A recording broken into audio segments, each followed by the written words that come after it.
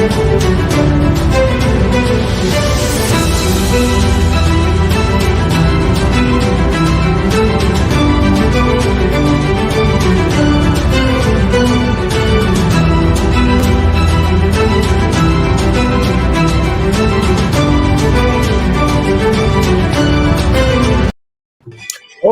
and welcome back, everybody, to the fifth and final day of the Can You Really Think and Grow Rich tour. And when I say final, I mean in the current way that you're experiencing it, we are concluding, but that does not mean that the tour is over. In fact, in many ways, Adora, we're just getting started. But with that being said, I want to welcome everybody who's joining us. Today is going to be a very exciting day. We're about to kick it off and go straight to our first speaker, who I know a lot of folks have been waiting to hear from since the beginning of this tour. But with that being said, 1 minute or less, I want to hear from all the lovely folks here real quickly. Adora Crystal Evans, how excited are you?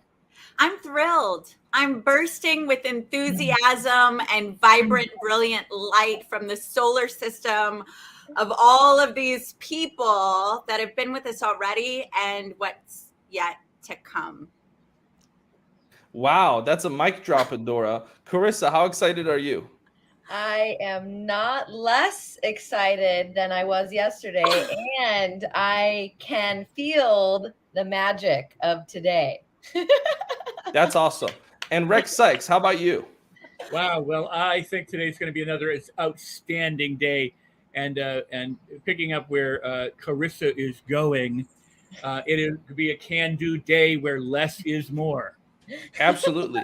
Hey, I'm excited because up next we have someone who I know the folks watching have been waiting to hear from, and that's Jack Canfield, who does not really need much of an introduction because of what an incredible career he has already had. He's impacted tens upon millions of people with the whole Chicken Soup for the Soul series, with The Secret, with all of the other work that he's done in different elements of his life. And so with that being said, I'm just excited to go straight to Jack because I know a lot of folks have been waiting to hear from Jack. So we're going to take a real quick break, and when we come back, we're going to be live and direct here with Jack Canfield. I'm pumped up.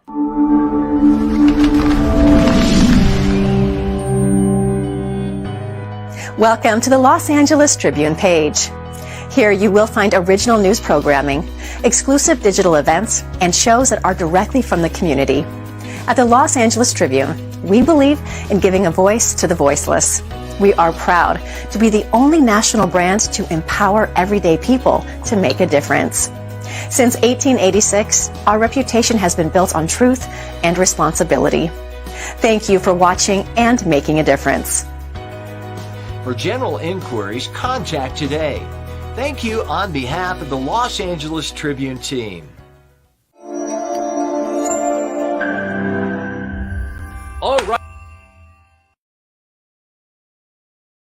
Back to the Can You Really Think and Grow Rich tour. And of course, Adora, up next, we have the gentleman that I personally have been so excited to spend some time with. And we're so blessed and fortunate as we look at some of the folks that we've been able to have, not just on this tour, but on our previous programs and workshops, really the living legends of leadership, of personal development, of really uplifting humanity. When we think about some of the folks, Adora, that we've had the opportunity to spend some time with, the Bob Proctors of the world, the late Bob Proctor, who you and I didn't know, Adora, that last event was going to be one of his final public appearances.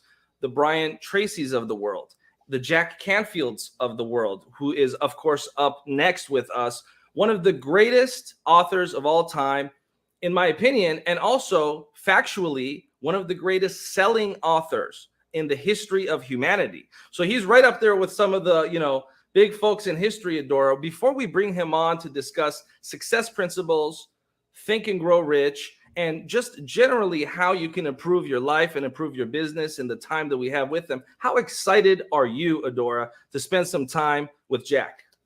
Oh my goodness. This is another one of those pinch me, moments. I feel like I was raised by these different authors. I was listening, taking in, I remember Jack's check on the wall, that he used to manifest his next round of reality, and thinking, if that guy says I can do it, I can do it, And yeah, it's just such a privilege and pleasure to get to have authentic conversations with people who have put out such great material that elevates our world, but that has been personally impactful and lives in my cells, in my life, in what I've created and will continue to create. So I'm so excited. I'm excited too, and I know the folks watching are sick and tired of seeing you and I. So we're gonna bring Are they Jack though, in. Mo? No. It's quite possible. Jack, welcome, of course, to the Can You Really Think and Grow Rich tour right here on the Los Angeles Tribune. First of all, hello, and how are you doing today, Jack? I'm fine. I live in Santa Barbara. It's a sunny day. I got a good night's sleep. I'm happy to be here with you guys. So all is good.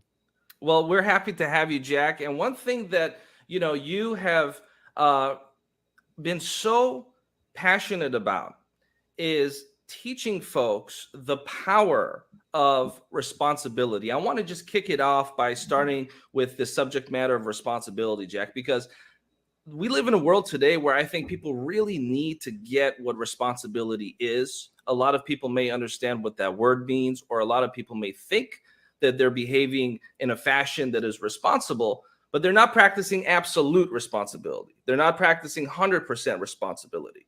What is this distinction, Jack, between folks that are just, generally they may think that they're responsible, but they're not truly taking full responsibility for their lives? Because I think that adds so much take-home value for the folks watching this right now. And I think your message is so important for the world today at large. So that's how we want to kick off this conversation with you, Jack, today. Sure. Well, most people don't want more responsibility. It's like, it seems like a burden, but responsibility is what really frees you up. And I like to define responsibility as the ability to respond, the response ability. And basically what happens is that your ability to respond to reality is what creates your future reality. So everything you're currently experiencing is a result of how you responded intellectually, with thoughts, with the images, which are just thoughts and pictures, and with your actions or non-action, and your emotions, which are created mostly by your thoughts anyway. And so basically you get to think of your outer world as the screen on your computer. The hard drive is in your head. And basically, but we can't see what's in the hard drive until it's projected on the screen. And so everything we're currently experiencing is a result of how we responded to an earlier event. So if you want to change your future, which most people that are interested in success do, they want to be healthier, happier, wealthier, more impactful, whatever, you have to begin changing how you respond. And what happens is that 2 + 2 will always equal 4. The world's doing 2, you're doing 2. And if you want 5, 6, or 7, which means more money, more health, more friends, more fun, whatever, you have to do something different. You have to have a different response, And so my whole life has been studying the responses of successful people, millionaires, billionaires, celebrity actors, Olympic medalists, etc. Now, you talk about 100% responsibility. Most people don't do that. Like if you're in a relationship, we say, well, my wife's 50% responsible and I'm 50% responsible. But when anything ever goes wrong, guess whose 50% it is? It's always the other person. So what we want to do is take 100% responsibility for every aspect of our life. And I have a chapter in my book, The Success Principle, says 99%'s a bitch, 100%'s a breeze. What does that mean? It means that if I am 99% committed to getting up and running every day, what happens is every day I have to decide, am I going to do it? Because there's that 1%. Is it raining? Is it too cold out? Did I drink too much last night? Did I not get enough sleep? I'm tired, whatever. And so you're always having to redecide every day. If you're 100% committed to anything, you don't talk about it. You just get up and do it. It actually makes life easier. You save a lot of time, if you will. Now, 100% responsibility means that I'm going to say that anything that I'm experiencing in my life the amount of money I have, the amount of friends I have, the amount of opportunities I have, how pain-free my body is, how long I live, etc., is my responsibility. And I'm going to ask the question is, how did I create that? How did I allow that? Or how did I promote that? So, we don't create everything. Sometimes we allow things. I remember when the women's movement was big, I used to use this example. If someone calls you a girl all the time and you want to be called a woman, but you never say anything, then you're allowing that to continue. Women who are abused sometimes will be abused when their husband's drinking, and yet they'll be the one at the grocery store who brings home the fifth of vodka or the alcohol, and they wonder why this keeps happening. Or they don't leave, or they don't go to couples counseling, or they don't call, child protective services, whatever they need to do, and they just keep allowing it to happen. And so basically we have to take responsibility. So again, anything I'm experiencing that I'm not happy about, I have to say, well, how am I creating this? Well, I have beliefs that tell me, I can't do it because I'm too old, or I'm too young, or I don't have enough friends. I don't have enough people in my community to get involved in a network marketing company, whatever it might be. And then what actions am I doing or not doing? And as I said, what I loved about Napoleon Hill and W. Clement Stone, who wrote a book with him, who was my mentor, and all the Bob Proctors and Brian Tracy's and Tony Robbins of the world, is we all study successful people. We interview them, we read their books and their autobiographies and so all of that, and look at what are the behaviors of these people. 2 years ago, I wrote 2 forwards to books. One was called Homeless to Billionaire, and it was by a guy, Andres Pira, who lives in Bangkok and also in Phuket in Thailand. And he was homeless at the age of 19, living on the beach, literally sleeping on a beach towel at night. And then now he's 35 and he's a triple billionaire. And how did he go in 15 years from nothing in a foreign country, because he grew up in Sweden, to being a triple billionaire? Well, he wrote 17 principles he lived his life by. And then my other friend wrote a book, Raphael Badziag wrote a book where he interviewed 21 billionaires. It took him 3 years just to get access to them, and 21 different industries, 17 different countries. And what we found with all these people is they all got up between 4:30 and 5:30 in the morning. They all meditated, they all exercised, and they all read every day for at least an hour. And so if you look at that and you say, okay, am I doing that? Am I doing the things that these successful people are doing? And if I'm not, as Tony Robbins likes to say, success leaves clues in books, in TED Talks, in YouTube videos, in seminars, interviews like this, podcasts, etc. Now, I'll just tell 2 more things about responsibility I think are important. I write about in my book, The Success Principles. E plus R equals O. Event plus response equals outcome. So think of this as the formula that can change your life. E plus R equals O. And when people don't get the outcome they want, mostly in the world, the O, they blame the E. Oh, it's the economy, it's the president, it's Biden, it's Trump, it's the Congress, they don't do anything, it's the political divide, it's the pandemic, it's Wall Street, it's the traffic that made me late. Do you ever notice how the same people are always late because of the traffic? Instead of saying, oh, I'm not leaving early enough. It's really funny how that works. And so we have this opportunity to change our R's. And, you can look at the power of thoughts, for example. Let's say your spouse forgets your birthday. Well, that's an event. And most people end up feeling bad about that because the R they tell themselves is, my husband doesn't love me. If he loved me, he'd remember my birthday. Well, the reality is it could be someone who loves me forgot my birthday. It's a different response in terms of your head. And so your beliefs and your thoughts, that would create a different outcome. Now I'm concerned about my husband, but I'm not feeling bad that he doesn't love me. So literally I sat down with W. Clement Stone when I was in my early 20s, when he became my mentor. I worked for his foundation. And he said, he had 3 intake questions on our orientation. He said, but the one I want to talk about, he said, do you take 100% responsibility for your life? And I said, I think so. He said, son, this is a yes or no answer. I said, okay, I'm not even sure I know what 100% responsibility means. He said, have you ever blamed anybody for anything? I said, yeah. Have you ever complained about anything? I said, yeah. Do you ever make excuses for why you don't get things done and accomplished? I said, yeah. He said, you don't take 100% responsibility. You have to give up all blaming, all complaining, and all excuse making. And I saw a meme on the internet the other day. It said, you can either make $1 million or 1 million excuses, but you can't do both. And so a lot of us all these reasons why we can't do things, and they're rationales that keep us stuck. And I would just say, that one of the things that stops us is we have behaviors that we don't realize are limiting us, and we have limiting beliefs. And the thing I've learned teaching the law of attraction, since The Secret came out many years ago, is people always say, well, why aren't I achieving this? I'm visualizing, I have goals that are measurable, I'm doing affirmations, and they have unconscious limiting beliefs, which are usually formed between the age of 3 and 8 years old. One of mine was money creates problems. Money doesn't grow on trees. Rich people get richer, poor people get poor. This is my dad. Rich people are people that screwed other people over because he was kind of a union guy. And so I didn't want to be the bad guy. I didn't want to be corrupted. Money's not spiritual. All these things were part of the zeitgeist, the culture that I grew up in. And so I had to, and I wasn't even aware I had those.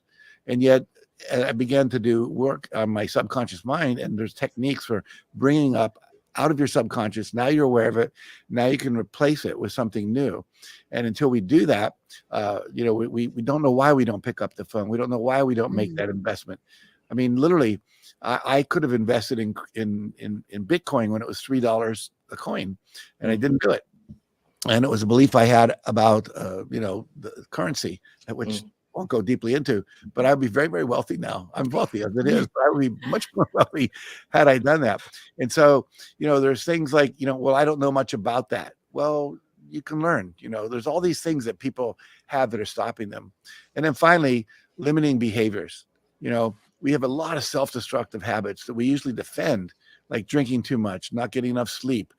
We ignore feedback. We fail to continuously educate ourselves and learn new skills. We waste time watching TV, scrolling through the internet, not exercising, spending more money than we make, on and on it goes.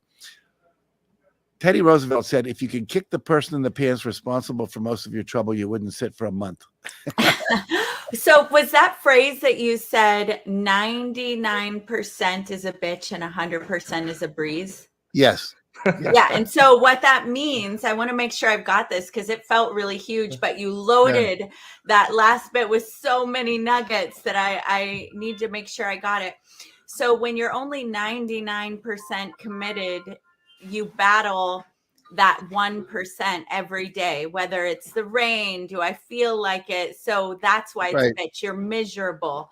But when you're just 100% in, there is no question there. The rain doesn't matter. So there's peace and power in it. Is that what I'm hearing? Exactly. And imagine if you had 100% commitment every time you were upset by anything, you realize that upset is because you have a belief that something should be different than it is. So my wife criticizes me when the traffic's too much, when one of my employees is late getting a report into me or whatever. And so normally we just get upset and think we have a reason because they didn't do what they're supposed to do. Yeah. But the reality is, I love it.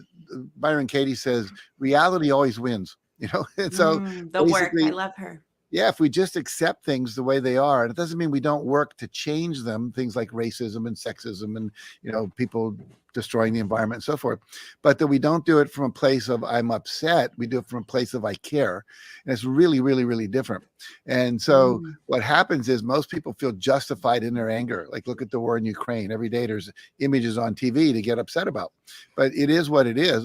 I can send money to refugees, which I've done and things like that, but I can't stop Putin from doing what he's doing. Nobody seems to be able to do that at the moment. And so to spend my day upset about it.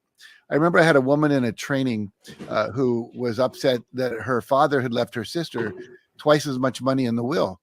And she was really upset about it. And I said, when did that happen? She said, oh, that happened about 12 years ago. And I said, wow, really? And how often do you think about it? She said, every day. And I said, and how many hours a day? Maybe, at least an hour. I get really upset, And I said, well, geez, who's upsetting you? Your dad made one action. He did what he did. Your sister's not giving you that money. She did what she did. And you're upsetting yourself. You're responsible for feeling miserable. I always tell parents, if your kid's late coming home and at 2 a.m, you say, you drove me crazy. I was out of my mind for 3 hours. No, your kid didn't drive you crazy. You drove yourself crazy, imagining bad things happening to them. They're wrapped around a tree, in a car accident. They're wrapped around Billy naked in the back seat, you know, whatever. But the point is, you're the one creating those images. You're the one that made it up, not their behavior. Your reaction to their behavior. And once you get that, if you have 100% commitment to always look for what that is, then you can create inner peace. And that's what I think everybody should go Incredible. Thank you So for that, powerful. Jack. And folks, this is, of course, the Can You Really Think and Grow Rich Tour. We are live here with one of the greatest authors of all time, Jack Canfield. And, you know, you mentioned W. Clement Stone. And, Jack, I always tell folks that are fans of Think and Grow Rich to read W. Clement Stone's book and then read Think and Grow Rich side by side. Yes. About 80-90% of the book, in my view, is very similar, but there are some differences that I think are important for folks to learn from W. Clement Stone. And you know, the main difference, of course, is in the titles of the book, right? W. Clement Stone's system, I think, is very important. But we want to, of course, also touch base on a real powerful quote of Napoleon Hill. And I'm curious to hear your thoughts. And we're also asking some of the other speakers to touch on this quote. And that's, of course, if you can conceive it and believe it, you can achieve it. Now, this, of course, is something that I think a lot of people have a tough time wrapping their minds around, even though it's such a simple quote. So what I did want to ask you, if you wanted to make a comment on the W. Clement Stone a book as well, and just possibly the difference there, and also the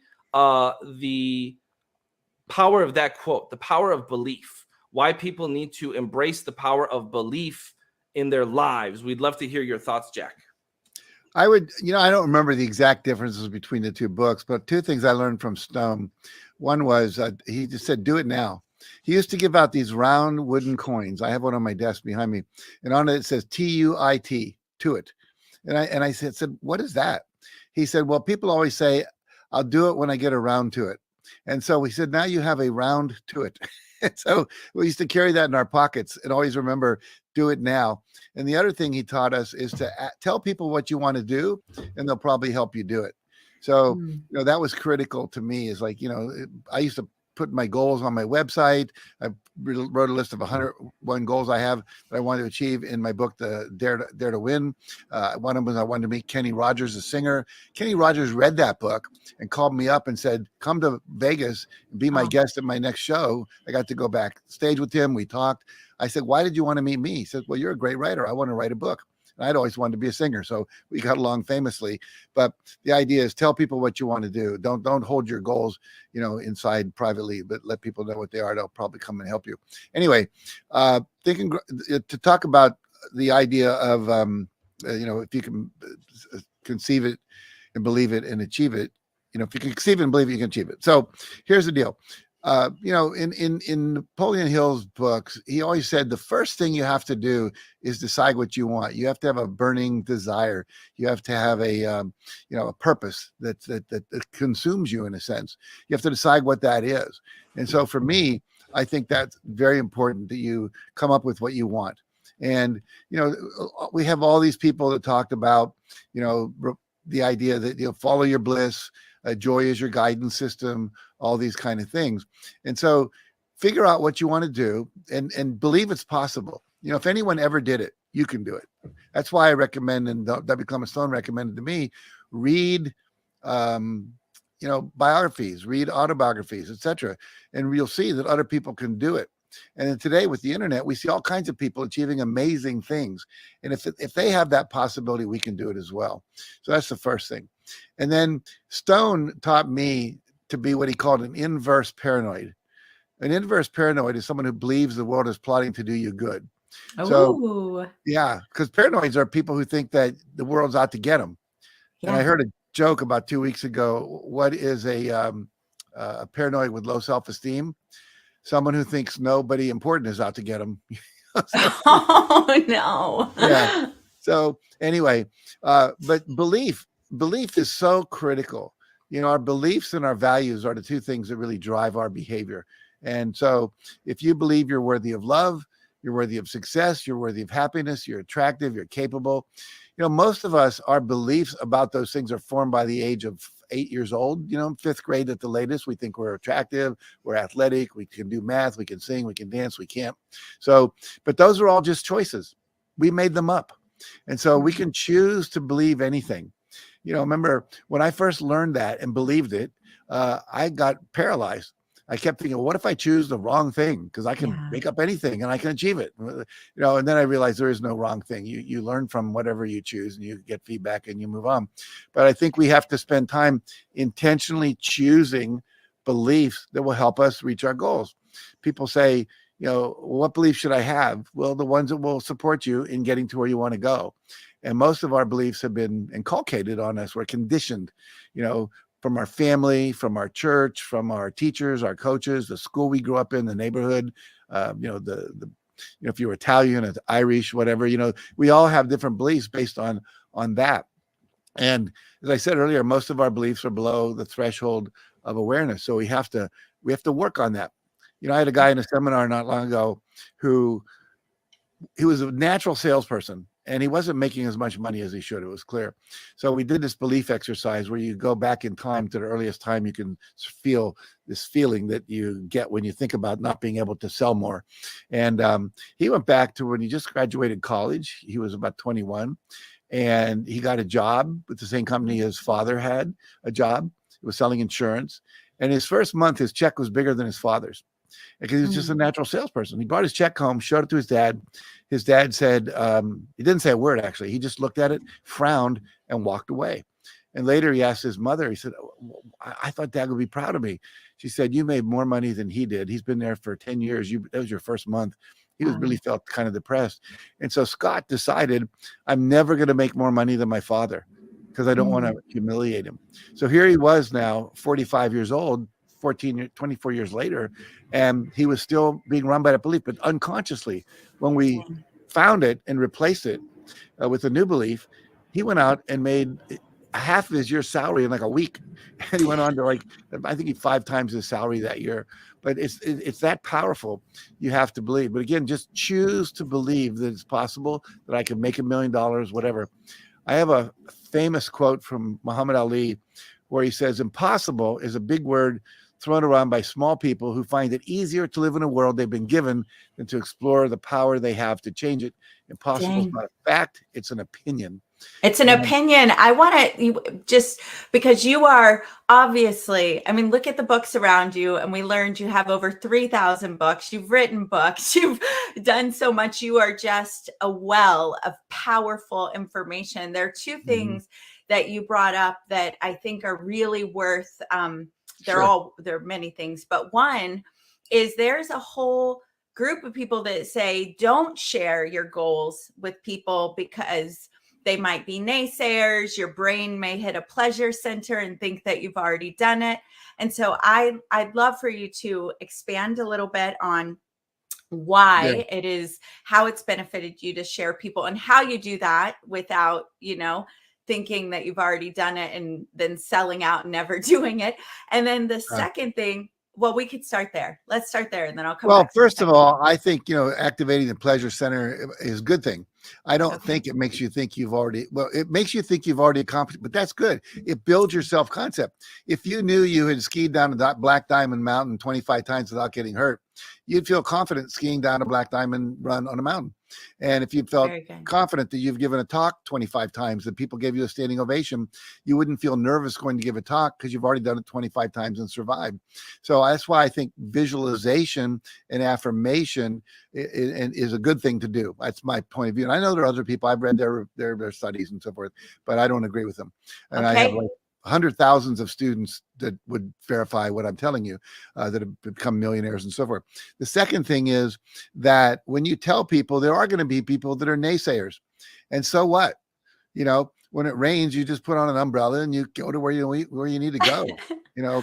When I decided to start a foundation, my wife said, we're not rich. You can't start a foundation. You're not Henry Ford. I said, we have $19,000 left over from this conference I just put on. I want that money as seed money for next year. Only works if we're a nonprofit. And I started the foundation. And that foundation, we eventually developed a program called the Goals Program for people on welfare. We've gotten 800,000 people in California off welfare based on that. And so I said, whenever everyone says, no, you can't do it, or you shouldn't do it, or you're a fool, you're being con, whatever, say thank you for your contribution and you move on. So what? If there's a can in the road when you're on a bicycle, you just steer around it. You don't let it stop you and say, oh, I should never have done that. So just know.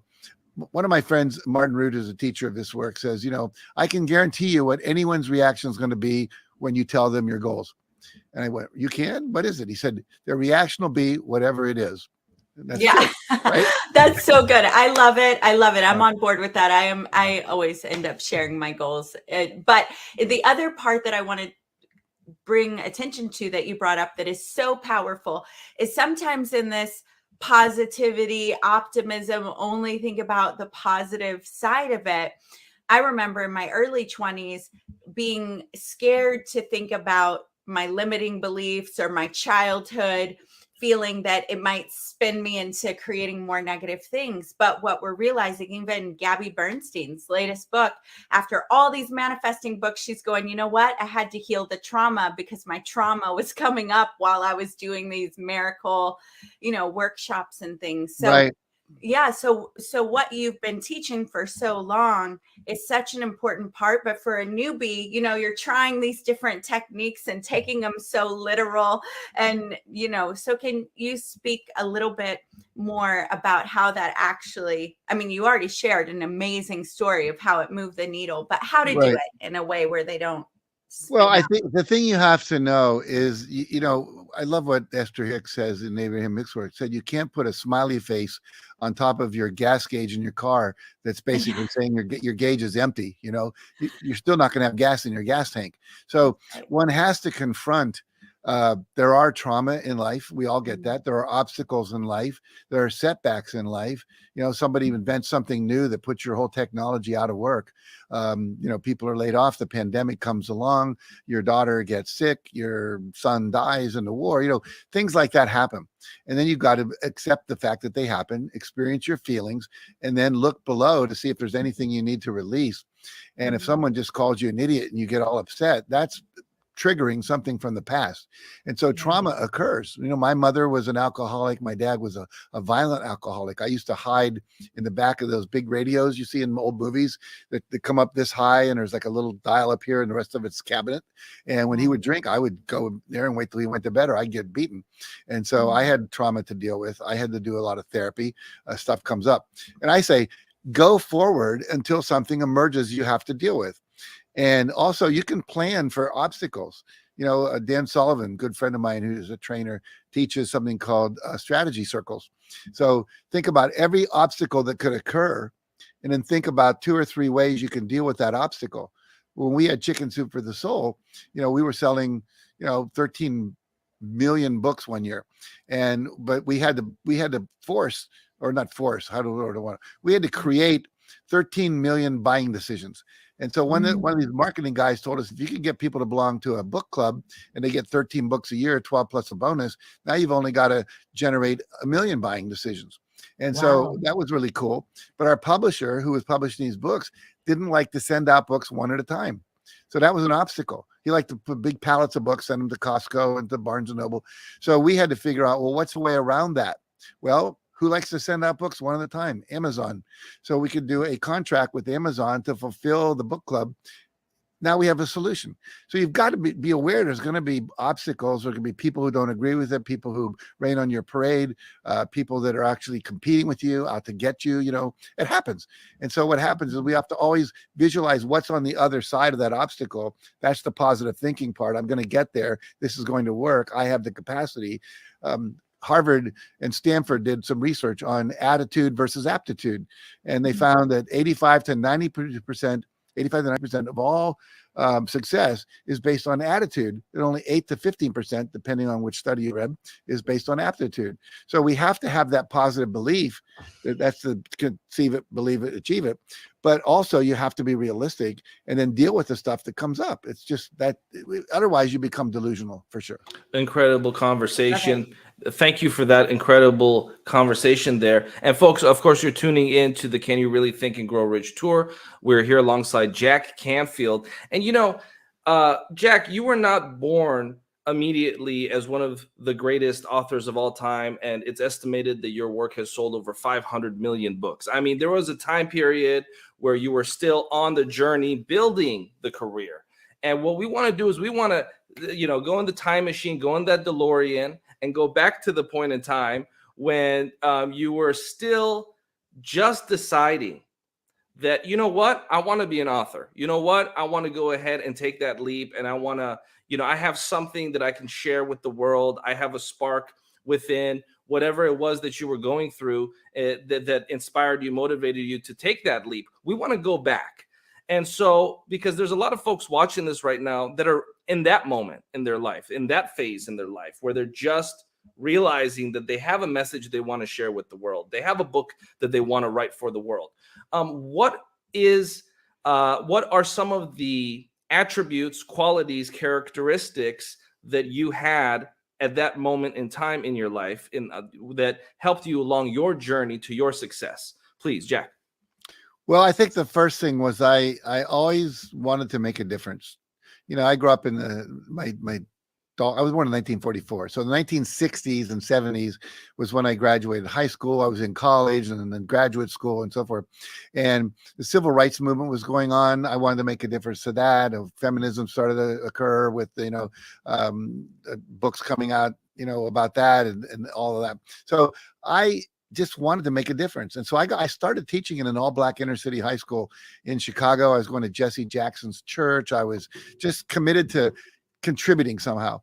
And I realized very quickly that my students didn't have high self-esteem. They didn't believe they could learn. So I became more interested in that than I became interested in teaching history, which is what I was teaching. And so I decided to write a book called 100 Ways to Enhance Self-Concept in the Classroom. And I started going out, finding every activity I could. And my goal was to write 2 a week. And if I could write 2 a week, I'd have 100 by the end of the year. So one of the attributes I call it is bum glue. A friend of mine who lives in Australia came up with it. The idea, you glue your bum to the chair and you write. And so the key thing is, it's called words on paper. Words in your head they're not very valuable. Words spoken like this are valuable. Words written down are valuable. Words turned into, podcasts, all that kind of thing. So the other thing is I believed I could do it. This was about a year before I met W. Clement Stone, but I actually believed I could do it. So discipline, believe it's possible. We talked about before, believe it. I already conceived it and I achieved it by disciplined writing every day with a Chicken Soup for the Soul. This was fascinating. I didn't know I was going to write a book about chickens, these stories, but I kept collecting stories of people who overcame obstacles, people who were more loving, people who, wanted to make a difference in the world, funny stories. And I used them in my talks. I was going around doing a lot of trainings and speeches. And so someone on the road said, are those stories in a book? And I said, no. And I was flying home from Boston to LA where I lived at the time. And I said, I'm going to write down every story I know. And I had about 69 or 70 of them. And so I said, I'm going to write 2 stories a week, one Monday through Wednesday, one Thursday through Saturday. And I'll let them sit for a couple of weeks. I learned that, let it percolate. Then you go back and you edit them. And so again, I produced a book in a year. And again, I would say the other thing is I asked, one of the big fears a lot of people have is a fear of rejection. And what I teach is if you ask somebody for something and they say no, your life did not get worse. So if I said to Adora, will you have dinner with me tonight? And she said, no, I didn't have anyone to eat dinner with before I asked her. I don't have anyone to eat dinner with after I asked her. My life stayed the same. It's only if I go in and tell myself, oh, no one will ever love me. My mother was right. I chew with my mouth open. I leave my elbows on the table. I'm always going to be alone. I'll die alone in an old apartment somewhere. Then I'll feel bad. But ask. Mark Victor Hansen and I wrote a chapter in a book once called, the title was 17 Ask. And I coined a term a number of years ago, become an asshole. And what I mean by that is you have to ask a lot of people. Chicken Soup for the Soul was turned down by 144 publishers before I got a yes from Health Communications. And then, when we wanted to be on the bestseller list, I interviewed a bunch of people, including Scott Peck and John Gray and people like that who were Men from Mars. And they all said, do at least 3 interviews a day for a year, do 1 a day forever. And he was on the New York Times bestseller list for 12 years, 600 weeks. He was on the list. Why? He did 3 interviews a day and then 1 a day for 12 years. And so that willingness to do the work. And we didn't make a bestseller list till 14 months after the book came out. So I could have given up after 10 months and say, well, this isn't working. So persistence and consistency, I think, is really critical. And I would say, finally, follow your heart. What do you care about? And, you know, and so meditate, trust your inner guidance, trust your intuition. You know, I had to do that numerous times in my life. When I wrote Chicken Soup for the Soul, and we're going to call it, I had a staff person in my company quit. He said, he was responsible for trying to get us speaking jobs in the corporate world. And he said, I can't go in there and get you a job if you wrote a book called Chicken Soup for the Soul. Can't you write The 8th Habit of a Highly Effective Person? I said, no, that's not what I'm going to do. And I've made literally well over $100 million off Chicken Soup for the Soul in terms of royalties. When we sold the company for, you know, high 10, I'm not, the confidentiality, I'm not allowed to disclose it, but it was a lot of tens of millions of dollars. But the reality is you have to follow your heart, write about what you care about, get words on paper. We call it vomit copy. Just start, don't try to edit it or write it. Just get words on paper. Incredible. And the other thing you can do, by the way, is use technology. What I do often now is I will dictate a chapter into, like, you know, my computer, and then I'll have Rev or Otter or one of those transcription services you know, transcribe it, and then all I have to do is edit it. So the idea is trust yourself. Don't think you have to compare yourself to Tony Robbins or me or, you know, anyone else. Know that there's going to be an audience for you. You know, the people that are attracted to Tony are a little more gung-ho. People are attracted to me, a little more calm often. And people attracted to Gabriel Bernstein, maybe more feminine people than masculine. So you got to trust that your message is going to land with somebody, and trust the impulse, trust the desire. Don't believe you can't do it. Yeah. Incredible. You know, you mentioned John Gray, and he's actually also one of the speakers on this tour. So we're so excited as well to hear from him. And, you know, something that I spoke yesterday, I had a meeting with my general counsel, and I was so excited about this time that I was able to share with you today. And I said, you know, I'm going to have the opportunity to speak with Jack Canfield tomorrow. And the focus that you have on the preparation, and I had a conversation with him yesterday. I'm like, you know, it's so interesting to me that out of all the numerous speakers and authors that we have spoken with, Jack is probably the one that, in my experience, is most focused on actually preparing and really respecting the time that we have together and wanting to do the best work possible, even at this incredible stage in his career. And I was really impressed by that. And I told my general counsel, and I said, I don't think it's an accident that he's sold over 500 million books, right? Because, you know, we've spoken to so many incredible folks, and you know, you really inspired me with how focused you were on preparing. So can you talk a little bit about that, Jack? Well, yeah. I mean, just so your listeners or viewers know, I asked you what questions you were going to ask me, because I find if I get those questions and I meditate, go into a meditative state, and then think about just notice what comes up as my answers. And I don't want to sit here and go, oh yeah, that guy I used to work with in Michigan, you know, I want to be able to say Ray Johnson, you know. And sometimes at my age, you struggle to find the right name or word. You know, I'm 77. And so for me, I want to know what's going to be valuable for the listeners. What do I think is going to help them?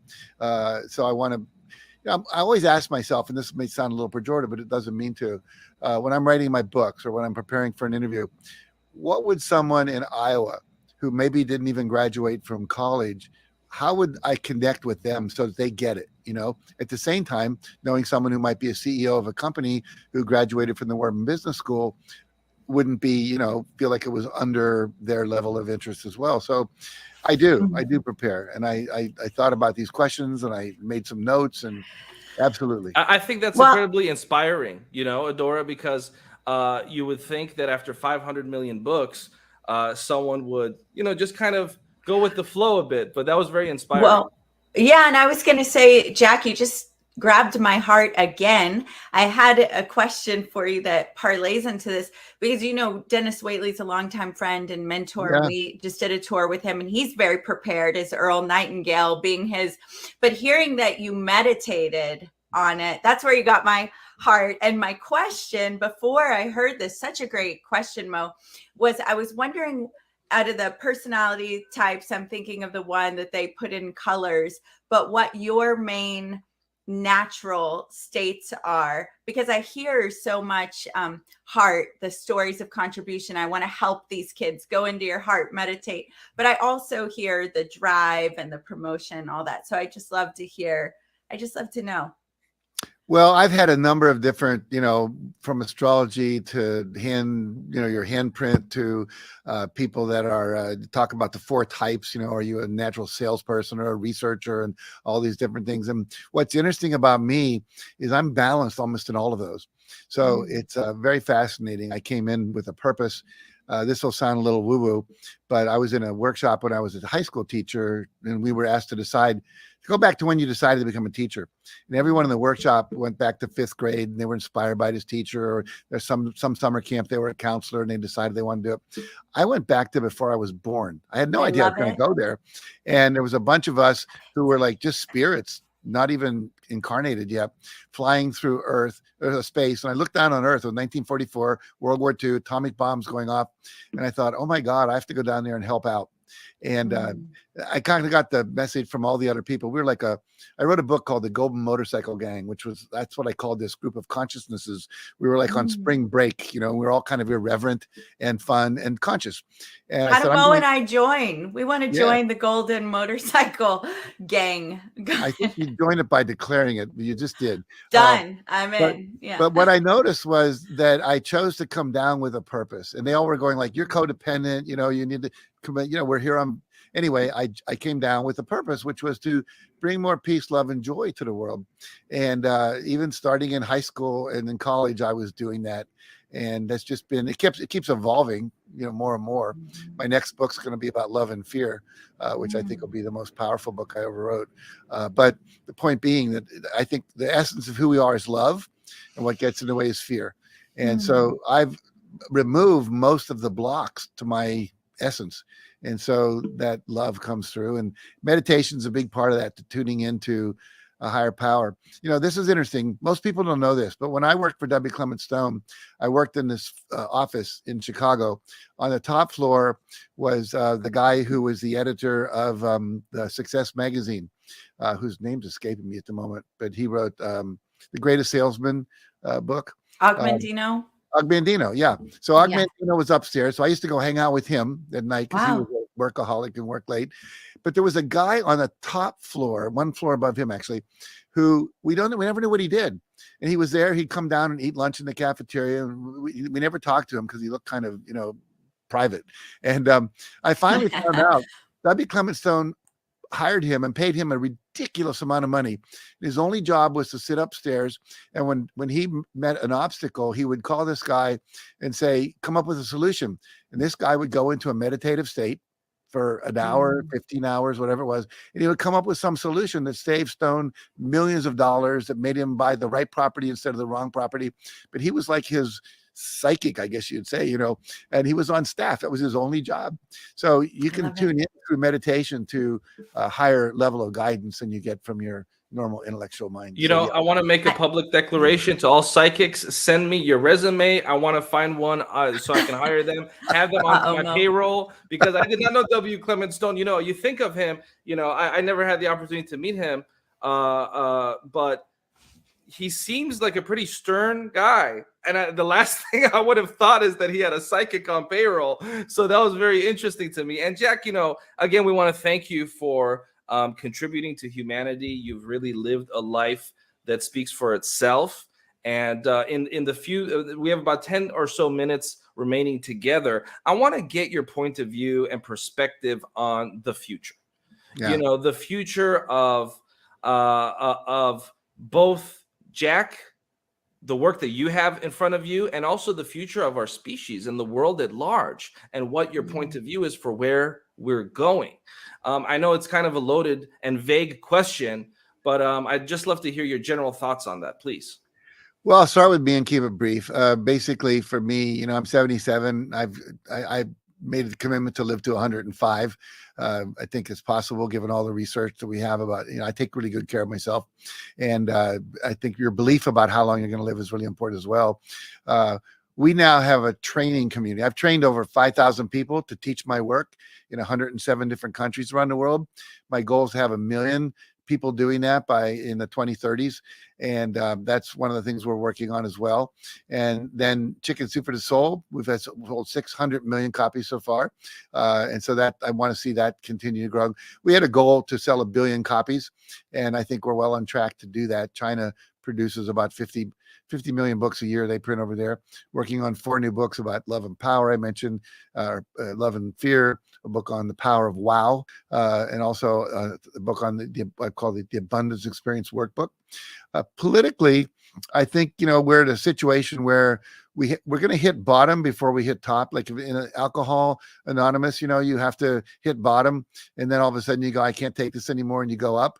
So I think we're finding we're in a place in our country and in the world. So many dictators in the world right now. We see Putin and other people like that. A lot of autocrats in the world, but a lot of people really feeling this need for expansion and pushing up against that. I think that there's a growing level of compassion that's occurring. The internet's allowing us to know. The internet's like a nervous system for the whole world. When I grew up, we didn't know what was happening in China. We didn't know what was happening in Ukraine. None of us knew what was happening in South America or in South Africa. But now every day we can find out what's going on. So it's like you have a pain in your toe, you figure out what to do with it, So we're starting to go, okay, how do we create systems that work where we can have the wealth, the health, the happiness. We have the happiness index in the world now that didn't exist 25 years ago. Decentralization is starting to occur with cryptocurrencies and blockchain. I think that's a big deal. And scientific breakthroughs. I'm invested in a company right now that is figuring out how to move hydrogen in these big hydrogen blimps, because hydrogen is really the solution to just a ton of problems. The fossil fuels, the whole reason Putin gets away with what he does right now is that we have Germany is dependent. They're sending over $1 billion a day for the natural gas they get. Well, if they had hydrogen, which has no pollution that it creates, and they wouldn't be dependent on, and hydrogen can be created out of anything. I mean, it's the most, how to say this? It's the most abundant molecule in the universe. And so it's available everywhere. And when we know how to break it into energy, which is easy to do, we can drive cars with it. We can drive trains with it. We can I just learned this yesterday. Bigger pollution than the airplanes in the air, which is hugely polluting, are the ships going across the ocean, carrying all these things from China and other countries. And now they're creating these solar powered ships where they have this big array of panels on top of these cargo ships. So that's happening. More people are meditating than ever. We're having major medical breakthroughs, natural medicine, organic food, all these things. Even though the pharmaceutical companies are kind of controlling everybody right now through, I think the vaccines are part of that and so forth, we're starting to have more awareness because of the internet. The internet has a lot of problems. As we know, social media tells you what you're supposed to believe. And if you're on the right, you get more of Fox News and those kind of things. If you're on the left, you get more of MSNBC and CNN. It's pretty soon the problem. But I think people are starting to wake up to that. Natural healing's occurring. More entrepreneurs are coming through with great breakthroughs and just the entrepreneurial power of that. So I'm optimistic. I really am optimistic. I think, can't remember the guy's name right now, but he wrote a book saying we actually have less wars than we've ever had. We have more breakthroughs happening, scientific breakthroughs happening. Whoever thought we would talk about colonizing Mars, Elon Musk and so on and so forth. So I'm always optimistic, but I see the signs and they're there. So I think 1944, you knew you were going to come in and help elevate humanity. So it makes sense that you were optimistic then. You've come and lived your purpose, still expanding that. So it's just so divine. Talk it really about 100% is divine. Responsibility. Yeah. And Dora, Jack said something there that was really fascinating to me. And that was talking about some of the things with regard to various different industries, pharmaceutical industries, etc., as well as mentioning things in the media. The Los Angeles Tribune, Jack, is the only national brand that promotes having not just an open forum for discussion, but we're actually the only national brand that embraces the self-help industry and treats folks in the self-help industry in a fashion and in a way that we believe that they not only they deserve, but that no other national brand does. Most national brands historically have been very critical of teachers, authors, speakers from that world, except for the Los Angeles Tribune with our leadership and our commitment. I want to ask you to speak now on that mission and the importance of that mission and what you believe the importance of that is for not just the self-help industry, but the media world at large. Well, I think, unfortunately for a lot of media, that the old, if it bleeds, it leads. If it upsets you, you're more likely to stay engaged. You get longer engagement on social media and so forth. But I love what you guys are doing. And I think it's important that there are voices, first, that are balanced, first, that are talking about the importance of growth. We all need to grow in consciousness. My goal ultimately would be to see all this stuff taught in schools. That there's a class called life skills or self-science or whatever you might want to call it, values education, how to be successful. No one learns that. No one gets divorced because they didn't memorize the 5 causes of the Civil War. It's because they don't know how to communicate or how to choose people or resolve conflicts, etc. So I love what you guys are doing. I think it's important that we make this work, which is the raising of consciousness, the raising of compassion, the raising of the communication that needs to happen, where everybody can listen to each other, whether it's in a relationship or between companies or countries, as we see right now. So kudos to you and what you're doing, because if people aren't aware of something, they can't take advantage of it. And so you're helping people be aware of the opportunities and the resources that are available to them. And if I can be self-serving for a minute, I just want to say, if people are more interested in my work, you can go to jackcanfield.com. Very simple. My name, you see it on the screen there, jackcanfield.com.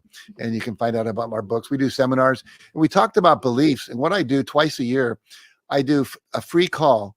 We usually have about 2,000 people on it, where I take you through a 30-minute belief change process where we identify one of your limiting beliefs and you release it, and you never run you ever again. And so if you'd like to be part of that, you can go there. But thank you, Mo and Adora, for all that you're doing. I really appreciate it. Well, thank you so much, Jack, for showing up as the leader that you are, not just today, but throughout your illustrious career. You truly are, in my view, a pioneer and just an incredible human being all around for us to learn a lot from, not just from your work, but also from the way you go about your work. And so I wanted to just personally thank you yet again. And Adora, what are your, do you have a final quick question, Adora, or anything else you want to comment very briefly on this lovely time that we had with Jack, Adora? No, just that. Thank you so much for your time and for allowing us to experience the authenticity of who you are. The work is one thing, but getting to have this conversation really allows people to feel who you are and what you're about. And I think it would be really great for us to have you on again, to look at the things that you've got going on in the world, to see how we can help put a microphone or megaphone on that, because you're the golden motorcycle gang and we want to pay our dues. Awesome. All righty, folks. This is the Can You Really Think and Grow Rich tour. You just heard an incredible, powerful conversation with Jack Canfield. So stay tuned while we go into our next segment coming up very quickly. Thank you very much. Hi, Lisa Nichols here. And I wanted to thank the Los Angeles Tribune for the Lifetime Achievement Award. I'm grateful. During my career of over 21 years, all I've ever wanted to do was to help transform, help impact, up-level, elevate the lives of those around me. When I started my career over 20 years ago, I never knew that I'd be here. I was a woman from Los Angeles, wanting to change my life and my son's life. And when I found that education, motivation, inspiration, and action led to transformation, and when I began to have my own transformation, all I wanted to do was to help as many people as possible to have the same experience or their own experience similar. I know that 2020 was a year of uncertainty, unexpected and unwanted change. 2020 was a year of unacceptable made polarized. 2020 was a year of release, relinquish, reset, recharge. 2020 was a year that we all navigated through, but we made it to 2021.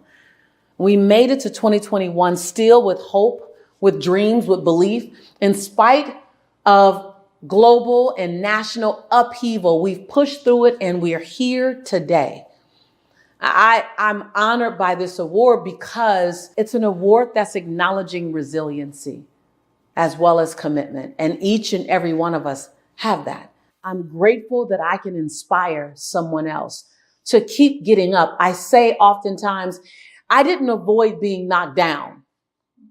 I simply was always committed to getting back up. And as I kept getting back up, I continued to have more faith in my ability to get up.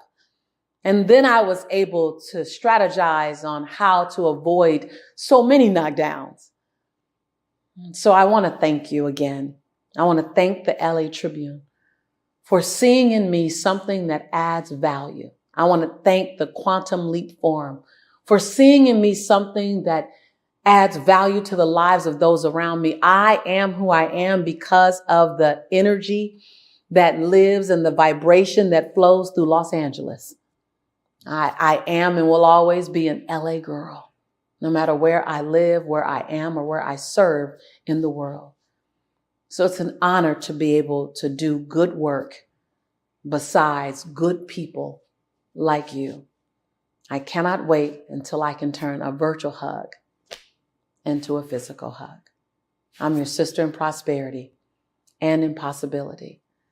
And from my heart to yours, I say thank you. I believe in you and I love you. Be well. And we are back, and thank you, Jack Canfield, again. Thank you, Lisa Nichols, for that lovely message. And Rex, we're about to now enter into our next speaker. And what's unique about the next hour that you're going to actually be having with this speaker is that it's a crossover part of our program where this gentleman is going to be here, part of the Can You Really Think and Grow Rich tour. But later on, this program will also be broadcasted as a episode of one of your talk shows that you have on the LA Tribune TV network. So very briefly, 1 minute or less, Rex, I know you wanted to talk about how excited you are as we welcome in our next speaker. You're muted. You're muted. Another cup. So a lot of people here may know that I do a show called All Things Rex Worldwide for the Los Angeles Tribune, thanks to you, Mo Rock, and to the Tribune. And I had this guest scheduled for the day before the tour started for some time. And when we realized that the tour was coming up, I thought, wow, can we roll the show into the tour and make a special episode of All Things Rex Worldwide and have this gentleman available for the tour as well. So that's exactly what we did. And I asked my guest if that was okay. And they were like, yep, all systems go. So give me a moment to go fix my hair, get ready, change the background so that we're ready for the show. And awesome. And thank you, Rex. And we'll be back in 1 minute with Les Brown, ladies and gentlemen. You do not want to miss this.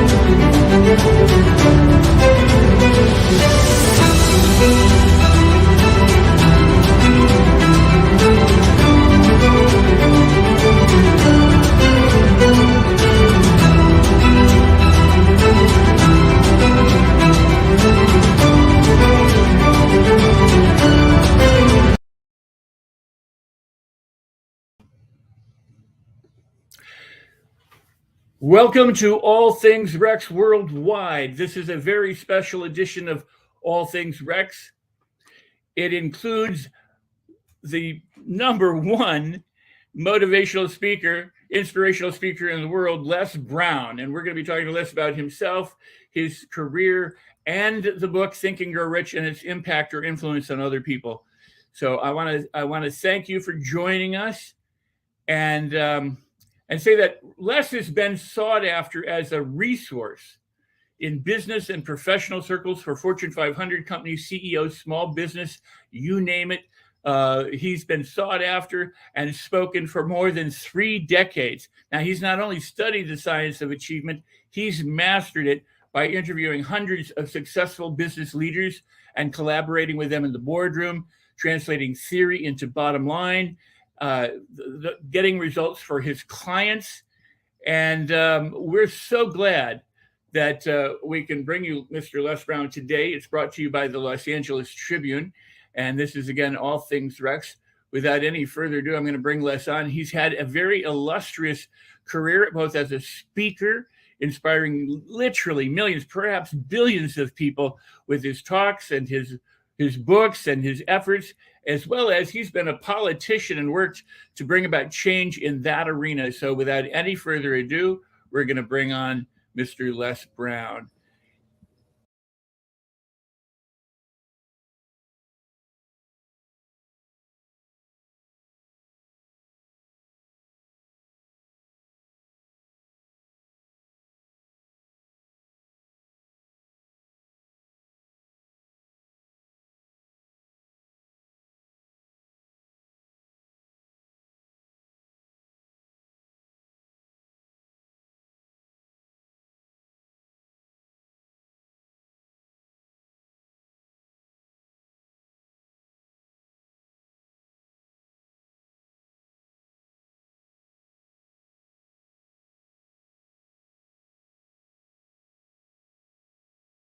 So it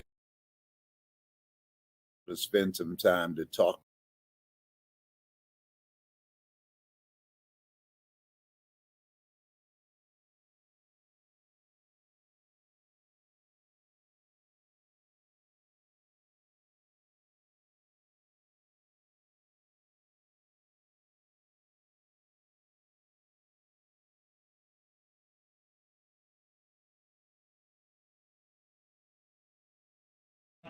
Maybe you'll address that before we get into some of your background and then into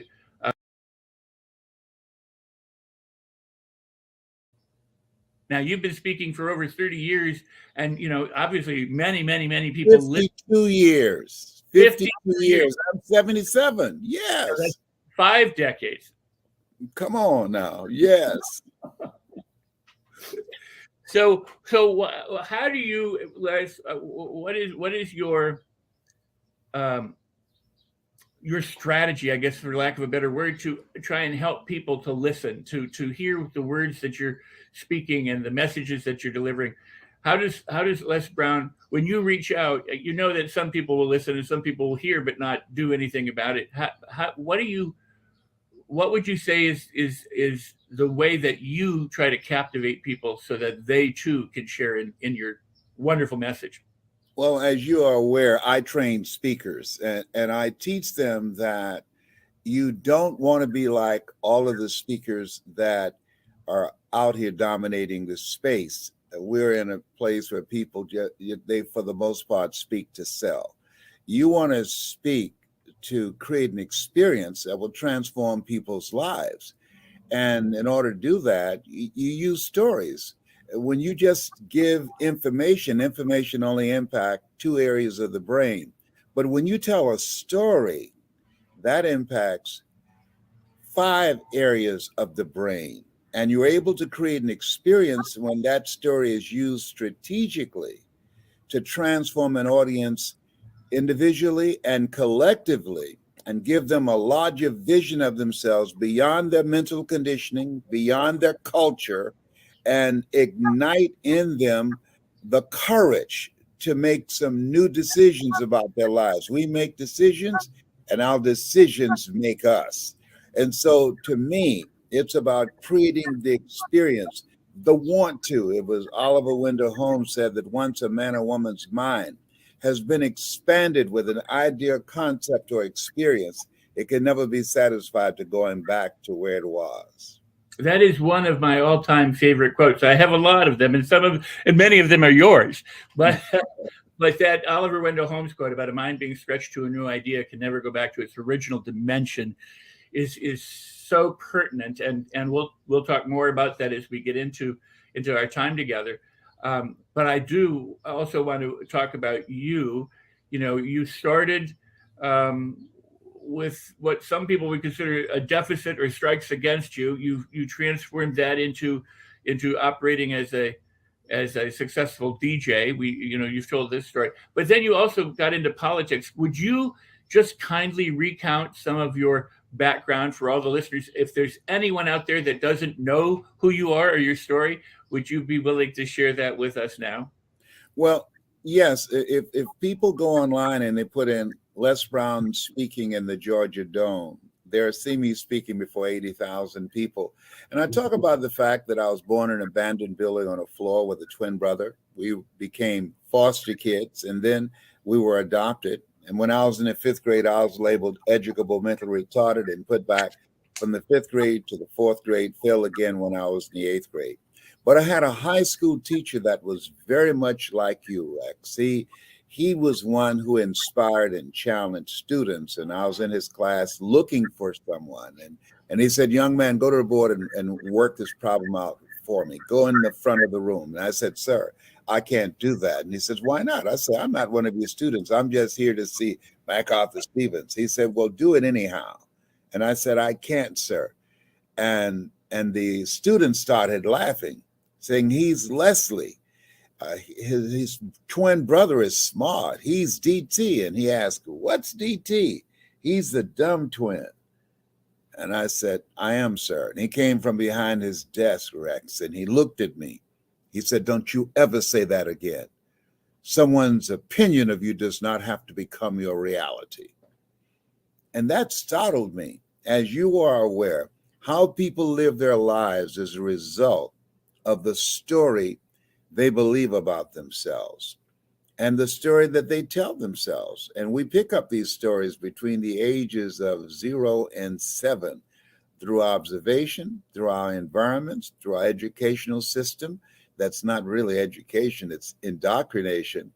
And the people around us that we begin to have what psychologists call a self-explanatory style on how we show up in life.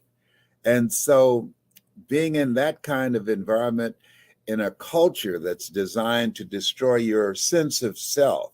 And once you do that to a person, you take away their purpose, the meaning for their lives, and they will unconsciously engage in self-destructive behavior.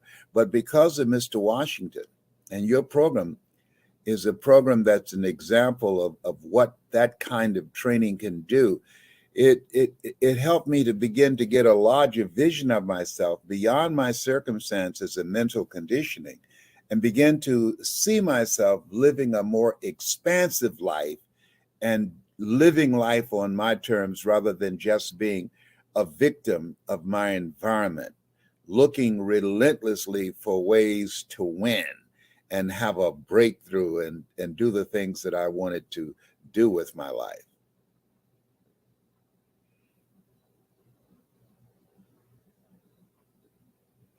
I can't hear you.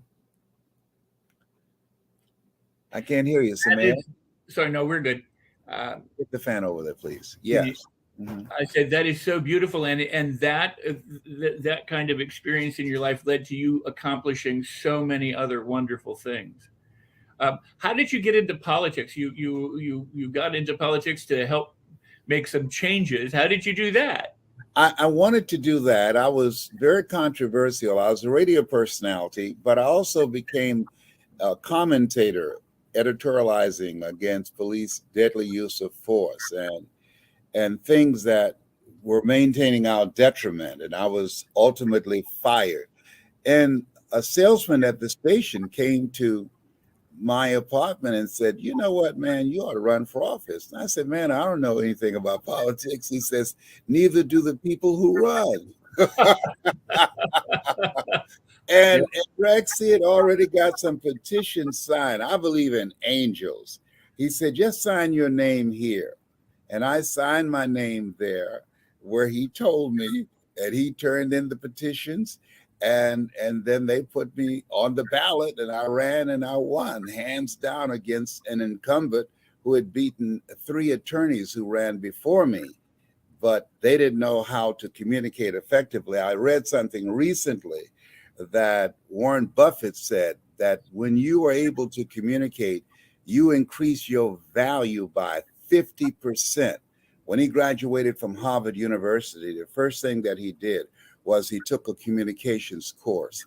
And I feel, as he said, and I agree with him, that your ability to communicate is a necessary key to your living the life that you want to live, the goals that you want to achieve, because in order to do that, you got to communicate with people. And so communication power to make a point, to influence people, to make a sale, to sell yourself, to sell the knowledge or the service that you provide, it's major, because people don't buy from you, they buy into you. And your level of communication will determine to a very large extent if people feel that they can trust you, and should they develop a relationship with you, and should they give their money to you for the results that they want you to produce for them. Wow, that is beautiful. And I agree with you 1,000%. And yet what I discovered in my attempting to get people to listen is that so many people think they communicate because they speak, just like they think they are listening because they hear. And they really, it would benefit all of us if we would get trained in being a better communicator, to learn how to tell stories, for example, that, to captivate people, to enlist more of the whole brain of the other person, so that you can align and have win-win results. And yet so many people think, well, I communicate. Well, to me, Rex, the best communicators are the best listeners. See, when you look at the industry has been dominated by the philosophy of the Dale Carnegie course, which is a very good course. Now, I train speakers, but I respect the kind of work that they do with speakers. But they teach something that I don't believe in, and I don't teach. And they teach them to memorize their speech and tell them what you're going to tell them, and then tell them what you told them. I train my speakers, never let what you want to say get in the way of what your audience needs to hear. My favorite book says, in all that getting, get understanding. Find out their sweet spot, what's stressing them out, what keeps them up at night, and develop a messaging approach that can create a committed listening, ignite an experience that will create a want to, where they, as a result of hearing you, want to do more. There's a saying, you can take a horse to the water, but you can't make him drink. However, if you know how to be impactful as a speaker, you can create a thirst where they want to drink. And that's something that's very important right now. I was talking to one of my daughters, and she was talking about the fact that she had hired several people to do some work for her, and they just quit after a while and didn't have any problems, no dispute. They probably found another opportunity. And she said something that the young people today, they have no sense of loyalty. They're just, if they find another job, they just go. They won't give you 2 weeks notice or anything. That this is a different era where we are. And you think about millions of people were told during the pandemic, you can work from home. And then they said you can come back. And the projections were that about 15% won't come back. Well, over 35% say, I don't want to come back. So this is a different space where we are, a place, Rex, where you and I have never seen before. I'm 77. I've seen a lot of things. I've never seen this before, this place where we are. And so the ability to unify people, to connect them, even though they're geographically separated, and you have to do it virtually. The majority of training and speaking is going to be done virtually, just like you and I are doing right now, which has produced an $800 billion industry. That being compelling and being able to speak and just with people seeing your face, not even your whole body, and to get your message across, you got to work at that. That's a piece of work. Everybody just can't do it. And so people have to be trained on how do I get my message across in a way that people can hear it, in a way that can have people have a committed listening and influence their attitude and their behavior and how they show up in terms of their performance on their job. Wow, I got to say, Les, that is amazing, and I completely agree with you. You know, I liken the current situation that we've found ourselves in, that which we've never experienced before, to be similar in nature to those people who were crossing the country from east to west, and they first encountered the Grand Canyon or the Rocky Mountains. I'm like, what? Are you kidding me? There's this giant gaping hole on the planet. How are we going to get across this? But they found a way, or they got over the Rocky Mountains to the other side so that they could find, at that time, paradise on the West Coast.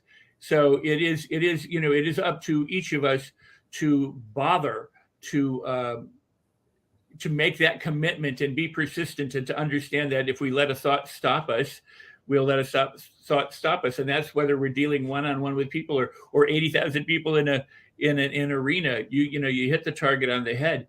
So and the importance of training. So before we go further, can you say, and then they'll put it up as a banner that will scroll along the bottom, a website that you would like people to visit you at for all of what you do and offer to them? Yes, they can go to coachmelesbrown.com, and we will send them out. We have a free gift, some motivation materials that they can listen to on a regular basis that will impact their lives. But also they will be able to get an insight of the kind of work that we do with people to grow themselves and to grow their business, to bring out the best in the people that they work with and bring out the best in themselves.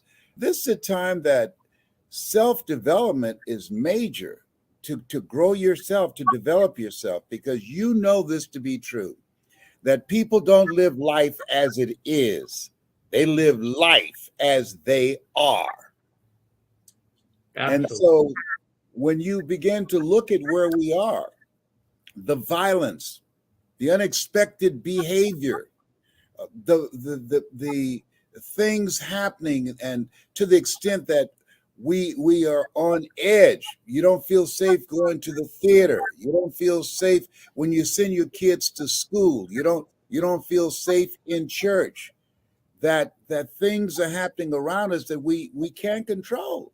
And so you have to have a ritual to help yourself be grounded, to go to your center, to that secret place, so that you are able, through making a conscious, deliberate, determined effort, to live your life from the inside out rather than from the outside in. We cannot control the thoughts that come in our mind. And you made a very good point about not allowing our thoughts to stop us. But we can control the thoughts that we dwell on. And if you dwell on and focus, where focus goes, energy flows. If you focus on the adversities, on the rejections, on the things that are the barriers to prevent you from advancing yourself, then that you're going to give that more power than the power that you have. If you focus your mind on and have a spirit of optimism, that you're going to find a way to win in spite of, that it's possible, that if anybody in this environment found a way to live their dreams rather than their fears, if anybody found a way to overcome the barriers and the setbacks and the rejections and the no's and was able to move forward and achieve the things they wanted to achieve. You have to affirm to yourself, it's possible that I can, and it's necessary. Because if you're casual about your dream, you will end up a casualty. That's why my new book is entitled, You've Got to Be Hungry. People that are hungry are unstoppable. People that are hungry are relentless. People that are hungry have a perpetual sense of optimism. A person who suffers from possibility blindness, they can be confronted with opportunities and all they will see will be the obstacles. But a person who has a perpetual sense of optimism, they can be confronted with obstacles and all they will see will be the opportunities. So it determines how you look at things. That's why Shakespeare said, nothing is neither good nor bad, but thinking makes it so. So you're on point. Oh, that is fantastic. You drop so many gems all along the way. It's absolutely wonderful. And I have had the benefit through the years of knowing some of the people that you've trained, both as a speaker and or whose lives you've touched and helped transform. And they are rocking it. They're doing it. They are following in your footsteps and they are crushing it, man. So this is truly beautiful, and I appreciate you and love you for that. I agree. Mindset. You got to learn to manage your mindset and your feelings, and then you'll do the right behaviors that get you the results that you want to get. And I argue that attitude is everything, because how you approach things, what you see and expect in the world, is kind of how you shape it. So what I do want to ask, because the topic of today's show really is can you really think and grow rich? And I want to come back and have you address that topic in a moment. But I want to say to the viewers who are watching right now, go ahead and hit the like button wherever you are. We at the Los Angeles Tribune and All Things Rex Worldwide broadcast on multiple platforms, including Roku TV. And we want you to hit the like buttons. We want you to subscribe if you can. Be sure to leave comments. And most importantly, share this show with others. Share them with your friends, your family, your strangers that you are social media, so that other people can connect with the wisdom and the insight that Les is sharing for us today. So please do that. So, Mr. Brown, can you really think and grow rich? Do you think that's possible? No. Peter Drucker said it best. He said, we must learn, unlearn, and relearn. If you look at the goals that you want to achieve, in order to achieve the goals that you see for yourself beyond your comfort zone, in order to do something you've never done, you've got to become someone you've never been. So it's about transformation. We're going through a major disruption. Lives are being disrupted. People's lives turned upside down. And you need to have a positive mental attitude that says, I can deal with this, I can handle this. But you've got to grow mentally and emotionally and spiritually. You've got to have a ritual to work on yourself, to upgrade your skill set so that you can handle this new place where we are. That's why Einstein said the thinking that has brought me this far has created some problems that this thinking can't solve. And so therefore, that it's not just about thinking positive. No, you've got to look at where do you want to go and who is it you have to become in order to achieve this, because you don't get in life what you want, you get in life what you are. So it's misleading to say to people, think and grow rich. No, it's not like that. No, it requires more from you. There are other things that you must incorporate in your game plan in order to achieve the goals that you envision for yourself, for your family, for your community, or the cause that you have taken a stand for.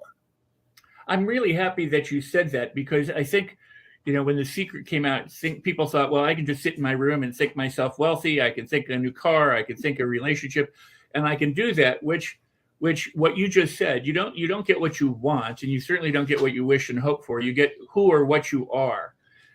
Now, that One said, of the things that's conspicuously missing from The Secret, if you go back and watch it, they never mention a 4-letter word. WORK. well, and I agree with you. I do think that, as Henry Ford said, and I'm going to piggyback on the comment you made earlier. He said,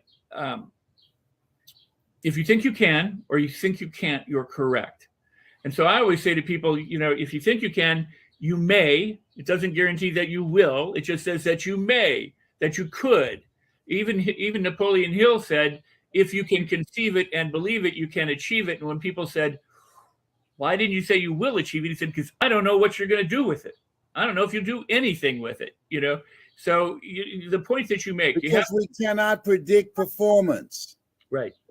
You've got those who are willing to endure, those who are willing to face rejection again and again. Winston Churchill said, in order to be successful, you've got to be willing to go from failure to failure without losing enthusiasm. And so when you look at your goals and dreams, you got to know your vitamin. Being rejected, you see it as an herb. Why? It's a character building experience to be an entrepreneur, and we have an increase of entrepreneurship by 40%.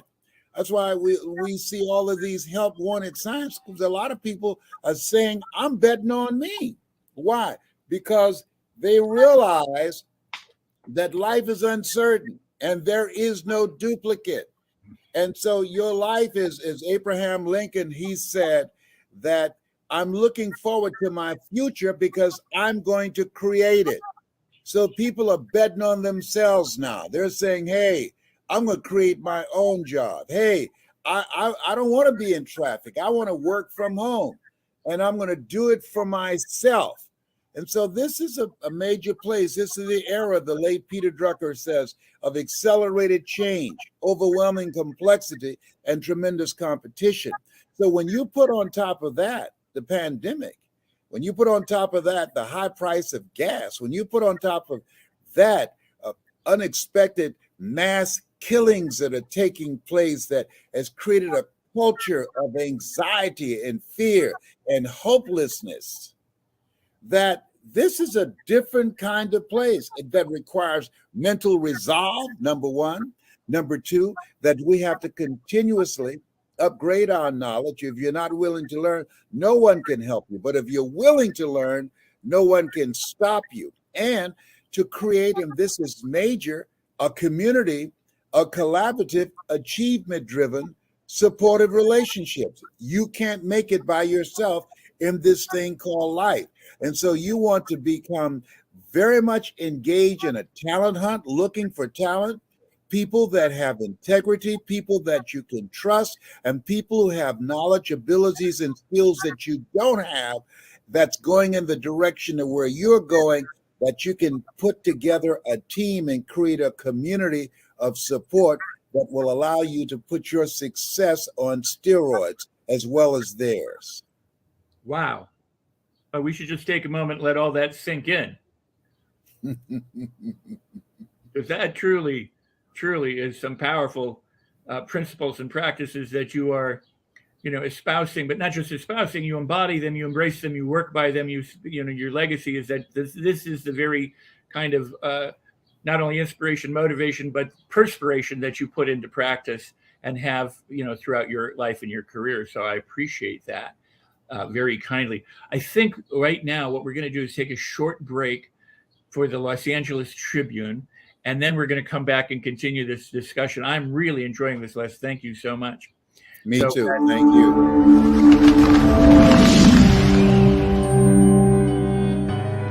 Welcome to the Los Angeles Tribune page. Here you will find original news programming, exclusive digital events, and shows that are directly from the community. At the Los Angeles Tribune, we believe in giving a voice to the voiceless. We are proud to be the only national brand to empower everyday people to make a difference. Since 1886, our reputation has been built on truth and responsibility. Thank you for watching and making a difference. For general inquiries, contact today. Thank you on behalf of the Los Angeles Tribune team.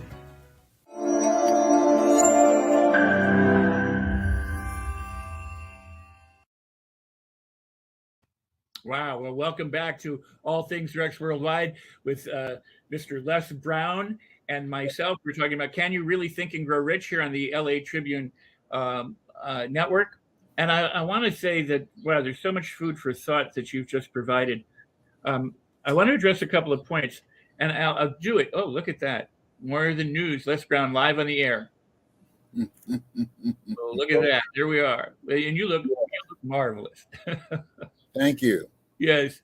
So what I was about to say is, I mentioned the quote that Henry Ford gave earlier, or that I gave earlier, which is, if you think you can, or you think you can't, you're correct. But he also said something that I truly, truly love. And that was, I never let what I cannot do prevent me from doing what I can. And Napoleon Bonaparte said, circumstances, damn the circumstances, I make the circumstances. So, you're talking about having that fortitude, that will, that drive, Yes, but Henry Ford, which I studied Henry Ford, he was a relentless guy. He was a guy that was persistent. When they came to him and say, we can't create what you're asking us to do, he said, no, don't say you can't create it. Just say you haven't done it yet. Go back again. And they went back several times. And finally, they accomplished the goal that he asked them to accomplish. Most people fall short of their goals because of what Bob Proctor, who recently passed, of ignorance. They feel that I've given this my best thinking. And what's very important, all of us hit walls in life. And I believe, and Henry Ford believed, ask for help, not because you're weak, but because you want to remain strong. And ask for help and don't stop until you get it.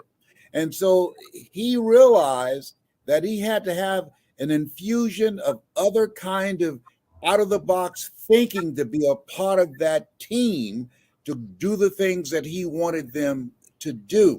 But he just refused to accept the attitude that we can't do that, because people many times become discouraged when they face failures. In fact, statistics indicate that every 87% of people, when they're pursuing a goal and they encounter a rejection or a door that did not open, or things that did not work out as fast as they thought it would, or it was not as easy as they thought it would be, and they quit. So his approach was, no. Don't stop the pursuit. Change your process, your thinking, your approach, and how you're going after this thing. That's what's very important. But don't tell yourself I can't do this just because the way in which you were approaching it did not work out. That's why Alexander Graham Bell said, when he was asked, how were you able to be persistent after failing 10,000 times? He said, I didn't fail 10,000 times. I found 10,000 ways that did not work. Oh, that's beautiful.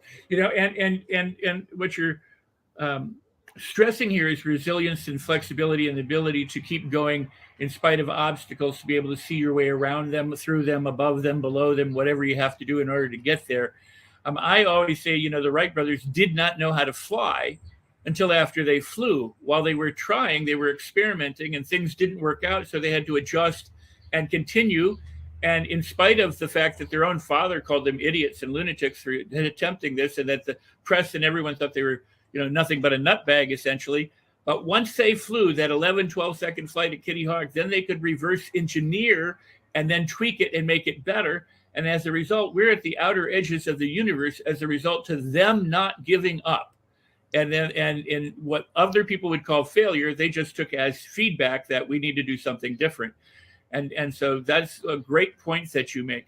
I would also like to add and talk about this, because a lot of people think positive thinking, and one person popularized it by saying this. They said, there are no weeds, there are no weeds, there are no weeds, there are no weeds. And that's delusional thinking. I think of positive thinking as I can handle the weeds, I can make my garden beautiful. If I can't do it, I'll find someone who can. But we can take care of the weeds. If we want a good garden, we can see our way through to that. And what you added to that mix is something that Napoleon Hill talked about, the idea of collaboration, a mastermind, and the ability to work with others to have a win-win solution so that everybody gets ahead. But and in Law of Success and Think and Grow Rich, he talks a lot about Ford, but more so in Law of Success than he does in Think and Grow Rich. And but Ford, but there's something else. There's something else here. There is mindset, mindsight, and eyesight. Yeah. Eyesight judge according to appearances.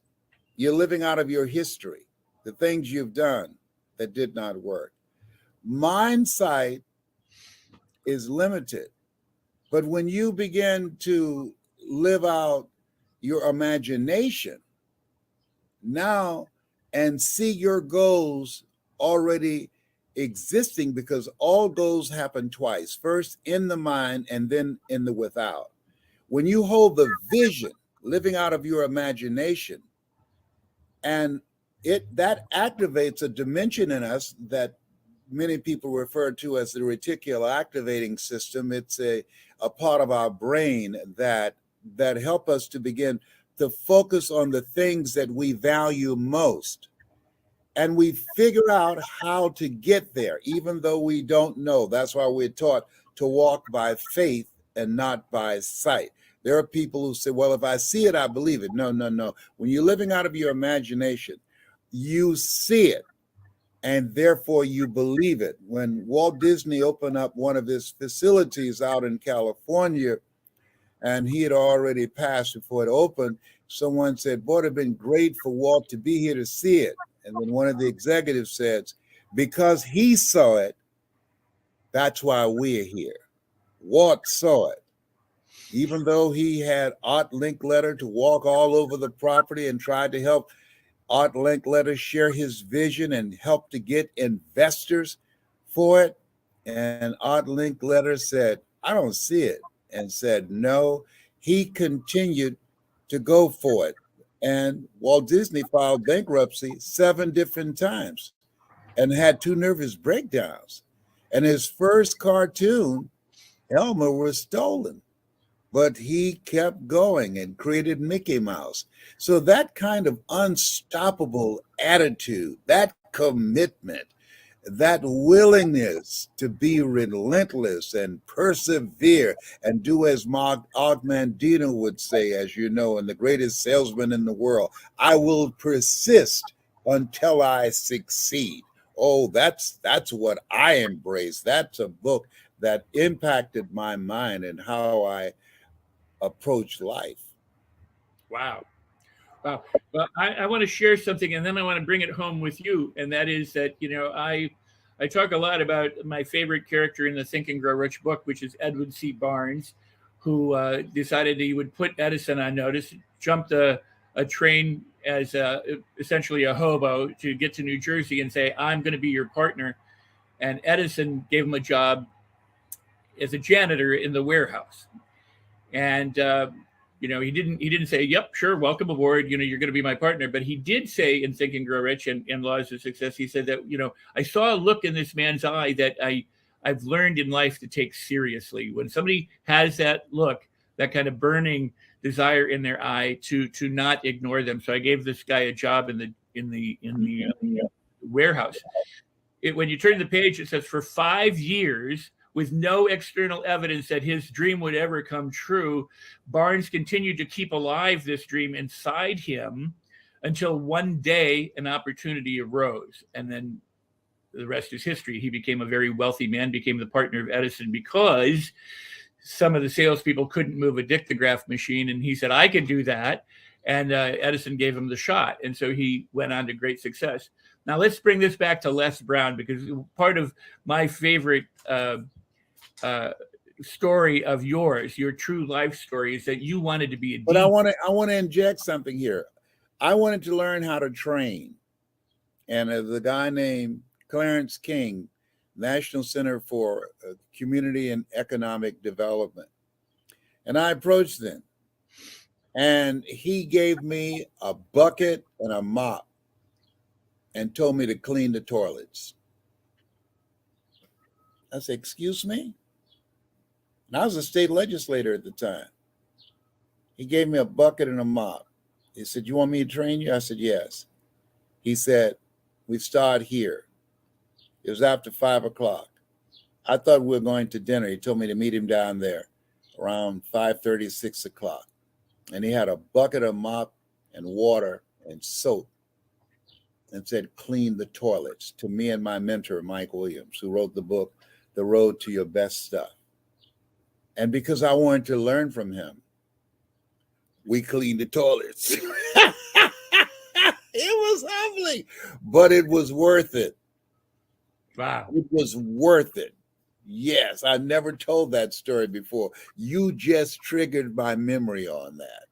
Well, that's the first. That's fantastic. I'm glad that you shared that, because it's important, but it shows what you're made of and what you wanted and how you're going to do it. I wanted to have you share the story that you wanted to be a DJ, and so you would practice your DJ call in your bedroom with a hairbrush until you made this, because you're talking about keeping your vision alive and about imagination and living from the imagination. Would you recount that for our listeners? Because it really truly is. I mean, it is imagining your way to success, and then one day an opportunity arose. So if you don't mind sharing it again, I know you've probably done it countless times. But remember now, it's better to be prepared for an opportunity and not have one than to have an opportunity and not be prepared. Wow. I wanted to be a disc jockey. And even though I was not even considered, I studied the disc jockey's hands on the control board.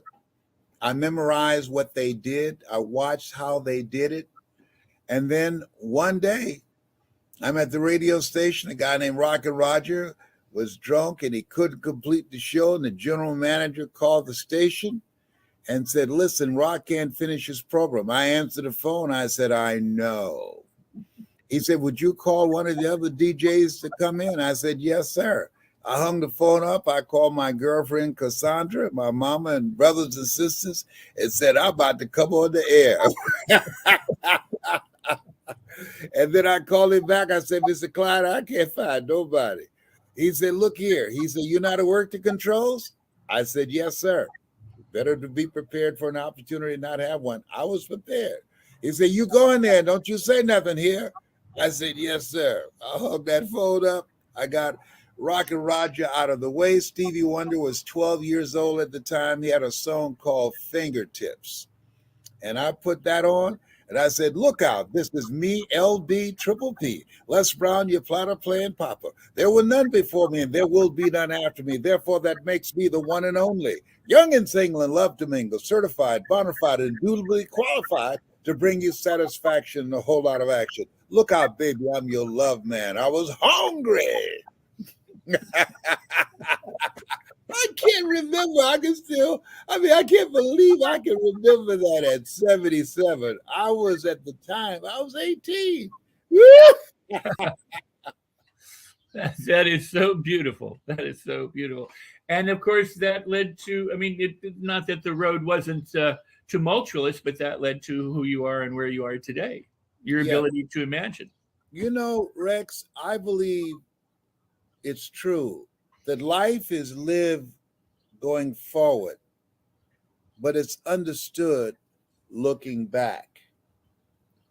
Because there are things that I have experienced, you have experienced, and all of those things at different points in our lives, we might have thought they happened to us, but we come to know that they happened for us.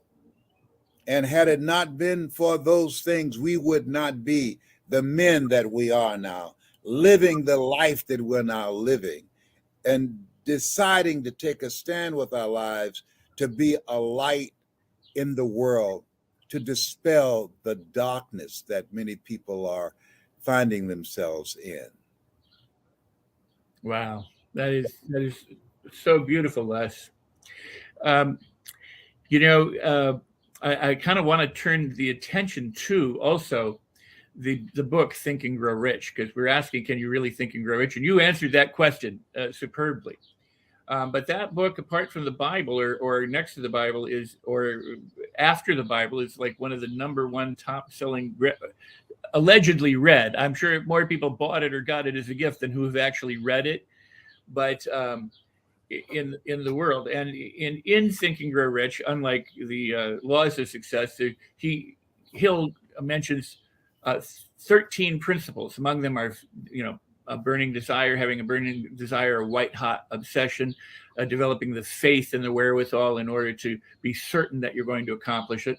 He talks about persistence and commitment and being able to do it and aligning with other people and cooperating with them, and so many different important principles. And auto-suggestion, the ability to program your subconscious mind and to make it work for you using your imagination and creating what you want. So Hill said, I called it Think and Grow Rich, not Work Hard and Grow Rich, because it isn't about doing a lot of extra effort without having the thoughts right in the first place, or your mindset right in the first place. With the mindset correct, you're unstoppable. When sometimes people try and fix the circumstances instead of fixing themselves. He was like, adjust yourself, make your mindset, your feelings, and your behaviors right, and then all the other circumstances can fall in place so you can navigate the circumstances. And if you commit and persist, and it's important enough to you, if you stay hungry, you can actually make these things happen. And a lot of people have. You just nailed something. See, if I said to you, make your mind work for you, that's real. And you can put your teeth into that. When you say make your mind work for you, develop a ritual of reading 20 to 30 pages of something positive every day. I did that. I listened to Earl Nightingale. If you look at people that are out there now, Earl Nightingale, who did a recording called The Strangest Secret in the World, that you don't get in life what you want, you get in life what you are. If you look at Zig Ziglar, if you give enough people what they want, they will give you what you want. Jim Rohn, when the end comes for you, let it find you conquering a new mountain, not sliding down an old one. So I listened and I read a variety of people to make my mind work for me, because we have been programmed. We are born with greatness. We are made in the likeness and image of God. It doesn't get any better than that. We've been given authority and dominion over everything on the face of the earth. But we are being programmed to think small and to live a limited existence. And we've been trained to be employees as opposed to become entrepreneurs. Now, in this new space, we have to become entrepreneurial. That people realize the 40-40 plan is gone, where you can go to college, graduate, and expect to get a job and work for 40 years doing the same thing and then retire one day with a gold watch. That day is gone. That a person, after graduating from college, they will have a minimum of 5 to 10 different jobs in their lifetime. So right now, because of the internet, for the first time, we have a tool that we can see things. We have access. We have available to our fingertips right now. Ignorance is a choice. I believe that Bob Proctor was right, who wrote the book, You Were Born Rich, that the majority of people are failing because of ignorance. They have not taken the time to know who they are. They have not taken the time to find their reason for being. Nietzsche said, if you know the why for living, you can endure almost anyhow in man's search for meaning.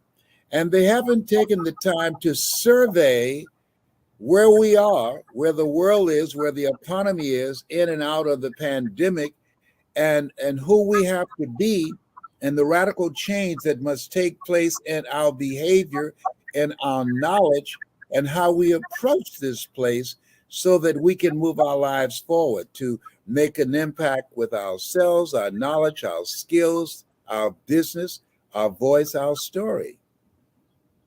Wow. Well, Les, you just bring it home, and I constantly, and well, I mean, I knew that about you going into this because I've known your work for so many years, but this is really great, and I hope that the viewers who are watching and those who are listening are taking notes and writing this stuff down. And if you're not taking notes, you can watch the replay and then like it. That everything is fair right now, and all of them raise their hands. Then she asked another question. She said, all of you that raise your hands, how many of you would be willing to exchange your position with a Black person and live in America? Stand up now. Nobody stood up. She said, no, maybe y'all didn't hear me. How many of you, because it's, you say it's fair, would like to live in America as a Black person? Please stand. No one stood up. Rex, that's why if you are not a part of the dominant culture, you got to be hungry. Don't talk about no foolishness about think and grow rich or burning desire. You got to be hungry. Life is not fair. It's not fair that birds eat worms, and they do. This, come on. I mean, let's be real. And all of the things, the privilege, all of the barriers, they're not going anywhere. Frederick Douglass says, power concedes nothing without a demand. We might not get everything that we fight for, but everything we get, there will be a fight. It goes with the territory. And so to me, nobody's figured out how to get out of life alive. Live each day to its fullest. Live full and die empty. That's my story, and I'm sticking to it. Wow. Les, you are awesome. You are an incredible icon in this arena and beyond. You've done so many wonderful things and touched so many lives, and you're here touching lives today, taking time out of your busy schedule. And I'm so pleased that you've met with me here today so that we could begin to discuss these important topics. And boy, we've just scratched the surface. This is very true. I want to thank you for the work that you're doing, giving people a larger vision of themselves, helping people to realize, as Mustafa would say, Simba, you're more than that which you have become. And helping them to realize they are greater than their circumstances. Greater is he that's in them than he that's in the world. Thank you for being a light and bringing goodness and love and harmony to the world. You, my brother from another mother. Thank you so much. And I'm honored and humbled and privileged for your kindness and your words. Would you, if it's possible, could you? I'm gonna close out the show. Could you wait for a couple?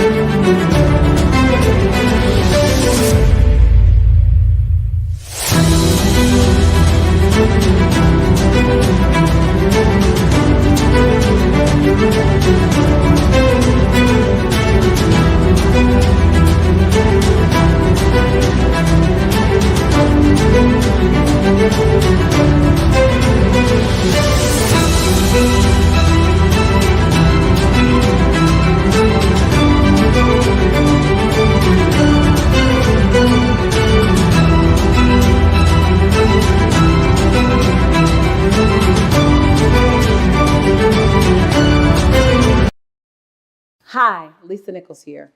And I wanted to thank the Los Angeles Tribune for the Lifetime Achievement Award. I'm grateful. During my career of over 21 years, all I've ever wanted to do was to help transform, help impact, up-level, elevate the lives of those around me. When I started my career over 20 years ago, I never knew that I'd be here. I was a woman from Los Angeles, wanting to change my life and my son's life. And when I found that education, motivation, inspiration, and action led to transformation, and when I began to have my own transformation, all I wanted to do was to help as many people as possible to have the same experience or their own experience similar. I know that 2020 was a year of uncertainty, unexpected and unwanted change. 2020 was a year of unacceptable made polarized. 2020 was a year of release, relinquish, reset, recharge. 2020 was a year that we all navigated through, but we made it to 2021. We made it to 2021 still with hope, with dreams, with belief. In spite of global and national upheaval, we've pushed through it and we are here today. I'm honored by this award because it's an award that's acknowledging resiliency as well as commitment. And each and every one of us have that. I'm grateful that I can inspire someone else to keep getting up. I say oftentimes, I didn't avoid being knocked down. I simply was always committed to getting back up. And as I kept getting back up, I continued to have more faith in my ability to get up. And then I was able to strategize on how to avoid so many knockdowns. So I want to thank you again. I want to thank the LA Tribune for seeing in me something that adds value. I want to thank the Quantum Leap Forum for seeing in me something that adds value to the lives of those around me. I am who I am because of the energy that lives and the vibration that flows through Los Angeles. I am and will always be an LA girl, no matter where I live, where I am, or where I serve in the world. So it's an honor to be able to do good work besides good people like you. I cannot wait until I can turn a virtual hug into a physical hug. I'm your sister in prosperity and in possibility. And from my heart to yours, I say thank you. I believe in you and I love you. Be well. And we are back right here live on the Can You Really Think and Grow Rich tour. Want to take a quick second to thank the Napoleon Hill Foundation, all of our affiliates and partners, and wow, Adora. You know, first of all, we started off today with Jack Canfield. Les Brown just got a message in from Lisa Nichols, and I can't think of anyone more appropriate to have up next than the incredible, powerful thought leader that I'm about to introduce. But before we do that, Adora, how excited are you, and what are some takeaways that you have so far from today? Oh, goodness. The takeaways. I mean, Les Brown always gets me pumped up. If you remember, he's my son's hero. And so that makes him even more special to me because my son Josiah just really adores him, and I adore my son. So Les was already a freaking game changer in my world, but now I'm like just seeing my young man being elevated by someone like the great. And how does he stay looking so young? Like, I want those secrets. But I'm really excited about our next guest that we're bringing up. I know you're going to say some things as well, but this particular woman, I took one of her courses 5 years ago. She really is a secret weapon behind some of the top names as far as like, how do you take your message and get it out there and get people, you know, coming into your ecosystem. Absolutely. You're 100% right, Adora. And what I'll just add to that, because we're short on time, is that Kim Walsh Phillips in her own right is a celebrity speaker, author, and we're very blessed to have her not just spend some time with us, but she's part of the reason this whole program and the Can You Really Think and Grow Rich tour is even existing, with sponsors like her that believe in these universal principles and genuinely want leaders and entrepreneurs to have access to these principles. So what I will say about Kim Walsh Phillips is she practices what she preaches. She's the real deal. And as someone who personally has a lot to thank Dan Kennedy for, who's a personal hero of mine. I'm excited because, Kim and I, we can speak the same kind of language. So I'm excited to bring in Kim Walsh-Phillips, KWP. Welcome to the Can You Really Think and Grow Rich Tour. It's a pleasure to see you, Kim. And first of all, the first question that we're going to ask you before we go into this powerful presentation that you're going to share with our audience. And I want to recommend everyone grab a pencil. I know a lot of entrepreneurs are watching. Have one of these. If you don't, let me know. I'll send you one so you can take notes. But Kim, can you, and I think you are muted, Kim, but while you unmute, can you really think and grow rich? That's our first question for you, please. It is all about the possibility, about seeing how everything that happens is happening for us instead of to us. And when we start to look at things differently in that way, to say, what was I supposed to learn? I see there is never a win or fail, right? There is a win or learn opportunity. And the greatest pivots in my life have come from moments of learning. So 100% you can think and grow rich. 100% you can think and grow. Why am I not surprised of your answer? I was, but with that being said, Kim, thank you for helping sponsor, make this event possible. And thank you for being a stand in your own right with all of the work that you've done with Dan, with all of the work that you've done solo. And when it comes to marketing experts, understanding the art of marketing, there are very few people, in my personal opinion, alive that get it the way Kim gets it. And there's no hyperbole in my statement. In fact, the audience is about to find out what I'm talking about, because we're about to give you the floor, Kim, if you want to share what you have to share with us, and we will put that on the air so we can go back. I'm personally like, okay, listen, Adora, we've talked to Jack Canfield. We've talked to all these big, incredible people. I'm getting chills talking to Kim. I'm finally starstruck. It took 5 days to get me starstruck, but Kim did it. So Kim, we're going to give you the floor. And we're going to sit back and take notes. Kim Walsh. I love it. All right. Well, I want everybody, when I do in-person events, when virtual, we say we always start with, well, normal people do high fives, but we're going to be different, because if we want different results than the rest of the world, we've got to do things differently. So we're going to start with a high 10. Woo! Now, I can't see your high 10. So what I want you to do is put your high 10 inside your chat. Go ahead and give me a high 10 emoji right now. I want to see that high energy, because we're going to bring it. It's going to be brought right now. And I'm going to give 100%, but you got to meet me part way, and you're going to bring that as well. Ooh, I see all those high 10s coming into the chat right now. That's what I'm talking about.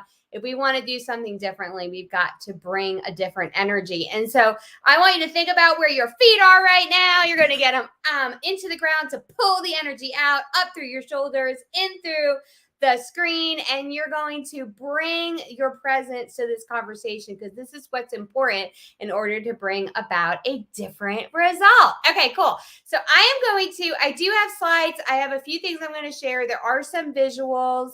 And I'm going to go kind of quick, because I'm from New York and we don't have an off button. We've researched it. We've looked on my back. We've tried to find it. And you're like, you're from New York. You have a bit of a Southern accent. Here's what's so confusing. I live in Georgia now. So I say coffee and y'all. I don't get it either. So we'll just keep it confusing as we go together. Okay. I am going to share with you my slides, because we're doing this in StreamYard. You're going to see like all the slides for a hot minute, and then we are going to go into the regular presentation. So here we go, share, and now we're going to go into the full presentation. Okay, so here is my story of how I went from 32 clients to 11,000 in 1 year, and still got to cheer my girls on at their softball game. So if this is something you're interested in, then I'd love for you to pay attention, because what I am sick and tired of is the dialogue that you've got to hustle and grind 24/7. That is not about thinking and growing rich. That's not about being strategic and looking at the best way to grow. That's about burnout. That's about sacrificing your family and your health in order to grow, and it doesn't have to be that way. And so what we're going to talk about is how you can achieve your wildest dreams without sacrificing what's really important to you. So a really quick background story. My background is also known as the Starbucks years, as in I drank a crap ton of coffee. I like never slept and worked all the time. And I got to tell you, there is nothing easy about that, working all the time, right? And I remember going to bed fantasizing that I would be able to sleep less. Like if you've ever thought that, if I could just sleep less, I could get more done. Something is broken if you're imagining how you could sleep less. I owned a marketing agency. And we did great work, but it was a hot mess express, okay?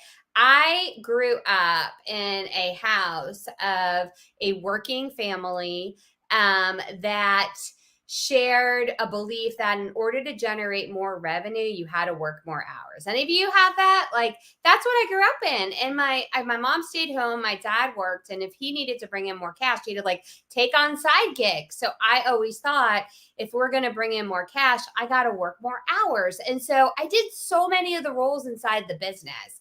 I would do these 30-day projects for clients. I would go after the big marketing accounts. I would do these one-day VIP days thinking that was going to get me paid more.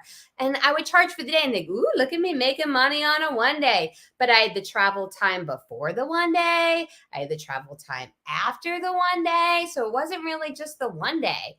I would put on these small events to try to get more clients in and bring them into my mastermind. I would do marketing for the agency. I went on speaking tours trying to get more clients in. I volunteered in organizations in our community like the Chamber and the Rotary Club, you know, the events with the sweaty cheese. We try to get another lead, did that.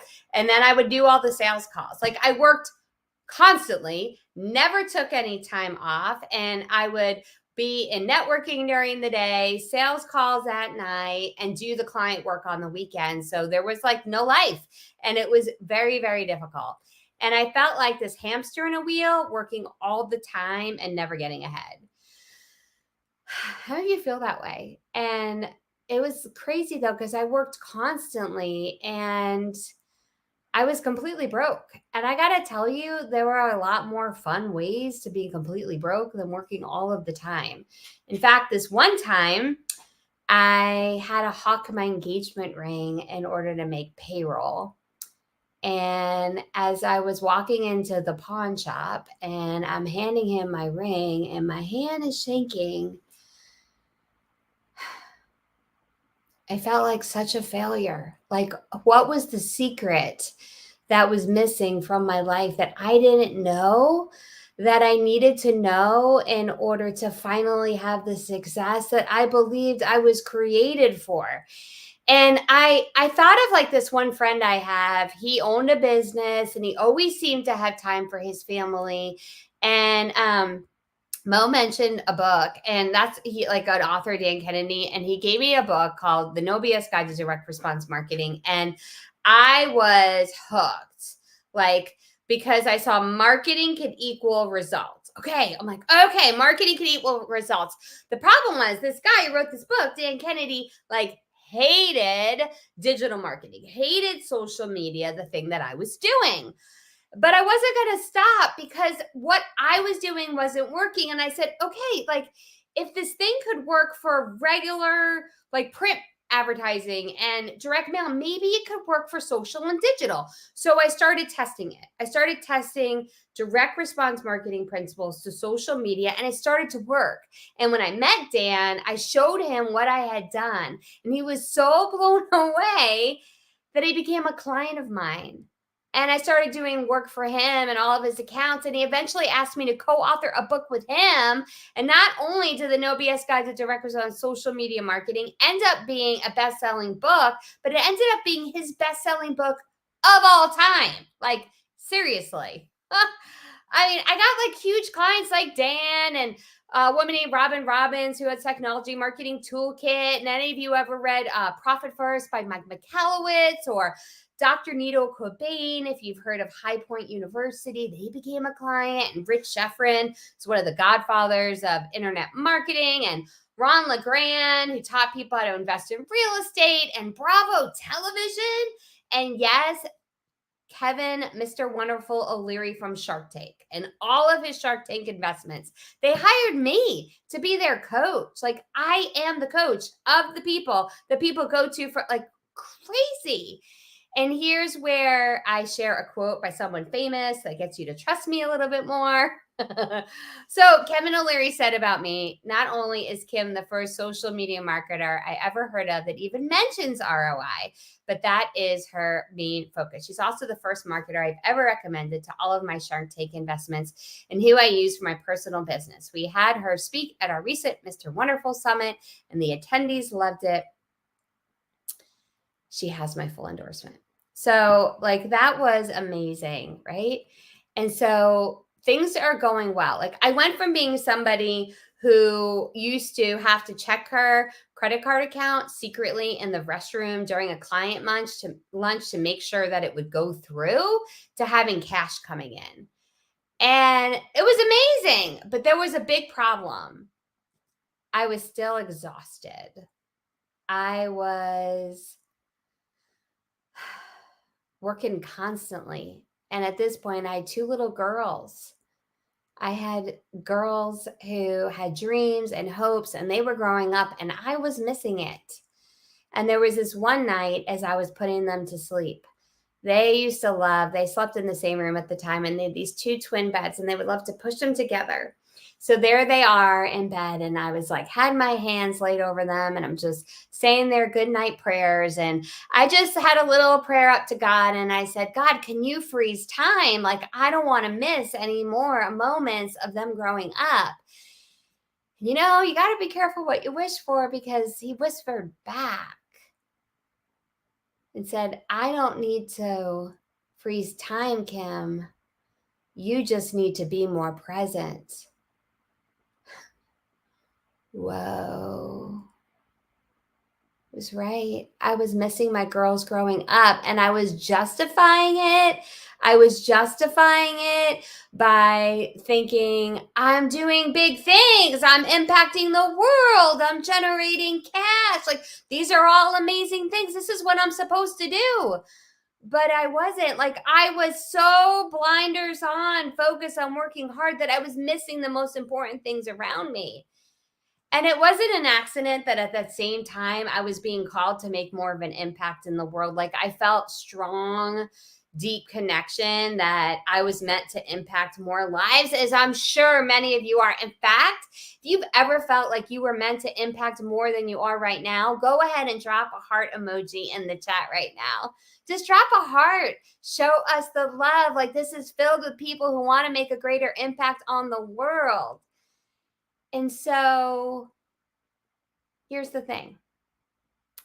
I knew I needed to change things if that was going to happen. If I was going to be more present for my girls and actually have an opportunity to change what I was doing, I was going to have to change what I was doing, which is a big thing we need to realize, right? If we want a different result, we've got to make a different action. We can't just do more of the thing that's not working. We've got to change the thing we're doing. So I needed to start scaling my company without taking more of my time. And I needed to stop being responsible for growing the firm. And so all those things I was doing, all that time I was taking, I had to stop.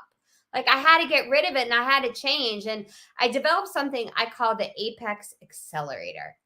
Okay. So if you think of like everything you're doing and get it to fit inside one triangle, right? So the palm of my hand, could I simplify my business and take myself out of the mix?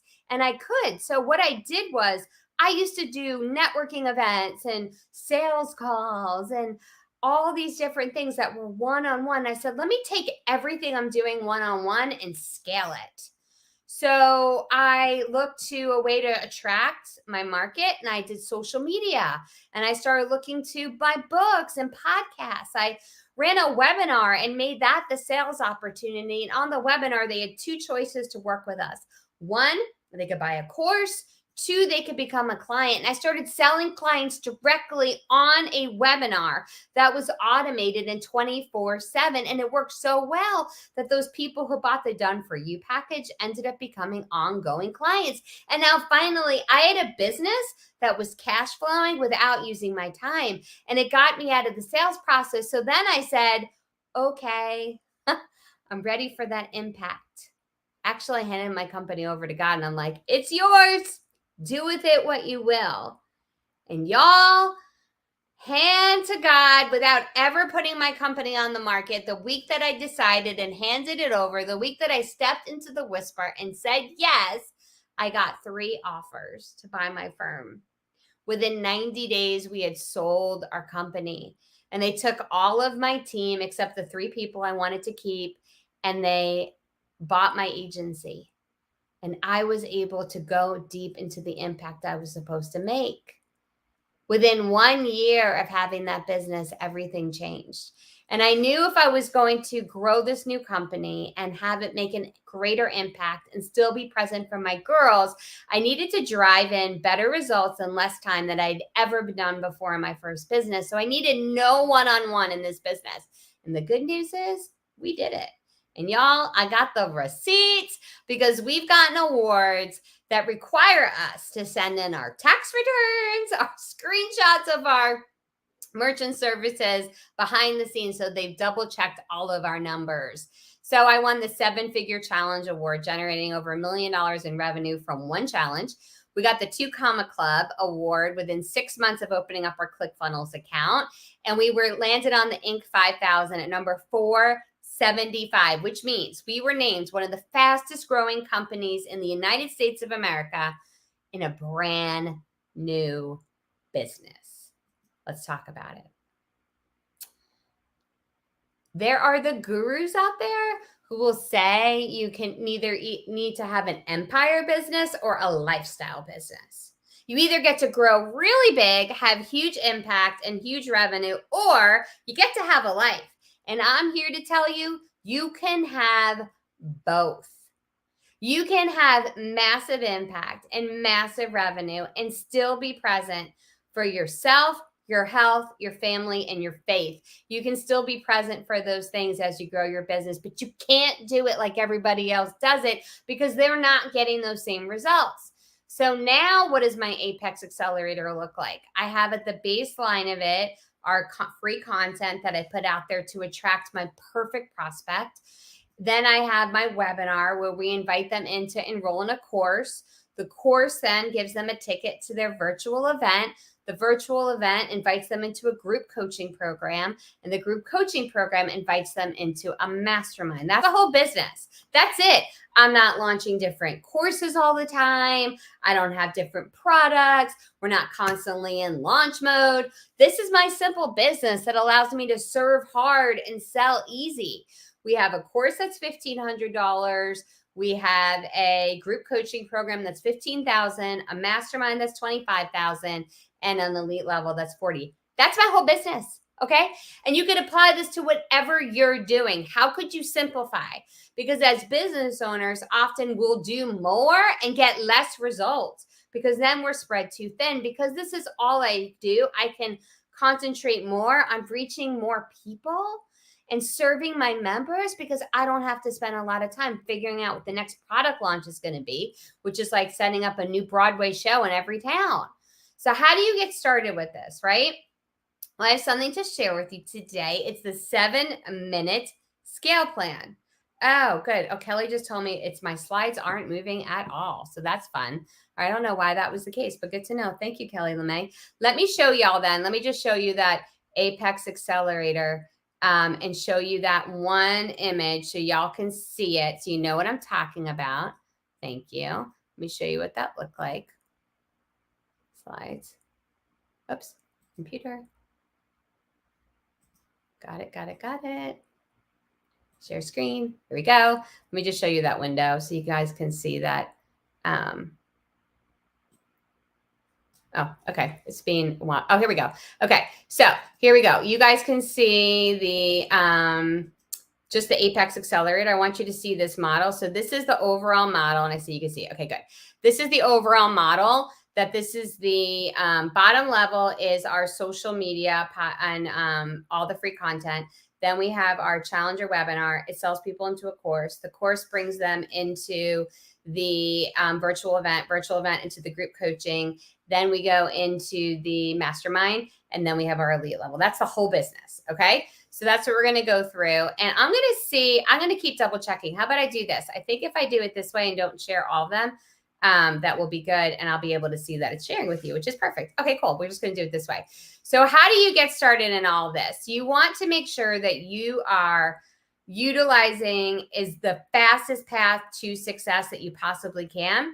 And you're going to do that using social media. The reason that is because there are billions of people online right now waiting to hear from you. So if you're someone who's like, I don't want to use social, that's not my jam. Let me ask you something. If your 13-year-old came to you and said, you know what? I really don't want to do my math homework. Like, I'd like to graduate on time. I'd even like to get a college scholarship someday, but I just don't really feel like doing math. You'd be like, okay, that's not going to work. You're going to have to do the math. So in this situation, you're going to have to do the social. Okay. You want to grow your business, your people in there, but I'm going to make it really easy because any of you want this to get easy. Yeah. So we're going to do it that way. So we call this the 7-minute scale to win formula. This is how you're going to waste no time creating ineffective content. You're going to enlighten your lead flow with your perfect prospects, and you're going to have a never-ending flood of business with ready to enroll clients. So first, we're going to waste no time with ineffective content. So we're going to start with something I call the 7-minute magnetic posts. Okay. There's 3 types of posts you're going to put online. Post number 1 are you posts. You posts. So you want to know how you use this strategy. How do you attract them into your business? Well, with you posts, these are things that you're sharing, things about you, as in you're doing thought leadership, tips and strategies in your content. So this is how they get to see you as the authority, the expert, the celebrity of your niche. And I always start these posts with a question. This is a big copywriting secret. For people to want to engage with your content, they need to see that you have a question for them and their brain needs to answer it. The top line in the post will show the question, but it won't show the answer. So then they click on the see more.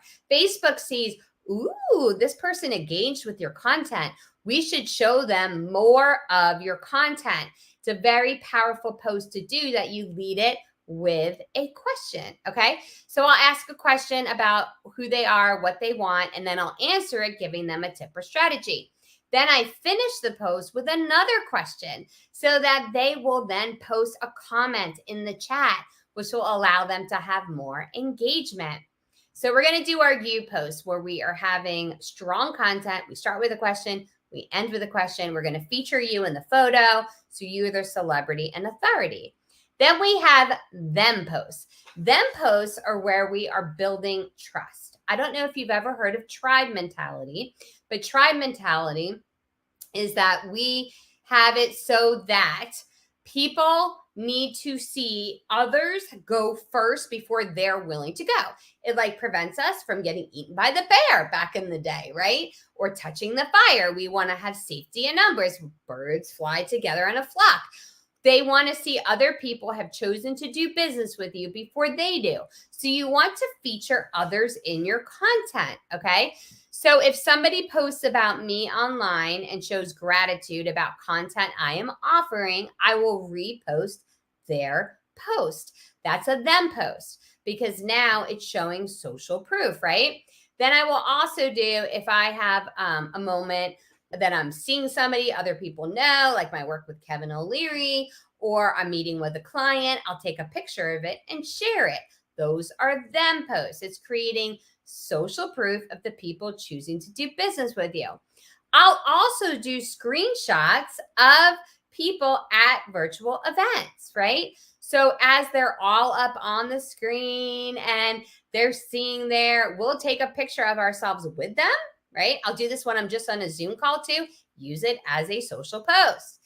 This would be an example of a Zoom shot. While you're on your Zooms, take a screenshot, use it as a post. It's a them post, all right? Then we have us posts. These are the type of posts people need to see how can we work together. So this can be a call to action into a webinar. This could be sharing how people have worked with you as far as the clients go. Those are the social, it's when you're taking somebody from a follower into a client. Then you want to create your flood of leads, right?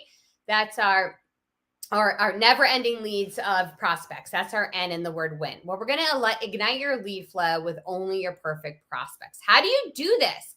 You can either spend money going after prospects, or you can spend time. I do things that require both. I do paid and I do organic. I'm going to share with you a strategy that combines both. And in $5 a day, you could bring leads in the door. And we're going to put our nerd hat on. I've hacked all of the platforms of how to do this the fastest way possible. I don't have time to go into all of these things, but we're going to go into LinkedIn. Okay. A really powerful tool for you. Going after what we call the Dream 25. I want you to make a list of your top 25 prospects. Now, why 25? Because of something called the Pareto principle. That is that 80% of our profits come from 20% of our work. Think about all the things you're getting, 80-20, 80-20. So if we wanted to just get the best results possible, we're going to go for the top 20%. We're going to do 25% and go after those leads. You're going to make a list, and it could be your top 25 clients you want to work with, or vendors you want to partner with, or JV partners, or media outlets. Maybe you want to be covered by CNN or Fox News or Bravo Television. You're going to put them on your list, or people you'd like to have as members of your organization. You're going to make a list of them. Then you're going to connect to them on LinkedIn. And once you're connected to them, you actually get access to their contact information. What? Your perfect contacts are in there right now. And then you're going to take that list and you're going to upload it to Facebook. What? Yeah, you can do that. And you can target them. For $5 a day, your dream prospects can see your content. They can see the us, you, and me posts right away, which I just adore. Then you're going to leverage other people's audiences. Your audience already exists online right now, and it's up to you to leverage it. And you can do that right now by leveraging it by going after other people's Facebook pages, right? They already exist. Where are your people hanging out? You can geo-target. If we were all together in person right now for the Think and Grow Rich tour, and we were in one big ballroom, I could have an ad drop into everybody's phones inside that ballroom right now. A little bit freaky, but super effective when it comes to marketing. So I do that. I target marketing conferences. I don't even need to be a sponsor of those. And my ads can show up to the attendees. You can do that with an office building, an office complex, specific neighborhoods that have wealth in your community. You can target them so they can see your ads. Stop wasting money on everybody and go after your target customer. You can also target people based on their niche, like what do they do for a living? What are their interests? You can still target them on Facebook. It's amazingly effective, okay? And this would be an example. This is Cassandra. She did this with LinkedIn, this specific LinkedIn strategy, and she immediately sold in a 6-figure client. Amazing. Okay, so then we have monetize. Like, how are you going to make the money on this, right? Well, you're going to welcome your business with ready to enroll clients because you're going to make them an offer. You can't be like the super attractive person who's dating on, but never tries to make a move, okay? This person's interested. They've connected with you online. They've opted into your list. You've now got to make them an offer so you can give them total value. So you're just going to occasionally have a post offering a conversation, a post to come to your masterclass, a post to join your Facebook group. Build that content into your schedule to turn those leads into clients and drive in and grow your lead list over and over again. This is how we've continued to grow our list. This is how I continue to be able to be present for my babies, attend their softball games, cheer them on, even though it's 100 degrees here in Georgia. You'll find me in the stadiums with ball mom cap on because I could be present for them as my business continues to grow. You can quickly reach your prospects and turn them to appointments in just a few minutes every single day. We do have a free gift for you that they're going to be emailing you later today. So you're going to want to keep a lookout for it. It goes deeper into these strategies. In fact, I put it all in a step-by-step tutorial video for you where it's a course. We normally charge $1,000, but it's completely free because you're part of the Think and Grow Rich audience. So you'll want to keep your eye on your email this evening to get the audience builder for coaches and consultants. If you're somebody who wants to grow their business, this is something you're going to want to make sure that you get your hands on. The idea behind all of this is that we can take what we're doing right now and we don't have to hustle and grind 24/7. I'm actually on a mission to dispel that rumor. It's a dangerous one. That is the narrative of too many. Like, you need to sacrifice your health and never sleep. You need to be proud. You should be proud that you're up 24 hours to get a project done. You should be proud that you aren't present, that you're missing moments with your family. Absolutely not. Absolutely not. And the beautiful thing about it is you first create those non-negotiables of how you want your business to go, and then you build your business around it. And what's beautiful about that is I get to attract people to my business who appreciate those non-negotiables. Like, if you're in there as a client of mine, you appreciate the fact that I don't work on Sundays. It's a family day. We don't have our events on Sundays. That's my personal choice. I don't work. I won't get back to even my VIP clients that day. They know it. In fact, if any of them leave me a voicemail on a Sunday, they say, hey, I know you're not going to get back to me until Monday. I don't work on the kids' school vacations. We give all of our team off the entire holiday season. They are not working. And I tell my clients to do that exact same thing. It's with value. And I want them to do that same thing. I'm also not going to work with you if you're a cheap jerk face. If you're mean to my team or mean to me, there are beautiful opportunities for you to be served in the world, but it's not by us. And we can do that because we have enough leads coming in the door. And I'm only going to work with you if I'm someone who would be willing to be a client of yours, donate to your charity, or vote for it. If you don't match that criteria, then we shouldn't work together. Because how can I help you grow your business? And because of that, we can have this beautiful authenticity of right fit clients who create this incredible community of people who believe in the same way. So it's been an absolute honor and privilege to be with you. I know that we said we would get from my presentation to a little bit of Q&A. I don't know if absolutely. No, well, first of all, thank you, Kim. I personally really enjoyed that, and I'm so glad that we get to spend a few minutes together. And so do you see my puppy there? She totally enjoyed it too. She just slept through the whole conversation. Right, I could tell. But Kim, thank you for sharing all of those gems. And I'm going to ask you after the fact. I know the team is going to reach out and see if we can get that full slide deck. Oh yeah, totally. Added bonus to those emails that will be sent out. So folks, I would love to. My honor. Beautiful. So you guys can get that full slide deck in its entirety as well. So you can, if you were taking notes, but you missed something, you have a chance to have a reference point with that. So Kim, I'm excited. I'm going to try to contain myself because I just want to talk Dan Kennedy with you for the few minutes that we have. All day long on that. And I want to ask, what is something that you learned from him that really transformed your business? I'm asking this as a fan.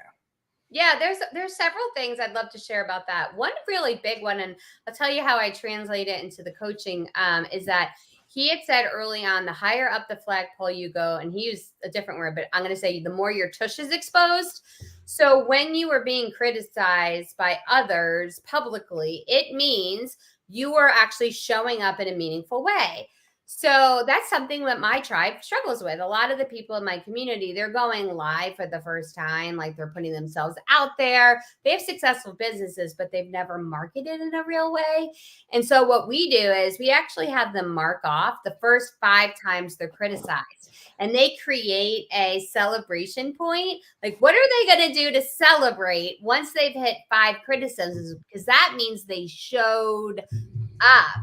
And it changes the thought process around being criticized. You don't fear it, you celebrate it, because now we're going after that process. Another thing that he taught me was that we need to create our own value by creating our own leverage and positioning. So I learned very early on with him about positioning yourself with a prospect, and I do not show up.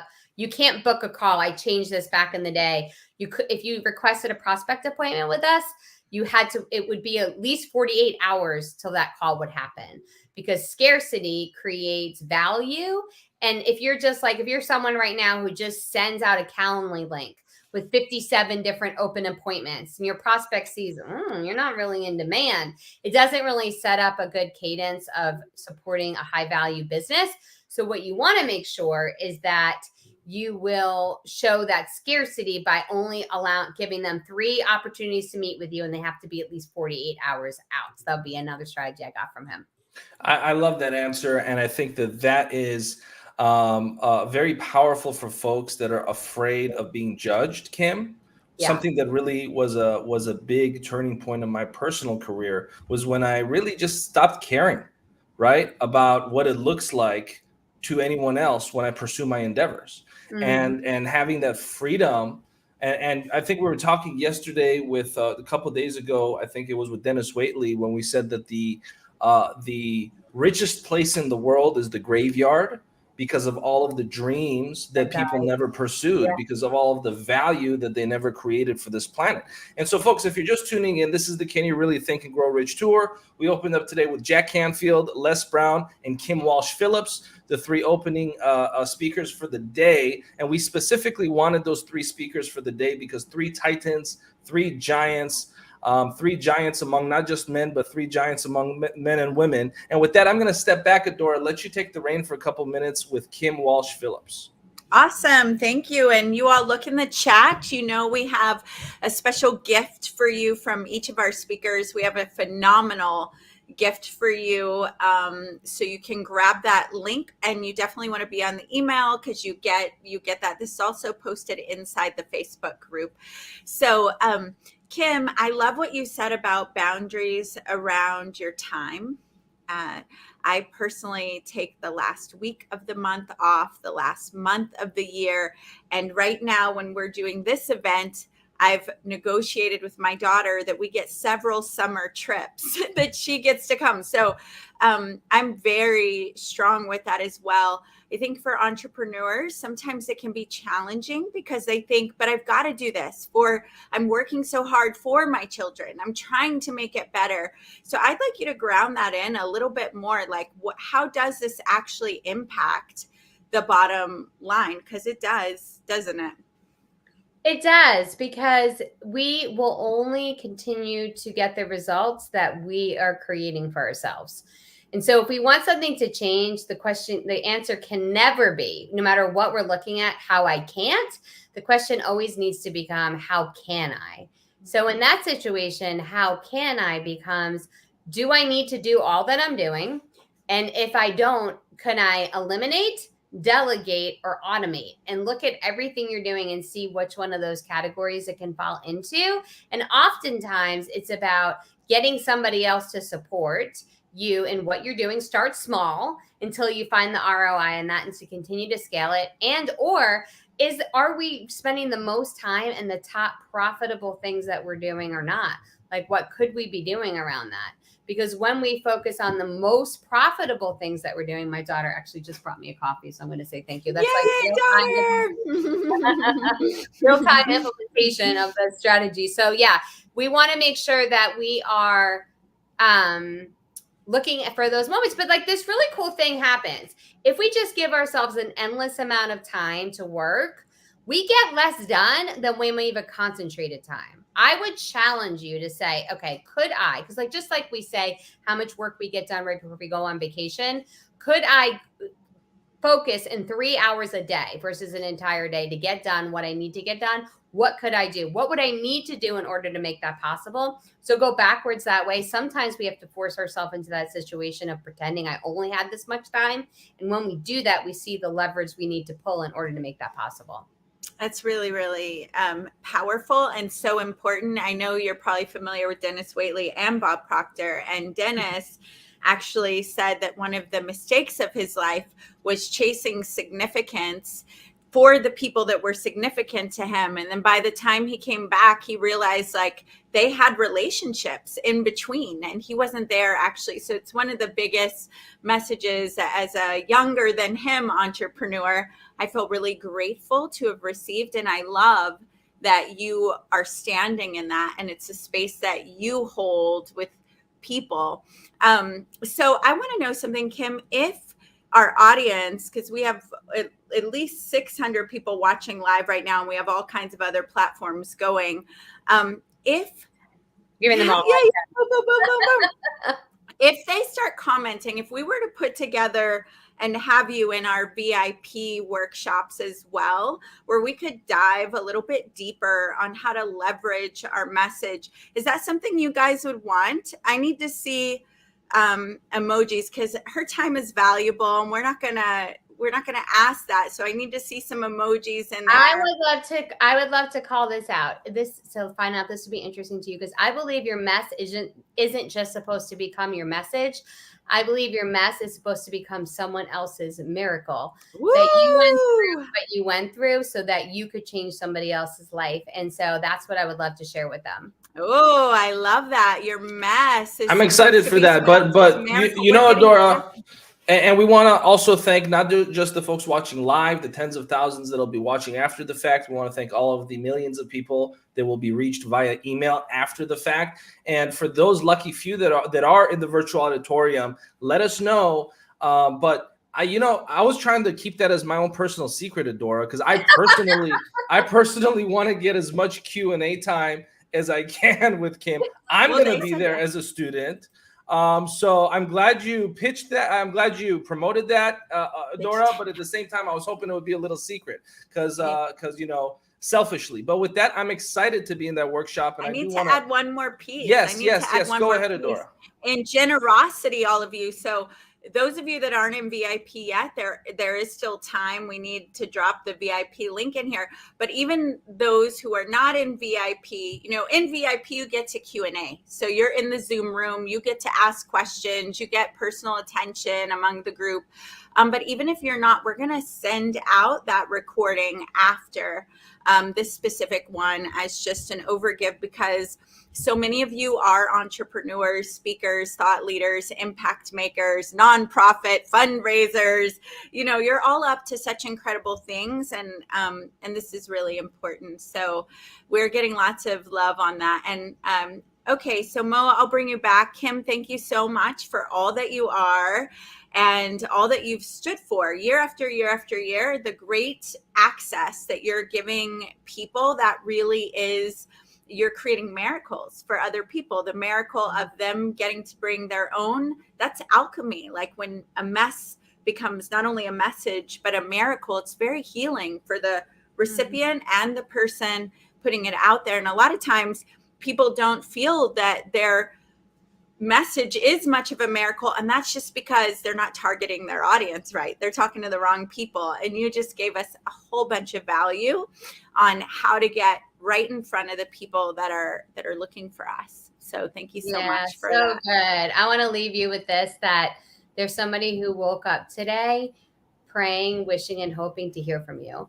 And I can't wait for you to share that, whether it's one person, 1,000, or 1,000,000, you were created on purpose, with purpose, and you were made to thrive.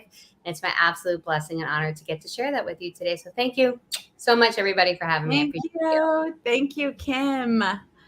All right. So I'm going to add the team back. That was exciting. That was extremely exciting. I personally can't wait to go back and take some notes. Let's take a quick 1-minute break and we'll be back with the recap.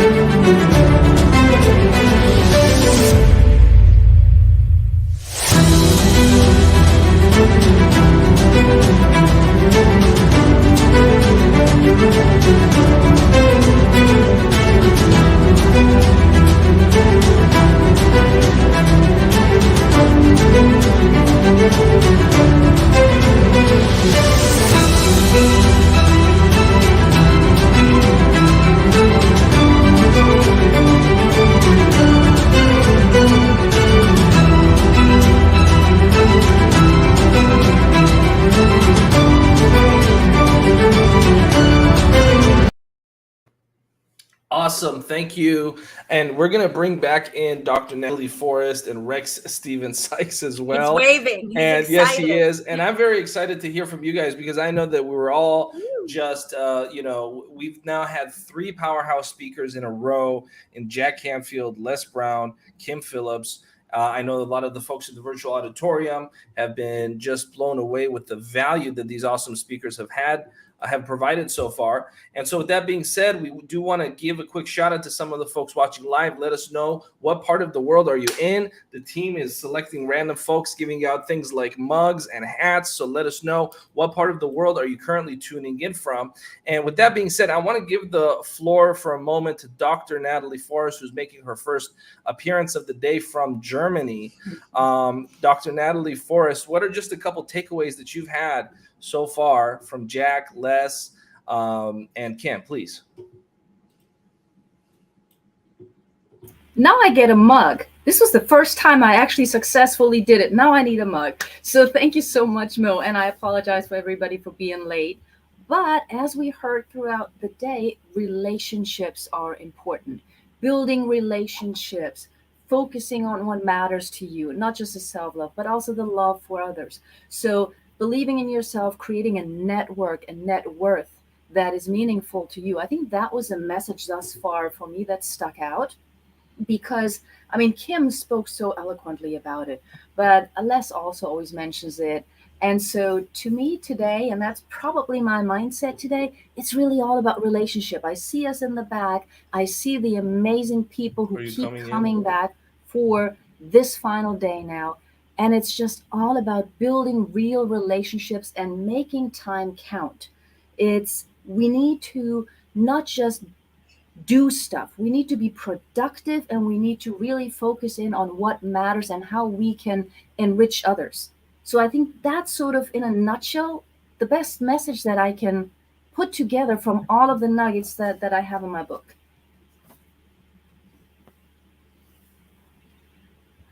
Now he's on mute. Now he's on mute. Now he's on mute. He's on mute. He's on mute. Thank you for that, Dr. Natalie Forrest, as we're joined alongside Adora Evans, Dr. Natalie Forrest, and Rex Sykes' forehead. His forehead has been one of the most appearing speakers throughout the course of this event. Gonna take a quick second before we enter our next panel to thank some of the folks in the virtual auditorium tuning in from all over the world. We want to say hi to Jack, who's first time watching from South Africa, Susan in Austin, Texas. We want to thank some Facebook friends in Colorado, Loretta McKnight tuning in from Florida, Louise Brown, Washington, D.C. is in the house, Brenda Mulder tuning in from Arizona. We want to thank our friends in New Jersey, Monica, who's tuning in from Orlando, Jana, who's tuning in from New Mexico, and of course, everyone else that's tuning in from all around the world. Now, we're going to take one quick 60-second break, come back and begin our next exciting panel.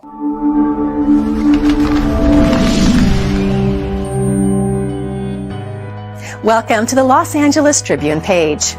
Here you will find original news programming, exclusive digital events, and shows that are directly from the community. At the Los Angeles Tribune, we believe in giving a voice to the voiceless. We are proud to be the only national brand to empower everyday people to make a difference. Since 1886, our reputation has been built on truth and responsibility. Thank you for watching and making a difference. For general inquiries, contact today. Thank you on behalf of the Los Angeles Tribune team.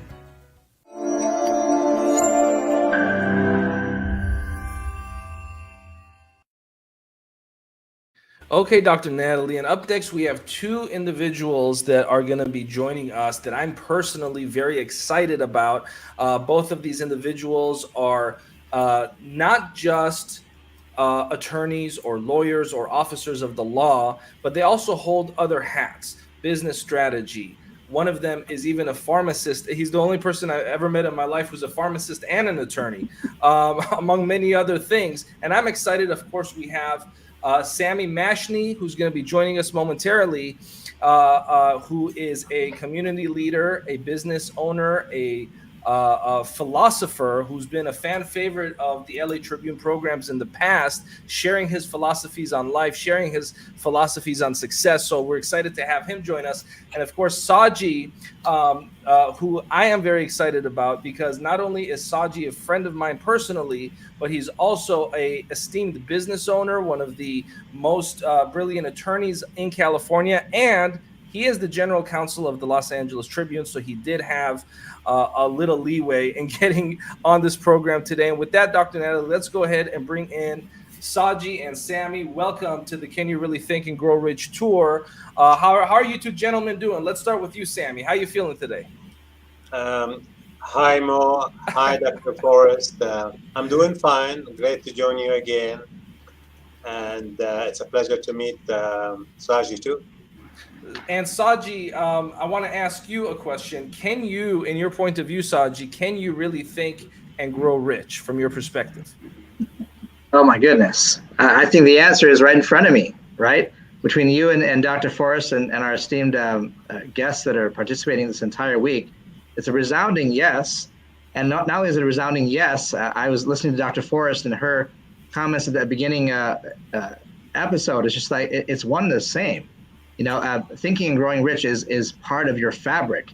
And in growing rich, it's not necessarily how it's defined in exterior terminology. It's becomes who you are as a mindset and richness in life, right? And how you invest of yourself and invest in others. The answer is a resounding yes. I'm sure Sammy would agree. Of course, no doubt I agree with you, Saji. And I just would like to say that the definition or perception of success varies between people. Some people equate it with financial success. Some people equate it with enlightenment. Some people equate it with peace inside the person. Obviously, the best way to achieve success and richness is to combine as many of these attributes as possible. But if I have to choose just one thing to the exclusion of others, it's your mental success and being able to sort out your thoughts, what's going on in your life. In other words, the philosophical approach to me is the bedrock of success. Financial success is good, but it's not everything. Awesome. Thank you, Sammy. And of course, I knew you were going to bring in the philosophical side again. So thank you for that.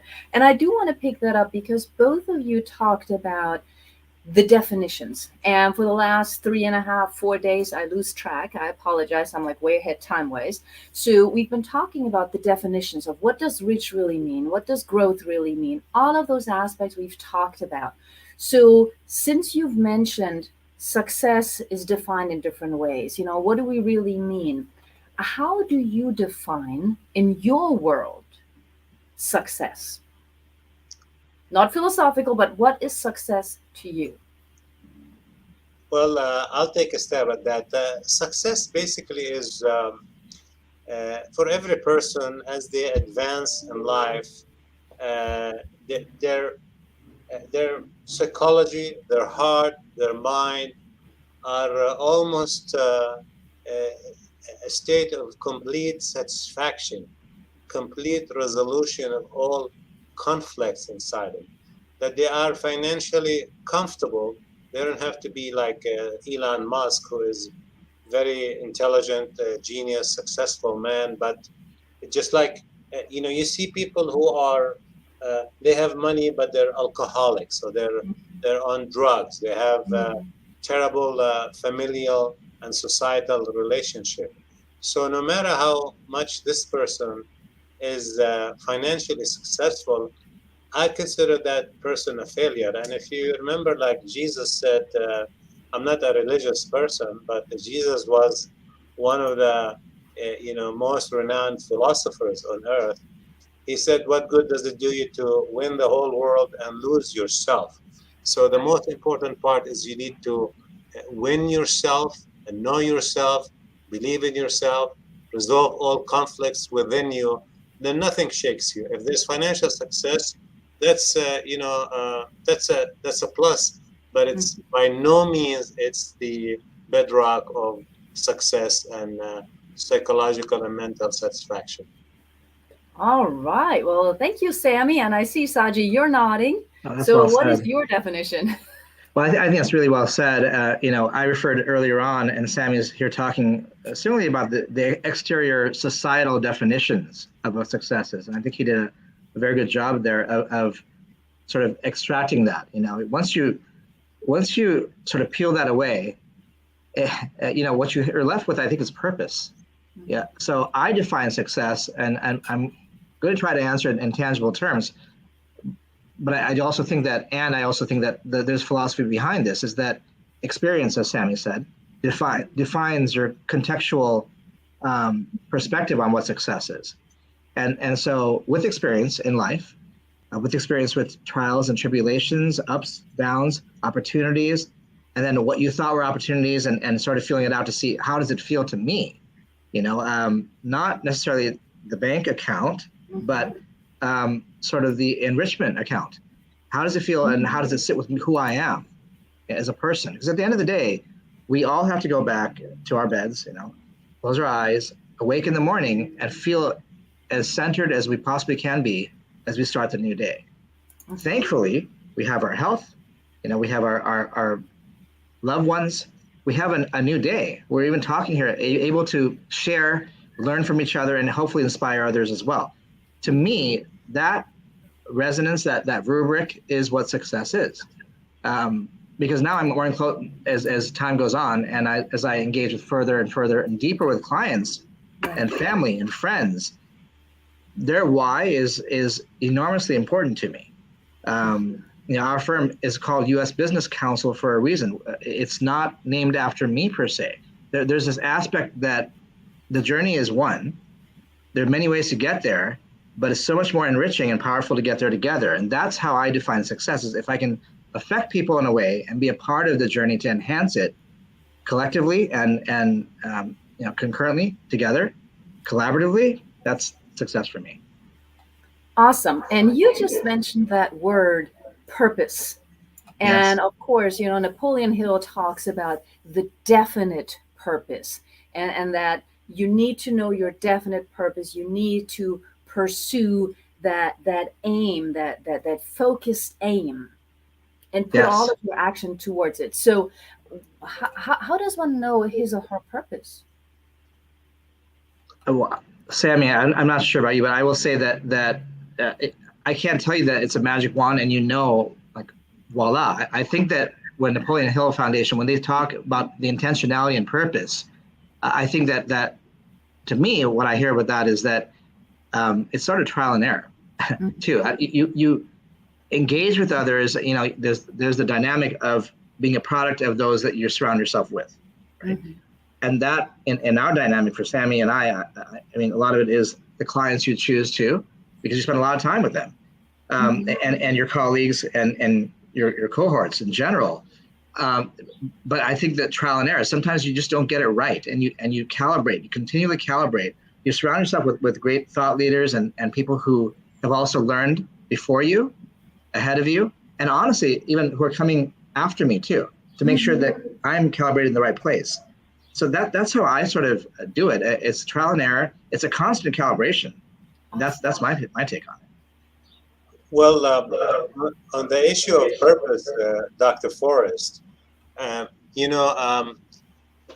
it's the kind of thing that's ingrained within you as a child, but you don't become completely aware of it, and you don't realize it and further it until you become adult. You sort out the things in your life, you reconcile the irreconcilable. Mm-hmm. And by the way, that's the definition of philosophy to me, reconciling the irreconcilable. And then to me, the purpose is love, not love necessarily just romance, no.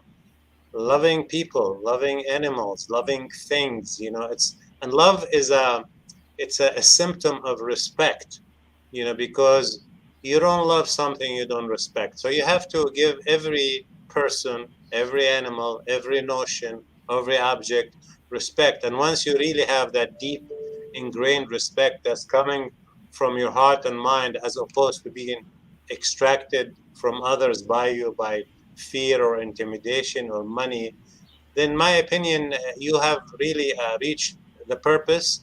And love is all encompassing. It affects and touches everyone and everybody. For example, and I'll give you look at Mahatma Gandhi.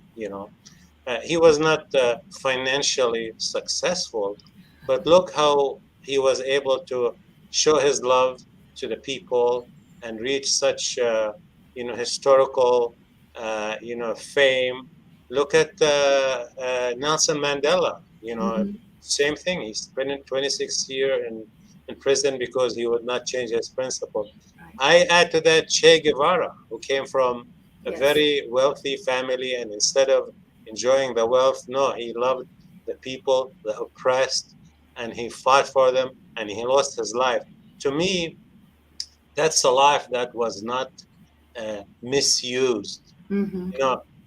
Humans, like other creatures, they come on earth, millions, hundreds of millions, and billions. Most of them, some of them go without really making an impact or leaving a name, but there are the ones who have this immeasurable love to others, wanting to help, wanting to give.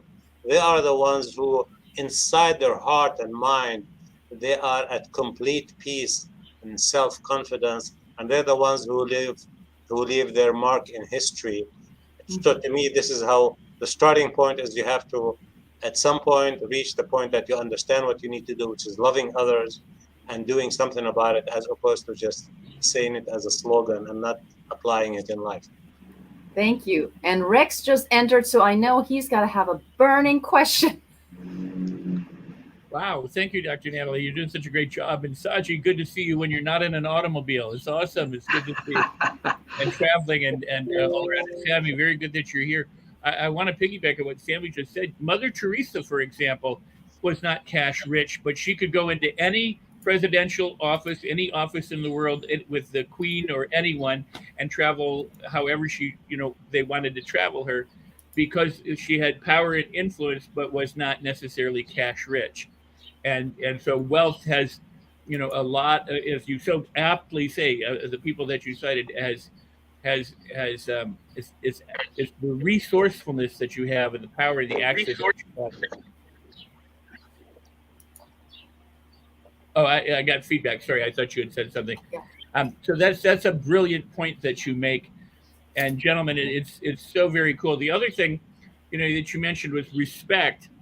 Love is a symptom of respect. What I love about the Bible, and I'm not a Bible fan in the traditional sense, but about what I say is that every promise of God in the Bible says act first, give first, go first, and then everything will be added unto you. So if you want respect from other people, you give your respect first. If you want to be loved or liked, you give your love or like first. If you want someone to listen to you, you listen first. You pay attention, you shower them with attention, and then they're more likely to give it back to you. So what you both are speaking about is so very, and Dr. Natalie, is so very important for all of us to understand. Go ahead. I'm sorry to interrupt, but I want to elaborate on this point that you just mentioned. So we say we do good, to help others. We do it first, then we get karma, or we get the people giving us back. I look at it in a slightly different way, and I tell you how. When you give, when you love, when you extend yourself to others, without first waiting for their giving back or the response, you're already establishing in your own mind and heart the satisfaction that you have done that, and that has great influence physiologically on you. In other words, the opposite of being angry, upset, which gives you cancer, ulcer, all these things. When you give love and you see people smiling or giving you thank you, and etc., that does a physiological effect on your heart and mind, and which causes you to be more calm, to not have ulcers, not have heart attack or strokes. So you're already receiving an immediate payback before the other side does something back to you. So that's kind of the way I analyze it philosophically, but I try everything I do to think about it and see what's really happening. And I don't follow like conventional wisdom or what others say, because if you're not an original philosophical thinker, in my opinion, regardless of what you believe, you're just following others. You may be able to reach the same results that others have reached before you, but that should not be to the detriment of you having to think on your own, establishing these same principles on your own from your own thinking. And that's what I think. Well, what I would like to add to that, because I agree with you, is that time is a human concept. It really is nothing other than, human made, and it's not about karma being I do something and then you do something. It's that simultaneously opening of everything at one moment. It's all happening in this instant. So when you give first, you are opening up to everything that is. And it's just, so I love what you're saying, because it's not this give and take, but that's how we often as humans think about it. You do something, I do something, and then so. But I don't subscribe to conventional timeframes either. So I appreciate that very much. Thank you for your insights, Rex. This is the Can You Really Think and Grow Rich Tour. We're joined alongside Saji and Sammy, two officers of the law, two community leaders, two people that have integrity, and their names only have one letter apart from each other. So I think that they're going to end up being best friends after this program. We're going to take a quick 1-minute break, and we'll be right back.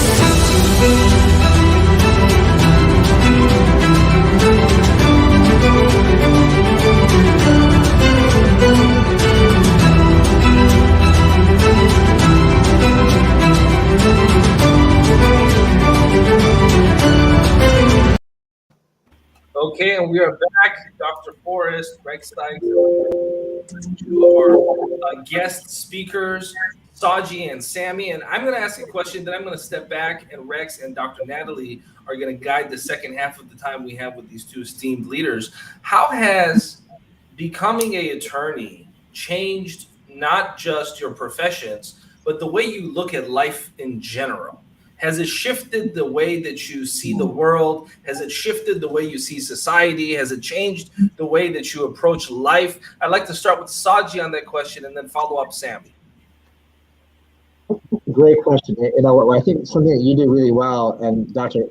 Forrest does really well, is you'll say, put in your perspective and keep away from the psychology, the philosophy of it, that's so intertwined. For me, becoming an attorney, I think, so I'm not defined by the fact that I'm an attorney. It's very important to me that I never go in a room and say and define myself as that. And a successful evening to me is to have some time socializing, meeting people, and not having the profession be a dictator, a definition to who I am. I will say though, I can't say that it has not had an effect.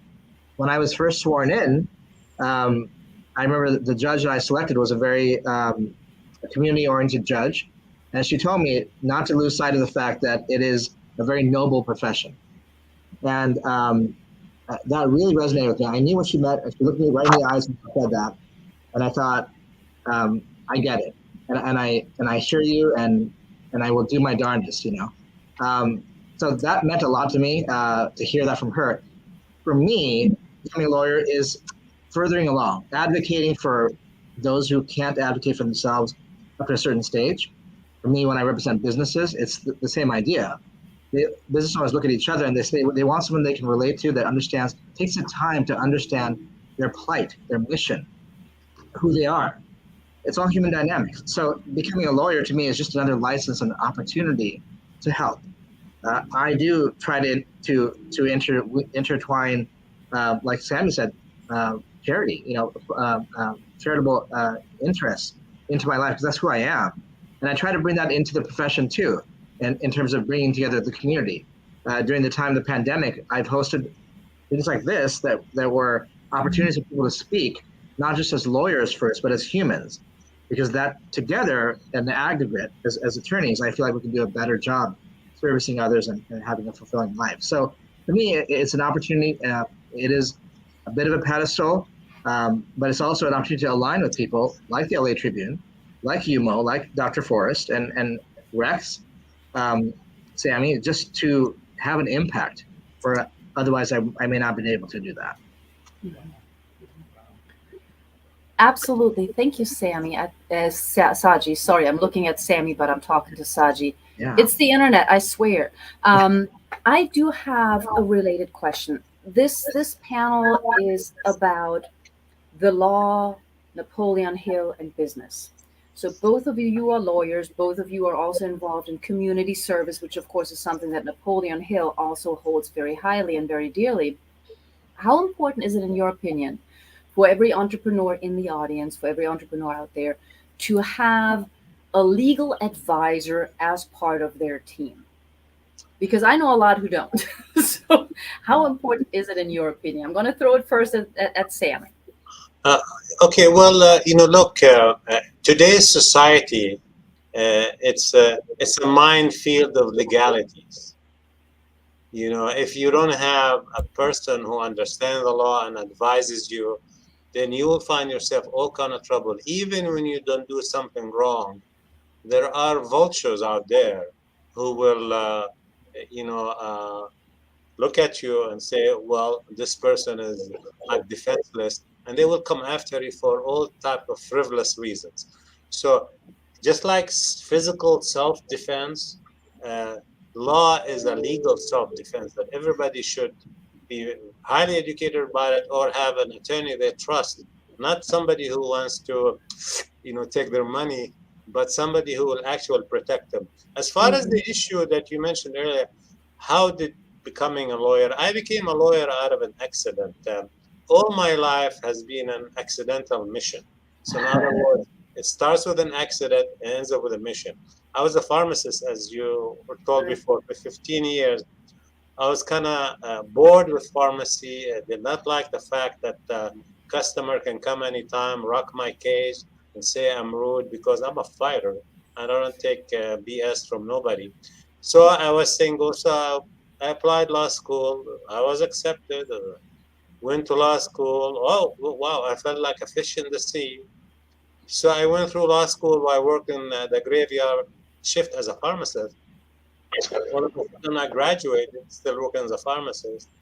Then I took the bar, I passed. All of a sudden I have a license to practice law. I have not interned or practiced anywhere or anyone. And I'm that kind of person. I'm fiercely independent, although I respect the people who are higher than me if I respect them, but I'm very difficult to pin me down with oppressive orders. So what did I do? I opened a law office. People looked at me like, are you crazy? You're already professional. What are you going to do? So every time somebody tells me you're crazy, I look at them and say, okay, we'll see, because I have this challenge, defiance in me. And I believe it's very important for everybody to have it, because once you lose the challenge and defiance from you, you start to get old at that point. And the challenge and defiance does not necessarily mean reckless. No, it has to be the product of, very, very deep analytical thinking and, self-confidence, self-beliefs. And I believe if people, I'm not a believer, by the way, I'm a thinker, but I believe something from within me that if people have those two characteristics, deep analysis, thoughtful thinking, and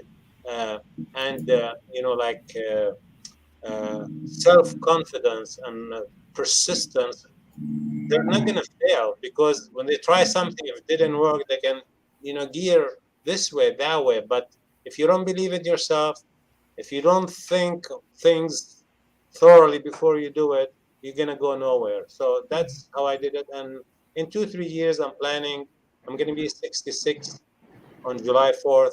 I'm planning on retiring from law, start to write books and do more philosophical, like writings and things of that sort, because that's the stuff that really interests me, and also how to be able to control your subconscious mind so that you are a complete, as close to 100% analytical, philosophical, willful thinker, as opposed to somebody who acts on a knee jerk or something similar to that. I want to come in here real quick, Sammy, because Rex Sykes here has been studying the subconscious mind for 50 years. And so what I want to do, Rex, and Rex is a best-selling author and speaker and has been traveling the world speaking for decades. Rex, I want to make sure that we have at least a few minutes where you and Sammy go back and forth on the power of the subconscious mind. Please, Rex. Well, that's fantastic. I let me approach it a slightly different way. However, I've been blessed. I consult for attorneys, the jury selection. I've trained a lot of attorneys, both for presentation skills, decision making, and have been attached or consulted on some high-profile cases. I love the law, and I'm going to mention it in this way in just a moment and open it up for both of you to discuss. But oddly enough, my sister and I were sitting around one day, and I said, if I weren't doing what I were doing, I probably would have become an attorney. And she goes, me too. And if I ever had the time, I think I would go back to law school if I had 3 years or more, to invest in it. So it is a passion of mine. And here's the reason why. And it has everything to do with the law of attraction and the subconscious mind. The law, as we know it, at least in the United States, is governed by principles and rules and what you have to do in a courtroom in terms of rules of evidence, rules of procedure, rules of this, rules of that. And how well you play that game on that courtroom floor depends on how well you, one, understand the law, and how much you can go and pick out a book and go, hey, you know what, here's a precedent that was set earlier on, or here's something that hasn't been explored and we want to address it here, Your Honor. So, and people overstep their bounds and they get penalized and they come back, but they have to play according to the rules. As well as the rules are defined. And they're not perfect when it comes to the law, but, we argue that it's the best system that we have. But the law of attraction is the same way. It's a set of principles and laws that govern how we behave. And the better that we understand how that works, how they work, and work with those laws, the more we're able to create and do. And the subconscious mind really is the go-between between all of the universe, all of consciousness, and us as physical creatures. So the more that we understand it, the more that we can work with it, the more that we can train it, just like a good attorney can be trained to debate both sides of a case or an argument, in a courtroom, or it can step in on the opposite side if need be. The degree that we have that flexibility and train our subconscious mind to play within the laws that are offered, we can create just about anything. As Hill said, if we can conceive it and believe it, we can achieve it. So what say both of you? Well, absolutely. There's no question. I mean, I fully agree with that too. Is it the question, Dr. Forrest, you'll steer back to what you had asked us, or closer to what Mo had asked? Oh, either way, we can just go with either, whatever you're comfortable with. Because I have a follow-up. Don't worry. I can catch up. I would say to what, I mean, Rex is absolutely right. I mean, it's kind of a continuum. And Rex, you don't need to go to law school to be as learned as you are and to have an effect. That's for sure. In fact, I'd say that the secret as lawyers is the people around us who know we bring in as experts, and frankly, the paralegals who actually do a lot of the work that get us ahead. But having said that, Sammy said something which is really true. There are a lot of minefields and sort of pitfalls that are almost inherently baked into the system. And I just want to be careful that we say that it's not because and there's some sense of out to get businesses aspect. It's just a matter of navigating the success of a business. So for me, when I consider what the right fit is for a client, people ask me, is it a $50 million business? Is it a $100 million business? Well, what's the metric? I say, my ideal client is ambitious, all in, and wants to do it right. What that means inherently is they are also in tune with who they are, right? Philosophically and dare I say even spiritually, purposefully, they're aligned with who they are and their why. And they likely have had a partner that has had that too. And they very likely have had also an attorney before me, which is really a good experience because as Sammy and I know, our system of being an attorney is also kind of this rigid system doesn't allow for a relational approach. So for me, the rubric fits when they're all in, want to do it right, and they're ambitious, and they know the value of having a partner, someone who takes the time to understand their business. And that's where the fit, it really feels like the right alignment. And I've been with clients as general counsel, like the Tribune, multiple years, helping them to grow. And you know, I think a lot of it is I just bucked against the business, much like Sammy. I love how Sammy said, you know, tell me I can't do it, and then let's see it in a few years. For me, it's more like, you know, if the system is kind of broke here and there, why don't I do it my way? So there's some similarity here, and it's nice that we have parity here in this program. For me, I charge a flat fee for all my services. I don't even charge the billable hour, which a lot of business owners are surprised by that. They don't call us because of the billable hour. They can't have a relationship with the billable hour. And if you can't have a relationship, you can't have the alignment, you can't have the philosophical foundation, and you can't have purpose together. There's something going to be off kilter. So my flat fee model is what I charge my businesses for a long-term engagement, and it's a line item issue. You put the money away. Kind of like Sammy, and we were talking about at the beginning, money not being the driver, what's the purpose? How can I help you? How can we align? How can we grow together? How can we think and grow rich? Yeah, and if I may just, on the issue of subconscious, I've been thinking about it more and more. Every day, my thinking about this issue continues to evolve. We are born with a certain level of subconscious, like the infant is born with subconscious, like instinct, the behavior that you don't think, you just do it. So for example, the suckling instinct is the subconscious behavior, or like the cat when it goes to and does number 2 or number 1, it covers that subconscious. Now, as we grow in life, as we experience situations, get burned or get love and everything, our subconscious starts to grow and become more and more dominant about our behavior, to the point where it becomes like, takes full control, just like a traffic cop controls the street, our subconscious starts to control us. So when we face a situation, our subconscious starts acting on it immediately without any thoughtful process. Wait a minute, maybe that's different. Maybe subconscious is wrong. Maybe it did not really understand that. So we have to be extremely careful to not let our subconscious dictate every behavior, every thought we do in the morning, in the day, and we have to let our willful,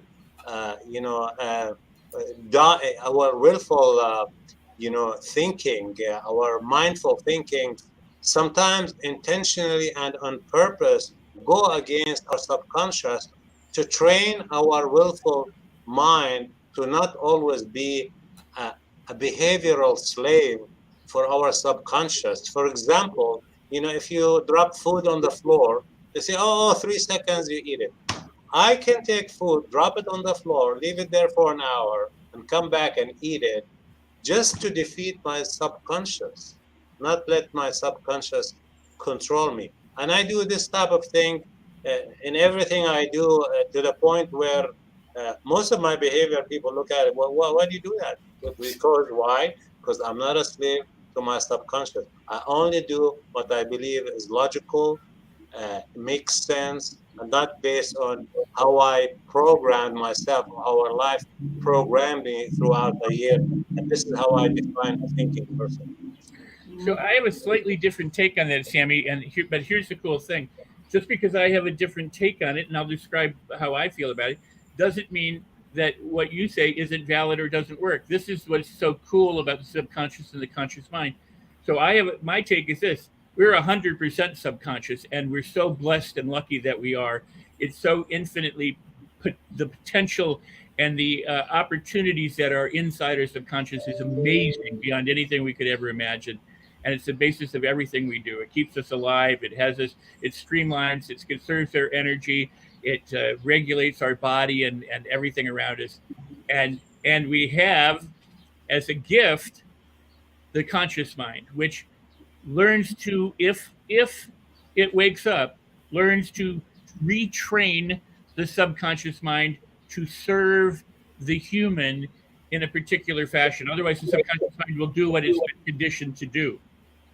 But the subconscious mind is an incredible gift. It's our habits, it's our base.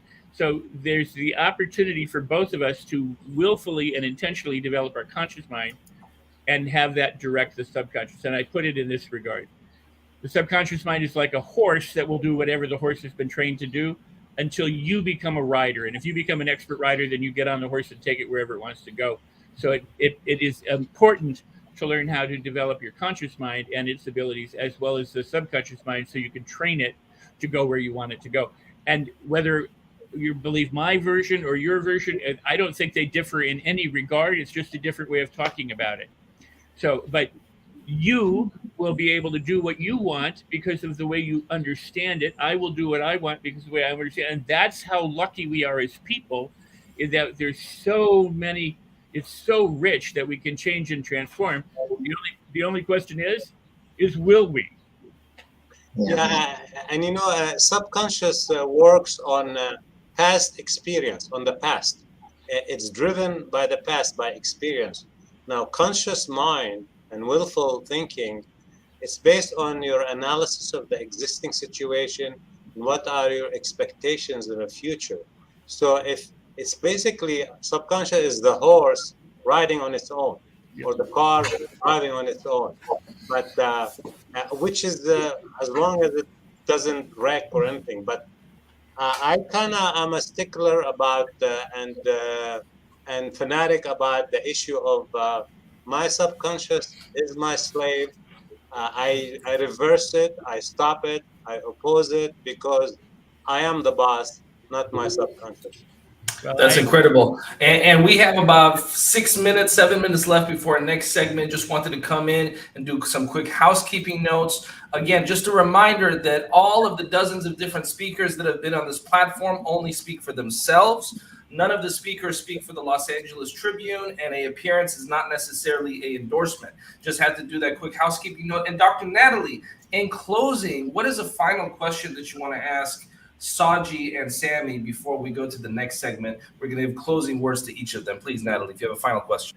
Well, thank you so much, Mo, because we were talking about the subconscious mind and figuring out how to identify those habits, those behaviors, what it is, which of course brings one of my favorite questions to my mind. Number one, where do you find help to figure out how to address that subconscious mind?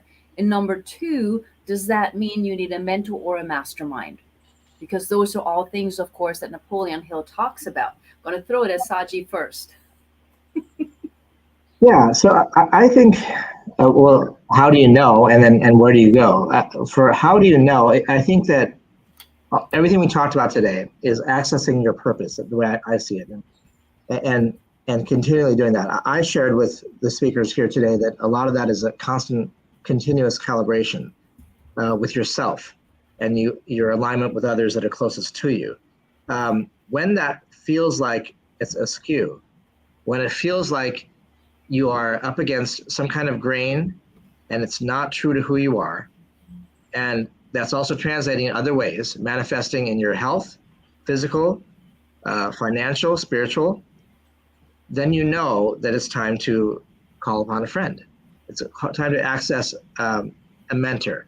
What's commonly called a mastermind, and I think what Napoleon Hill Foundation, LA Tribune, and you, Dr. Forrest, Mo, people on the team here with this program, with Think and Grow Rich, I think that you get that there are many ways to approach masterminding, finding that cohort group, and I guess growing, not just growing together, but I guess openly, transparently talking about these issues that you're facing. You can't go it alone. You can't go it alone. Sometimes you really can't, and you have to take pause and realize you're only human. Take a deep breath, and align with the people who are also similarly situated as you. I talked about the word journey before. I align with businesses that are on a similar trajectory as my own firm. Is that a mastermind affiliation? Not necessarily, but we do within that have dialogues, myself and certain owners, about the growing pains, about the challenges, the regulatory schemes, the things that are out there to afflict a business, that can afflict a business. That's from the business perspective. On a personal level, masterminding and sort of therapeutic relationships are also important too. That spiritual relationships with that too. So for me, I think I approach it with, I know when the alignment is off. I have the humility to recognize that and to speak to it now, to hear it, not to thwart it. I do certain things, little tricks like Sammy said too, to overcome the subconscious mind. But I realized if it's trauma, if it's based on some patterns in the past, then I want to talk to people who've been there and form those mastermind groups. So for business alignment, spiritual growth, and friendship, I have certain mastermind groups that I do form through natural affiliation, and I invest in them. Thank you. Sammy. Okay, well, I'm going to talk here about mental and psychological and motivational issues. As for law, there are legal associations I go to. If I get sick, I go to the doctor. But as far as having like unresolved issues or conflicts or question within you about life, about humanity, about God, etc. I don't mean to sound conceited or arrogant. I don't go to anyone. I start thinking, and I think, and I think, and I think, and I'm able to reach satisfactory answers and peace within me. And, like one time in the past, when the book Secret came about, she read it and she told me, "Oh, that's just like the things you tell me." So yeah, I mean, just because I tell you it doesn't make sense, but if it's from another source, it makes sense. In my view, every human, if he or she are not intellectually lazy, they can sit down and think. They're not going to find the answer immediately the same day. They should be able to figure things on my own. And I'm proud to say that all these questions and dilemmas that are bewildering people's minds, I have answers for them. I have satisfactory, logical answers, and I can debate this with anyone. And to me, that's the ultimate success, the ultimate ability to achieve peace. And that's where I am right now. Well, I want to take a second to thank both Saji and Sammy for taking time out of their very busy schedules to be a part of this tour and to contribute. Both of you have added take-home value. Both of you are people that I have a lot of respect and admiration for, two attorneys with integrity making a real difference. So I want to thank the two of you again personally. Thank you, Mel, Dr. Forrest, for the enrichment you're bringing to everyone's lives. Thank you both, and nice to meet you, Saji. And by the way, I have a nephew. His name is Saji, too. I'm going to connect the two of you offline, but we're going to take a break, and we'll be back with our next panel.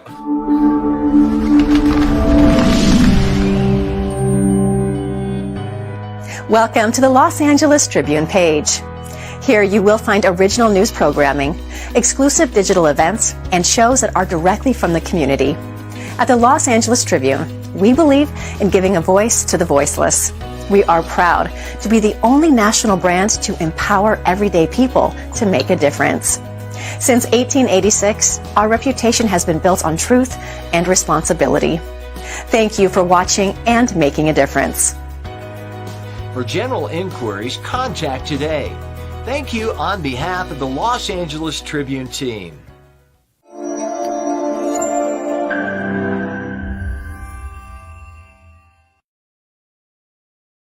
And welcome back to the Can You Really Think and Grow Rich tour. And Dr. Forrest, up next, I'm excited because when it comes to the type of thought leaders that we invited to be part of this program, we are so honored to have many of the top speakers, authors, experts, and thought leaders from different categories of life. And we love to have folks here that practice what they preach. A person that practices what he preaches is Dan Clark, a New York Times bestselling author, somebody that I can relate to in some respects because Dan, wants to do something and he just does it, right? And I appreciate that about Dan. He's worn a lot of hats over the course of his career, just like myself. Tom Chesser, who really understands the art of public relations, As a student of public relations, I'm excited to sit back and take notes. Going back to the days of Edward Bernays all the way to today, as someone that appreciates the history of public relations, I hope that Tom is ready to answer some academic questions. If he thought he came here for some softballs, he came to the wrong place. So I hope Tom did his homework before he got here. And of course, Christine, who I'm really excited to learn more about. She's a big influencer, somebody that has a hit a TV talk show and is doing incredible things in the celebrity space. So with that, let's go ahead and bring in this awesome, talented group of folks. And I'm going to start and kick it off. First of all, hi, Tom. How you doing? Hello there. Good afternoon, I should say. I'm going to give the full floor to Dan Clark to make some opening statements. Dan, you got the floor for about 5 minutes to kick us off with one fundamental question. Can you really think and grow rich? New York Times bestselling author Dan Clark. Hi, Christine. Hi, Dr. Forrest. It's good to see you. I think what you said, Mo, was so profound. But may I just add to that it's not enough for us to practice what we preach. We must preach only what we practice. And to set the tone, I think Think and Grow Rich is such a behavioral Bible, such a mental meal that's timeless, selling 20 million copies after Napoleon Hill passed away, because they're timeless truths. And it focuses in on what we believe. Obviously, chapter 1, Thoughts Are Things, is chapter 1 for a reason. And my experience is this. I played football for 13 years total. One day in practice, the dream ended. We had a tackling drill. Coach blew the whistle. Two of us ran into each other full speed. The only parts of our bodies that made contact, Lyle's helmet crashed into my helmet in a violent head-on collision. My right shoulder was smashed into the cutting edge of my fiberglass pads, and we slammed to the ground. And when Lyle got off of me, my eye drooped. I had loss of speech. I couldn't talk anymore. My right side was paralyzed. My arm dangled helplessly at my side. Fast forward, I stayed paralyzed for 14 months. I went to 16 of the very finest doctors in all of North America, 15 of whom told me I would never, ever get any better. And let's just ask those who have tuned into this amazing program, what happens if you believe you'll never get better? You never get any better. And I hit what I thought was a fast-moving downward spiral until I hit what I thought was rock bottom. Now that I've recovered, the three most frequently asked questions are, Clark, why did I go to so many different doctors? The answer is very profound and apropos to this entire broadcast sponsored by you, Mo, and the Los Angeles Tribune. I kept going from doctor to doctor until I found one who believed I would get better. We have to begin with the understanding that Napoleon Hill reminds us that knowledge is power, but knowledge has no heart. We don't learn to know, we learn to do. In a humorous light, all the information in the world is going to make a person successful. It's like the guy who has 3 PhDs, one in philosophy, one in psychology, one in sociology. He doesn't have a job, but at least he can explain why. Moral of the story, reason leads to conclusions, but it is emotion that leads to action. Second question that ties right into all of the discussion. I loved what Sammy said prior to me bringing me on stage, Mo. He said, with all humility, he didn't want to sound arrogant. When he needs the answer, he thinks and thinks and thinks, and he's basically reminding us that the answers really are still in the box. Plato taught all knowledge is recollection, which means when any of us take a stage, when any of us take a platform such as this program on the Los Angeles Tribune, and any of us say something profound and people listening and viewing nod their heads in agreement, I'm not teaching you anything new. You are recalling something that you already learned in a previous experience. So what we have to do is ask the right questions. In medicine, we know that prescription before diagnosis is malpractice. Ask the best questions, you get the best answers. But what about questioning the answers? And that's what Think and Grow Rich actually helps us do, which validates your question. Can you really think and grow rich? Yes. When I hit what I thought was rock bottom, what allowed me to get back up and go again is realize no one ever hits rock bottom. We hit rock foundation. We hit rock belief.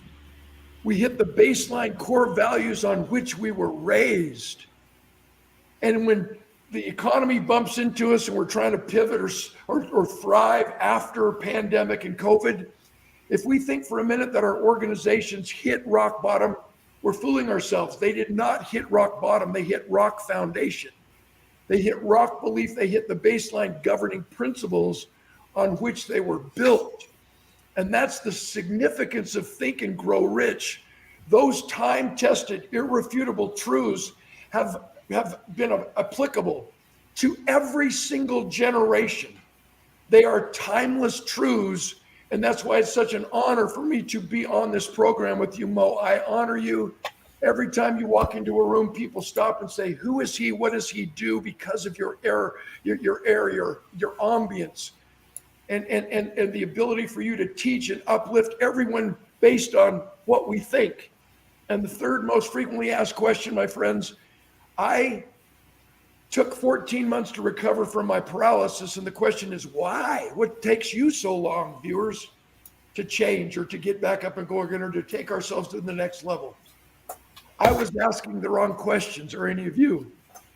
I was asking the doctors how to get better when I should have been asking myself, why?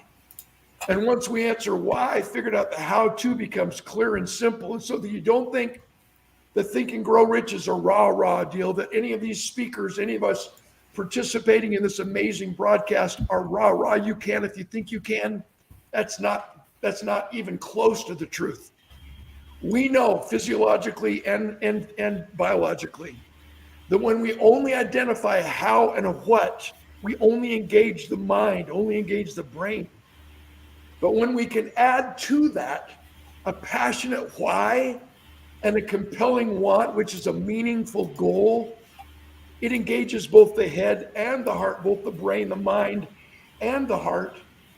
And physiologically, we know that our blood starts to pump more rapidly, our brains fire, and our muscles engage. And when we only identify a how and a what, no such emotional experience occurs. So Think and Grow Rich. You really can think and grow rich if you become a transformational speaker, a transformational coach, a transformational mentor, a transformational speaker who takes the time to engage and connect both the head and the heart.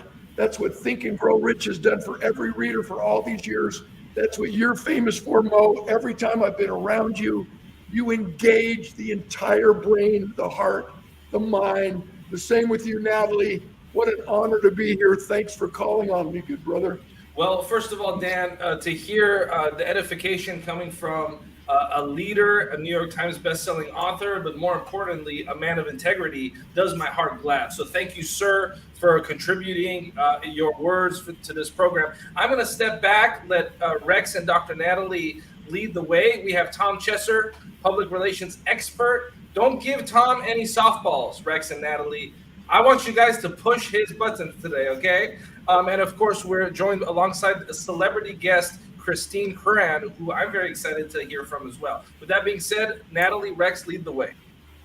Awesome. Thank you. Thank you. Yeah. No. You're on mute. I'm up. Oh, go ahead. I defer. But I do want to come back and address something that Tom said. It was beautiful. So go for it. Absolutely. No, I just Tom, wanted to. Dan. Yeah, Dan, it's so nice to see you again. It's been too long. But we have 3 people here who talk about, in my words, visibility, significance, how to create a mark on your world. You know, whether it's PR, whether it's with TV, whether it is, of course, you know, significant leadership, etc. And that is what Napoleon Hill talks about. So how do you apply Think and Grow Rich to creating significance? I hope that's not a softball, because Tom, this one's going to you first.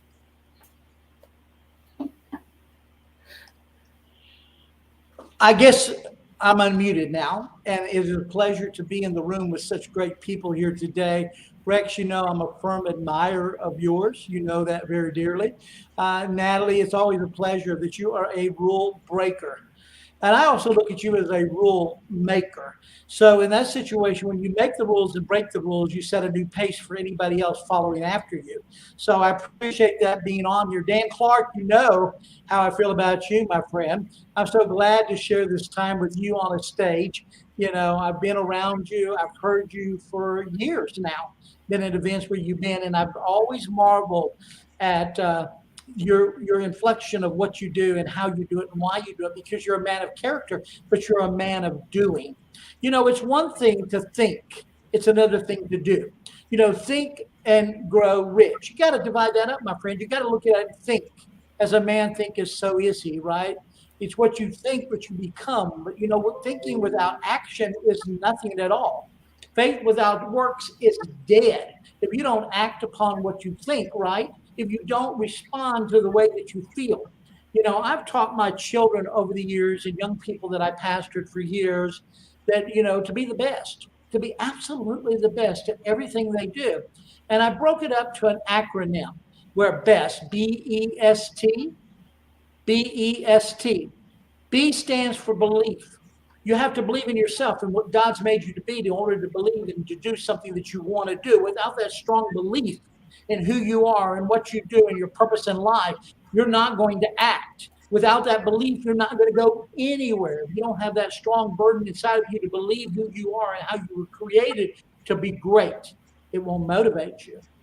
The next one is enthusiasm. I'm excited every time I get with people like you guys, because I'm excited that, you know, I'm your biggest fan, but I'm also my biggest fanatic. So in your situation, you have to get excited. Every morning, you wake up in the morning, you believe what you believe, and you have the purpose and the drive to do what you want to do, you're going to be excited. If you're not, you don't believe in it strong enough. You don't believe in what your purpose in life is, if you don't act and be excited. So I don't care what morning it is or what evening it is. I go up in the morning, I get excited. When I go to bed at night, I'm still excited. My mind doesn't want to stop because it's thinking about the excitement for the very next day.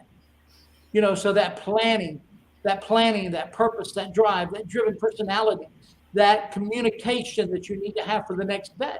You all know what my prayer is every day and every night when I go to bed. Lord, lay somebody on my heart and love that soul through me. And let me do my part to win that soul to thee. And I wake up every morning and God puts somebody else like you with me today. And you're here for a purpose. The S stands for skill. If you don't hone your skill, Dan, you know this. If you don't hone your skill and stay after it and study to show yourself approved, if you don't keep after it and grow and add value every day to what you do. I'm 65 years of age. I retired from Southwestern Bell Yellow Pages at 55. Top performing professional in the field of my expertise of media and marketing for over 30 years. Why? Because I own up to it and I developed my skills and I kept adding to it and adding to it. Not because of who I am, but what I needed to do for my clients. You know, if you treat others like you want to be treated, you're going to explore the possibility of honing your skills to improve that relationship. And the last one that I love and my most valuable one is tenacity. T stands for tenacity.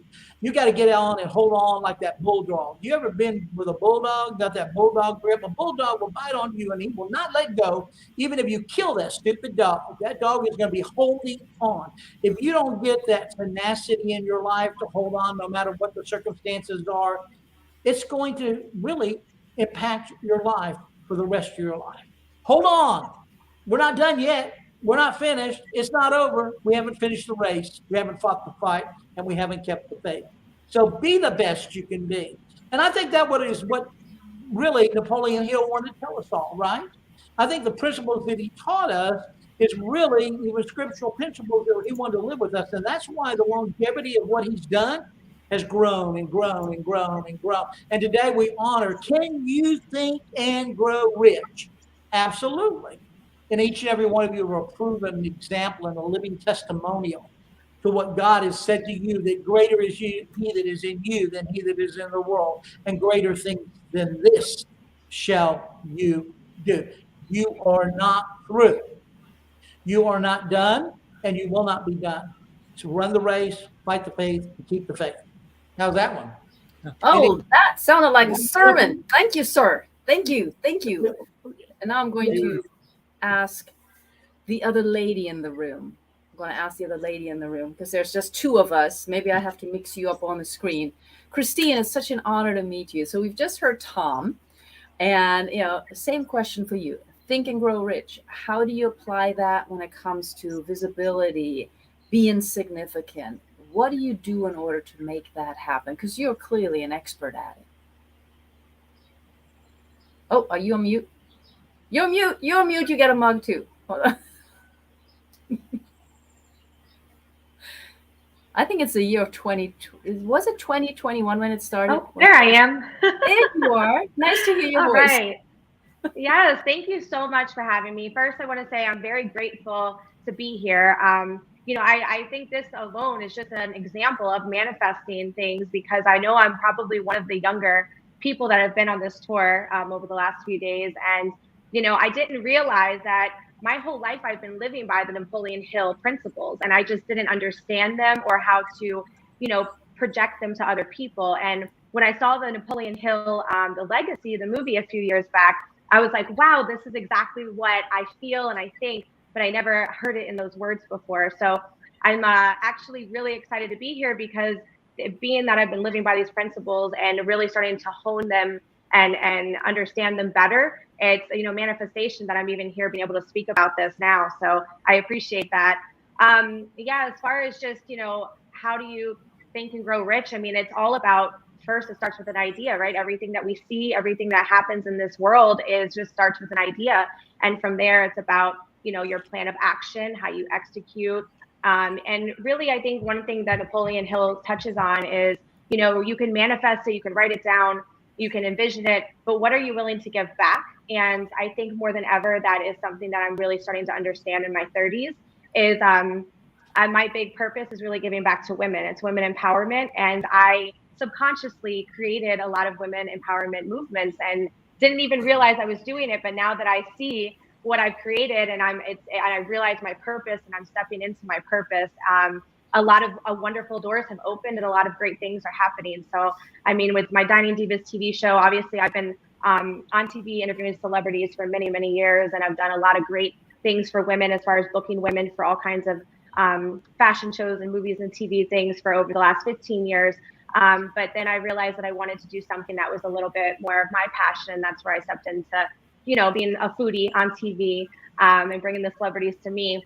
But when we went through this crisis of the pandemic, I was able to learn crypto. And at that point, I realized that there was an opportunity to create a movement for women empowerment and helping women learn financial independence. And I think that really opened a lot of doors for me and a lot of a vision for me on where I wanted to go with this. So we help women around the world with charities and helping women entrepreneurs and giving them grants. And we're working on an accelerator program for women entrepreneurs. And I feel that all of these things are helping me to really grow. And I think that when you start to give back, you'll start to see the things that you're passionate about, like my TV show, now doing a lot better because I'm also doing other things for other people and helping them. Wow, awesome. Beautiful. I just want to say that is absolutely wonderful, Christy. Thank you. It's truly beautiful. And what's very cool about what you say is, I was living these principles. That's because they are timeless principles, and Napoleon Hill put them in a book, and those people who aren't living them can live them because they may not know what they are. And some people just kind of happen into them, and that's marvelous. So congratulations to that. Tom, what an incredible best way of inspiring each and all of us at this time. So very happy that you're here and sharing that. And there we go, Windows.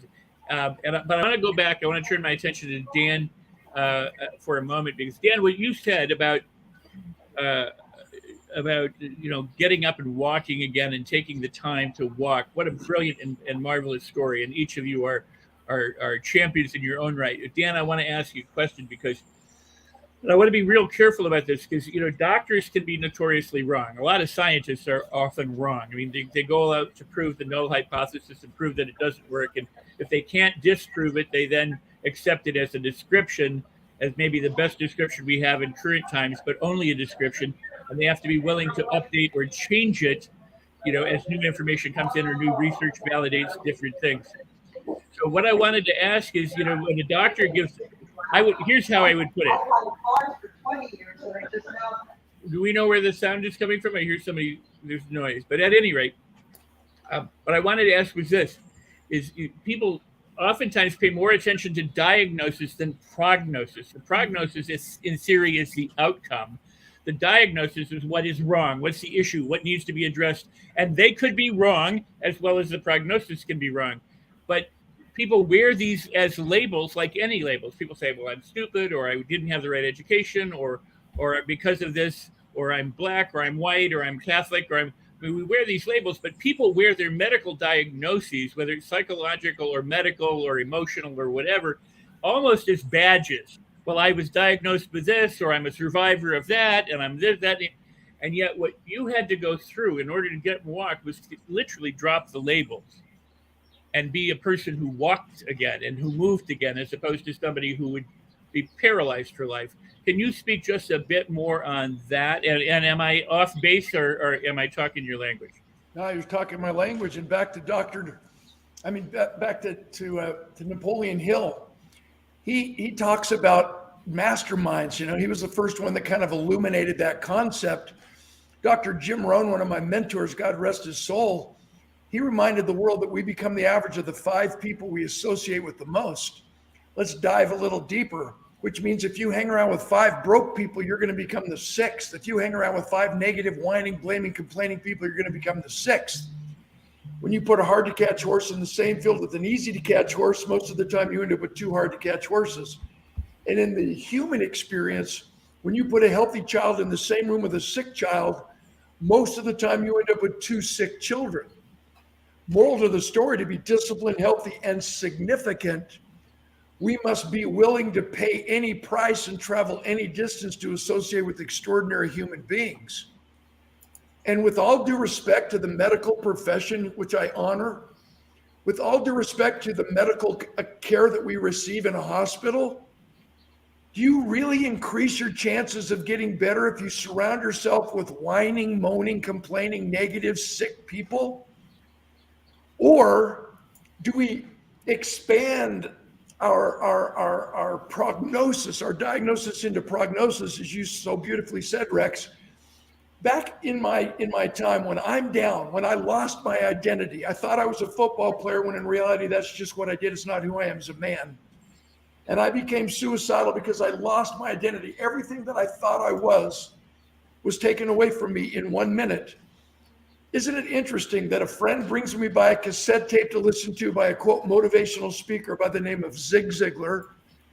I thought, whoa, his mom ran out of names. So out of curiosity, I listened to it. It changed my life because he told me a story that resonated. Then I read a book by Norman Cousins called The Anatomy of an Illness. He was not a medical doctor, but he taught in the medical school at UCLA. And what he did is illuminate the power of humor to trigger the brain chemicals to help us heal. So for every person that says you're never going to get better, what we have to do is tie in to what we know about the law of attraction. We don't attract who we want, we attract who we are. And who we are, according to Napoleon Hill, is what we think most about. So here's my conclusion to this question, Rex, and I'll turn it back to you to illuminate it with the other guests. We're hearing constantly, be present in the moment. Got to be present in the moment. And I've stepped back and tried to figure out why people refuse to be present in the moment. It's because their present sucks. So they medicate, or they try to live in the past, which causes depression, or they live in the future, which causes worry, stress, and anxiety.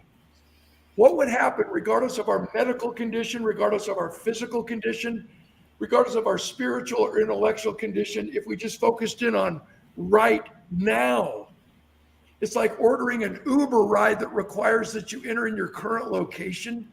And if you lie about where you are, the directions won't work. So as an NFL fan, last year, the 4 divisional championship games played in the National Football League, all 4 games came down to the last play of the game. And when the Kansas City Chiefs teed up against the Buffalo Bills, between the two teams, they scored 25 points in the last 2 minutes. What do we learn about being present in the moment? What do we learn about not worrying about the past and living in the past? Oh no. Or the diagnosis, you're never going to get better. You're never going to be able to win the game in the future, but focusing in on right now.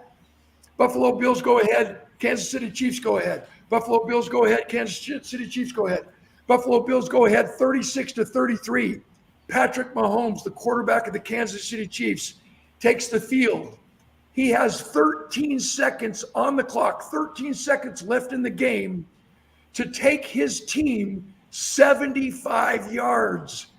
If he lived in the past, if he worried about the diagnosis, this has never happened, no one can do this, he would have never been able to focus in on the present moment. 1, 2, 3, 4, 5, 6, 7, 8, 9, 10, 11, 12, 13. He throws 2 passes, takes his team down to the 30-yard line, which is 45 yards, in 11 seconds. And with 2 seconds left on the clock, his kicker comes out on the field and kicks the game-tying score to put it into overtime to give the Chiefs another chance to win by living in the present moment.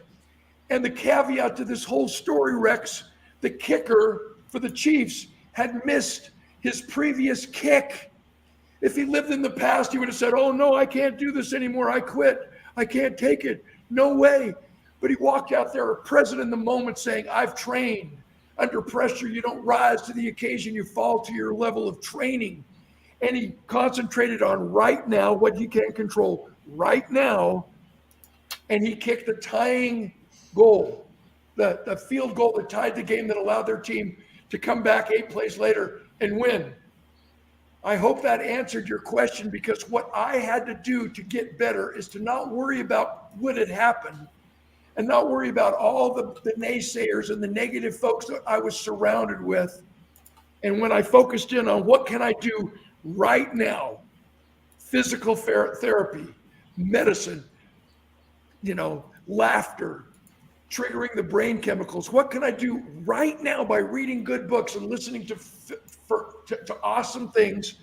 Incidentally, the third thing that helped me get better, more than serendipitous, I was given a copy of Psycho-Cybernetics by Maxwell Maltz and Think and Grow Rich, which I read twice during the 14 months I was paralyzed, that I know was a catalyst to get me thinking differently so that I could, as Tom said, think, grow, and become rich, or in my mind, healthy again, and continue on with this journey to become the best that I was born to be. Wow. I hope that answered your question. Oh my God, yeah, so beautiful, so beautiful. I want to open something up to everybody. We had a wonderful guest like yourself, and like each of you on yesterday, Amber Lee, who had a problem with her leg, couldn't move, was paralyzed, and one of the most beautiful things she said in terms of her being able to walk again, was she said, because we were talking about, sometimes you just have to do it even if there are no results. And if you don't see anything, what happens to a lot of people is give up within their time frame. They don't see the results. She said, today I'm going to move my leg. Today I'm going to move my leg. And then one day, she kept at it until she actually moved her leg. And then she said, today I'm going to stand. I'm going to, in other words, it was, she didn't stop because she didn't have movement. She just kept saying, I'm going to do this, I'm going to do this, I'm going to do this, or I'm moving my leg, until she got that. And then she said, now I'm going to do something else. Now I'm going to do something else. And with that, she walked back into, being able to stand and rise and move her leg. But that's living in the power of the present and saying, this is what I'm doing today, and not getting discouraged because it didn't happen that day. And saying, thinking and growing just 1 inch, taking that 1/2 a step that Amberly took. Yeah. Just doing whatever we can do right now to move the needle, to Tom's point, to grow, whatever that means. Absolutely. And I just wanted to open up to Christine and to Tom to talk about how you do that in your daily life, because you apply these principles so well, and I'd love to hear more. So Christine, let's start with you maybe. Well, I really want to touch on what Dan said, because I love that he brought up about the 5 people that you hang around. When I started to really instill that into my life, that's when major change came. Obviously being in my 30s, I have a a lot of different types of people around me. You've got your young-minded 30-year-olds, and you've got your more mature 30-year-olds, and you have to you outgrow situations, and it doesn't mean you have to never talk to them again, but you need to kind of remove them from your inner circle and continue to find your tribe. I always like to say, find your tribe. And it's very important because that's where growth happens. And I'm constantly evolving and constantly growing and always finding new people that I can learn from and, that empower me and that give me great advice and mentor me. And I think that's very important, that you really want to watch who you have around you, because one poisonous person can poison the group, and poison what you're working towards and what your motivation is. And people can tell you, oh, that's not going to work, or you're not going to be able to do it that way. Don't listen to those people. If you can think it, you can achieve it, right? Like Napoleon Hill says. That's very true. Not only what you think is what you say. There's a word that's a magic word. It's called abracadabra. Abracadabra is used by musicians all across the world, but the situation, what it really means, I create what I speak what I create. What you say is just as important what you think, because out of your mouth, right, comes the abundance of what you have. So you need to really think and speak in order to create what you speak. But, there's magical words out there that we all love. Being here today is magic. Napoleon Hill, what he did was magic. Being the Los Angeles Tribune today is magic, right? Because you're seeing so many people speak it into existence. So you create as you speak. I speak what I create. So every day you have to add magic words to your life that can create life itself. Faith, hope, love, charity, all the good things that we say to others is what we create for ourselves. And it's so much fun being able to write media-worthy stories about great people like you guys, because you're doing marvelous things and great things out there to change the world itself. That makes my job a million times easier when I can do that and submit those stories, and they're indexed and picked up by major media all over the world. Because of what? Because it's what you guys do. It makes the job easier when you do, right, what you say you're going to do. And that is the work ethic that each and every one of you have, right? And I really want to point that out because, working out things is more important than even thinking things, because what you think and what you speak equals the work that you do. It drives the purpose of who you are. It makes you where you are today. And it's so beautiful that I am preaching to the choir, because I know I'm surrounded by such a great host of witnesses in this whole event. I have sat back and listened, and I've sat back and I learned, and I've watched, and I've studied each and every one of you guys. And I'll tell you what, I'm amazed. Amazed at the ability, what God has created in your life to change the lives of others. And I say that with all sincerity, and I say that with all respect. Do, accomplish what you need to accomplish, because I agree with the speaker before when she said, you are a miracle, but you are also somebody else's miracle. Beautiful. Be somebody else's miracle, and you will create the magic of what you need to create in order to impact the world. Dame Doria Cordova, one of my clients, one of my best friends, she talks about impacting the world, right?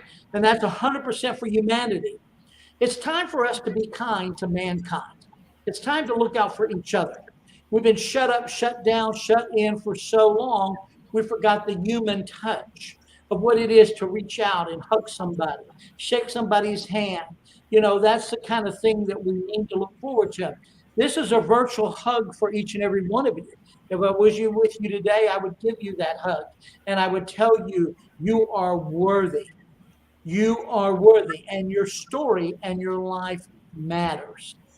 So keep moving forward, because forward is the only place you can go. Anybody that ever rides a bicycle knows that if you stop pedaling that bicycle, you're going to go down backwards, or you're going to just fall completely over. Don't stop doing it. I'm going to share one more thought with you. Commitment. If you really want to see what commitment is, look at an inchworm crawling over a razor blade. You ever seen an inchworm crawling over a razor? There's nothing left there when they get to the other side. There's no going back. Burn the ship. Forget the past. push forward and live in the present, what Dan said. Be present and take the power of the future in your own hands by living up to what the greatness in you. Oh, look at Rex. He's got the hat. In honor of you, my friend. This is another one, bud. Game changer. You know what I mean? And we talked about this. Dan and I talked about this because I wanted to go do this, and Dan and I were talking earlier because I wanted to be the aircraft controller. Because Dan, we were talking about Top Gun. Everybody go see the movie Top Gun? You go see the movie Top Gun? Okay, Maverick, Dan? Okay, Dan, right. I haven't seen the new Dan, but you told me all about it. You cheated. Don't tell me the end. Okay, you know, the situation is Dan's flown planes, jet fighters. Dan knows what it is to be in the cockpit. And Dan knows what it is to fly a plane. And I want to share this with you real quick before I let you go. Inside an airplane is several instruments. One of the main instruments that you have is called the attitude. The attitude. The attitude, right, Dan? You know what the attitude is, don't you, buddy? Keeps the balance. Keep your balance. You know, your attitude will determine your altitude. Your attitude will determine your altitude. So if you think good things, you get good things. If you speak good things, you get what? Good things. You know, and it's very important that you learn the power, the magic of words and the magic of who you are. So Dan, I love you, my buddy. You're my friend. Yes, sir. Speak a little bit about Top Gun to these people because you've known what it is. Well, we have a lot of Mavericks right here on the stage. We certainly have a lot of the Mavericks right here on the stage, and I want to say, Tom, Christine, thank the two of you very much. Tom, you know you got off easy today, buddy. I'm gonna bring you back, and we're gonna you know thoroughly give you a deposition on the air. But with that, we're gonna thank Christine and Tom. Dan's gonna stick around with us as we bring in some new folks into this panel. So thank you, Tom and Christine. Much love and appreciation, and we will be connecting with you guys soon. With that, we have the next panel, and we will take a short break and be back in a minute.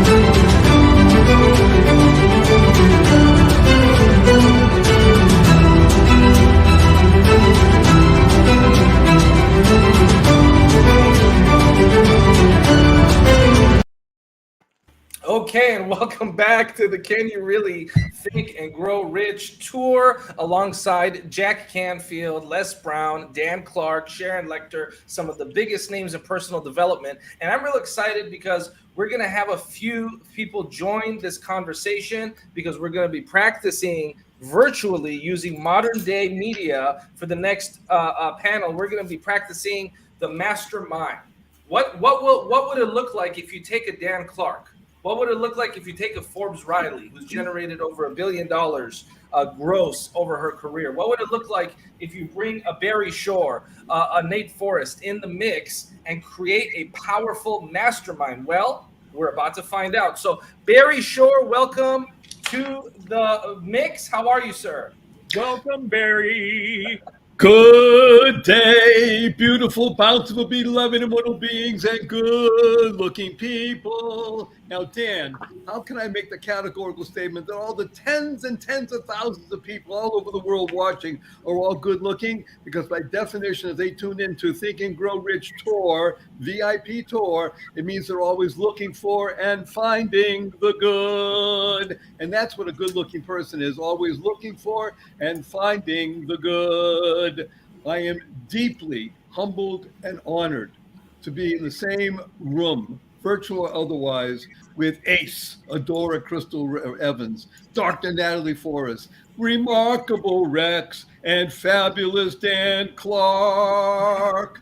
Thank What you a so much, pleasure. Barry. Now let's also go ahead and bring in Forbes Riley. Forbes, welcome to the Can You Really Think and Grow Rich? Hello. I know, hello. Forbes, the first Speaking question of for you, gorgeousness, hello. can you really think and grow rich? Come on, Dan, don't blow up. Look at that, he's making the man cough. How are you? I know everybody on this stage. Many of you I've actually hugged in person, which is scary. How's everybody doing today? Why is that scary? That should be marvelous, Forbes. Thinking of like a Mo Dan Clark Rex sandwich. Okay, That's yeah, right. that could be Well, we're scary. gonna keep Yeah, the conversation here. We're going to keep it PG, and we're going to focus on good family friendly dialogue, which is why, first of all, Forbes, good to see you. Thank you for making time to be with us. Forbes and I, for just in the spirit of full transparency, we did a test, a personality test, and we were in a classroom of 100. And one of us and has Forbes one and and the I, other one we doesn't. had the exact same personality, which is why I need to get off, because I know what you're capable of, Forbes. So this is scary for me. So I'm going to step back. Dr. Natalie and Adora will lead the way. We also have a special guest co-moderator, Nate Forrest, who's in the mix. Actually, and folks, Nate we're about is, to have a live digital mastermind with some of the top thought leaders in personal development. Dan Clark, Forbes Riley, very short. Adora, kick it off. Yeah, and actually Nate is our guest. He's not moderating here today. We were going to have him moderate some other things because he moderates some of the best rooms on Clubhouse inside of Champions of Breakfast of Champions and the social media show, but we want to hear his voice today. So rather than moderating, he'll be in the conversation. It'll be Dr. Natalie and I. Forbes, so great to see you. I can't wait till I get to hug you in person. And Ambassador of Joy, Barry Shore. You and Dan Clark had some things in common, overcoming physical and working through physical adversity. So I'm so happy to see you all here. Forbes, let's hear from you. What is your favorite Napoleon Hill principle? Wow, you know, he talks about the brain extensively. You know, it's a funny concept when you go out, think and grow rich. What does that mean? And I would love to have been in a room with him because I don't think it manifests itself to just going, let me think about it. But when you change your mindset, your beliefs, everything shifts. And I've been a student of the brain my entire life. My dad was a magician. And I grew up with the principle of begin with the end in mind, and that magic is all around. And I will tell you something that's just allowed me to think differently than most other people.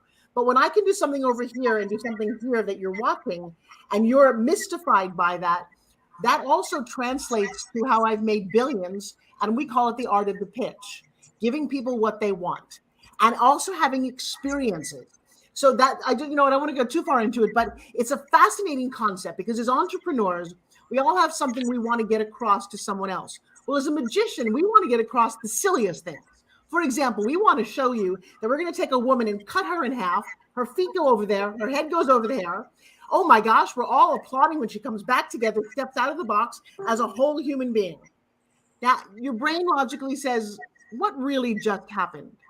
And most people never go, oh, I was tricked. Shame on that magician. They have this mystery, this wow. And so I took that into my work. And I think all successful entrepreneurs have done that. That if you can transport someone on this journey, shift their beliefs about things, you can, in fact, in life, create magic. Wow. Did Adora leave? Was that the end of it? She's like, she blew away. She hung up. It looks like Natalie and Adora left. Okay, there you're back. Watch, they both come back like that. Hello. I'm here, and I was. You just cut her in half. You cut It her was in half. and put it back together again. Time travel. No, I just wanted to allow Rex and Natalie to shine as often as possible. They're such a powerful part of our team. And I want to remind you guys up here that when Rex is going like this or looking down, he's looking for great comments to bring up. Okay. That was, yeah. I know he does. Awesome. So Nate, what about you? What's your favorite principle? And welcome. Well, thanks for having me. This is such a blessing. And what a powerful event you guys have been putting on, Adora. I've been in and out as much as I can. And it might be too easy to say, but all the principles blend together so well. but it's easy to say that my favorite is the power of the mastermind. My Instagram name is Mastermind with Nate. I think it's important. It's important to have a major definite purpose. It's important to be persistent. It's important to tap into resources and constantly add to our skill sets and value.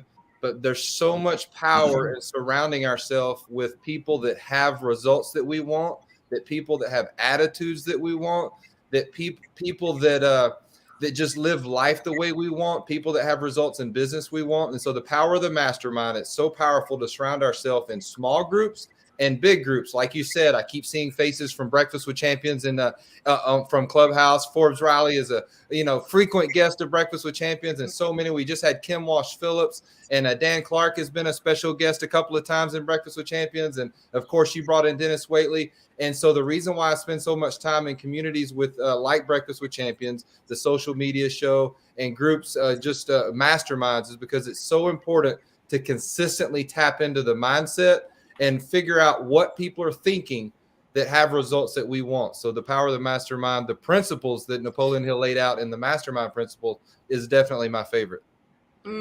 So good. So good. Barry, I want to know, yes, as we're about to sing, when you think of this, what's your favorite principle from Napoleon Hill? My favorite principle is ABC backwards. From Napoleon Hill, Barry Shore. Napoleon Hill, it's ABC backwards. He understood that you need to see things in reverse with the end in mind. If the mind can conceive and believe, it can achieve. But it only happens, and this goes to exactly what Forbes said and what Nate just articulated. It doesn't happen with one being. We live in a world of exponential growth. Look at the social media world. It's not an arithmetic growth. It's a geometric growth. Forbes mentioned she has sold billions of dollars. We're not talking tens of thousands, 100,000, millions, billions of dollars. And she used a great word, pitch. Now, pitch, Forbes, as you know, I love acronyms. Pitch stands for presenting information to create happiness. That's new. I'm writing this down, Barry. You are That's what you are. See, she thought she was a pitch woman selling hawking things. No, she used Nate's principle of the exponential idea, the exponential growth. If you can conceive and believe, you can achieve. And that's what Dan Clark. Dan, you and I intersect so many places. When you mentioned about Norman Cousins and his book, it was my Bible for years as I was in bed, years as a quadriplegic. All I could do was visualize and verbalize. I wanted to see myself sit up in bed and put my feet over the side of the bed. It took 2.5 years, but I did it. From a quad. And now I swim 2 miles a day, 6 days a week. I've been doing that for 14 years. I have over 8,532 miles. I'm a third of the way around the world. And my goal is to swim around the world. Breakfast of Champions. Amazing. Amazing. Thank you for that, Barry. This is the Can You Really Think and Grow Rich Tour. Dan Clark, do you have a hard stop or are you flexible with time? I'm way flexible with time when I can share the program with all of you. Okay, well, first of all, folks, I'm excited because we're about to engage in a powerful dialogue with folks that have actually achieved greatness. We're talking the Forbes Rileys of the world, the Dan Clarks of the world, the living legends of this world. Rex Steven Sykes, who in his own right has been for 50 plus years dedicated to his own personal advancement and growth. Nate Forrest, who's using modern day technology to make an impact. And of course, what can I say about Barry Shore other than the world needs more of Barry Shore? But I'm going to add someone else in the mix, a good friend, Jill Lublin. Oh my gosh. Who in her own right is a esteemed published author who has made an impact for many years in the field of publicity. And Jill, I know you understand these principles very well. Tell us about how masterminding has changed your life, Jill Lublin. And then Rex, you're going to go ahead and guide the mastermind for a few minutes. Jill, please. Well, thank you, Mo. And what you do and what you've done to put together the most amazing group of people, we are so grateful for all of you. And because it is about Think and Grow Rich, and it is about masterminding. I mean, I will tell you that the shall we say, influence in my life, the publicity experience in my life has come because of masterminding, of meeting great people like who you're seeing here, legends, and the Mo Rocks of the world who put these legends together, and all of us on this wonderful tour, right?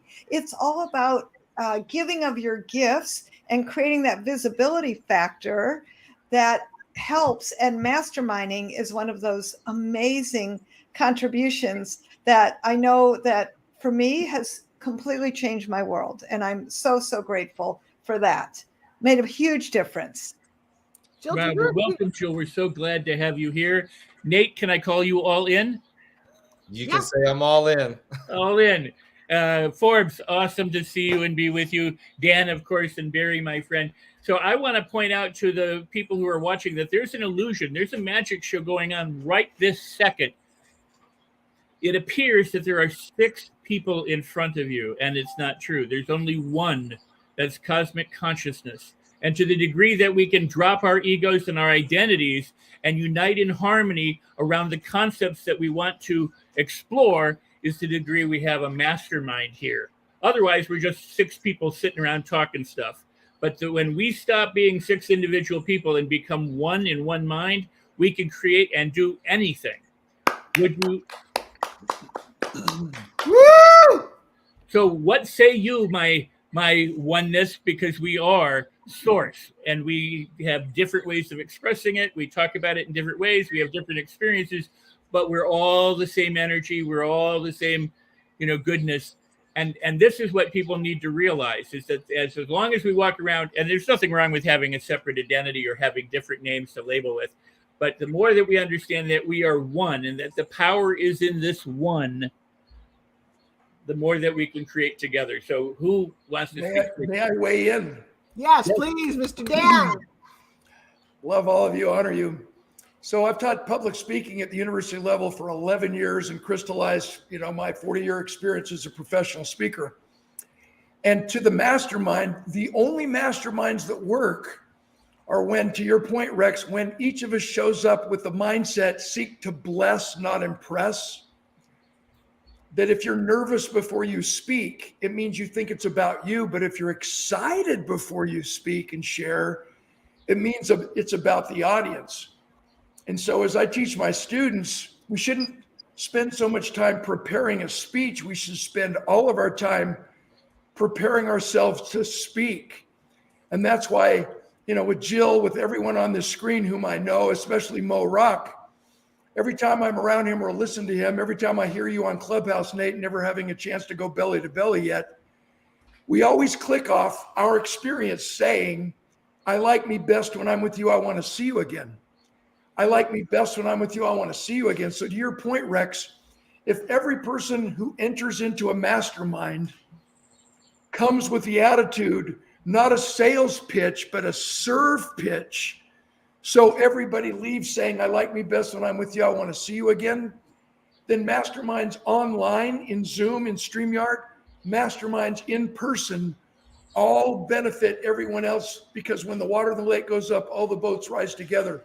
I just wanted to set that bar as we continue on with our conversation. Absolutely beautiful. And I want to turn my attention to Forbes because, and you'll know this, Forbes, Howard Thurston, the great stage magician in the 20s, along rival of Houdini, would peek out, to your point, Dan, would peek out at his audience before a show through the curtains and go, I love you, I love you, I love you, I love you. He would shower his audience with love instead of having the attention on himself. I have taught this now all of my life, but the point is that Thurston was the one who exemplified this, to your point, Dan, and to you, Forbes, for magic. So very, very cool. And Nate, you're doing this all the time, and Jill and Barry. So I want to open it up. I'm going to just listen for a bit and just have you share your ideas on Mastermind and how we can all help each other, world included. I mean, everybody together, how we can benefit. About the first Mastermind you ever went to. I grew up as an actress and a television host, and all the attention was very much on me, but I wasn't very happy. And I've discovered, especially in the last 2 years teaching, has been so fulfilling. But I remember my very first mastermind. I'll just share this crazy story with you, and maybe you guys have one as well. But I was in Dallas, Texas. I bought a ticket to go to a speech. I wanted to be a speaker, Dan. I dreamed it in the back of my mind that I had something to say. I bought a ticket to Ali Brown's event. It was very expensive. They called me and they said, "Can we refund your money?" And I thought, did my card not work? They're like, no, we want you to come and speak on stage with her. And I thought, how do they know who I am? The truth is, I guess I'd been on television long enough that somebody knew. This is before Facebook. They invited me down. While I'm on stage, a gentleman comes up to me who was completely unknown back then. His name was Lewis Howes, good-looking guy, football player. And I did an interview with him. He was the webinar king. And he said to me, "I would like to invite you to my mastermind." I had no idea what he was talking about. He said, "It's in New York." I'm like, "How much?" He said, no, please just come. I have a photo of that mastermind, guys. In that room was the beginning of an industry. It was Ryan Dyson, Perry Belcher, Maria Forleo, and I go down the list, Carl White, Greg Reed.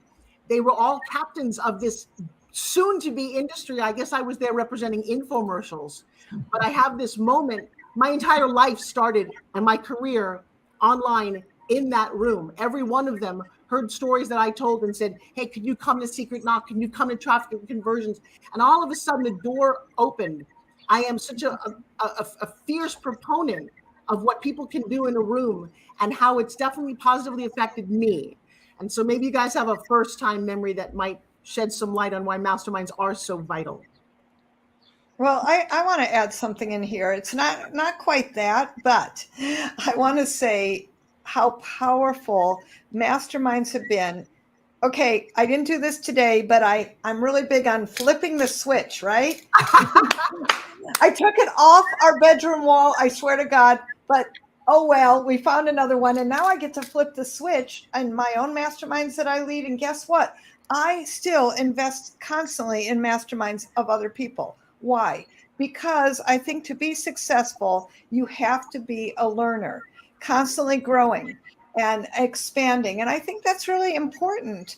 And that's the power of the mastermind, is what it does. It helps you be, see the screen, the pretty star that you deserve to be. And it's each one of us be that star and shine our light, that together to the conscious union, we become the beautiful sky, the galaxy. We become the lights that contribute to others with our own skills and talents and unique abilities. Together we rise. And that's what I've really seen in masterminds.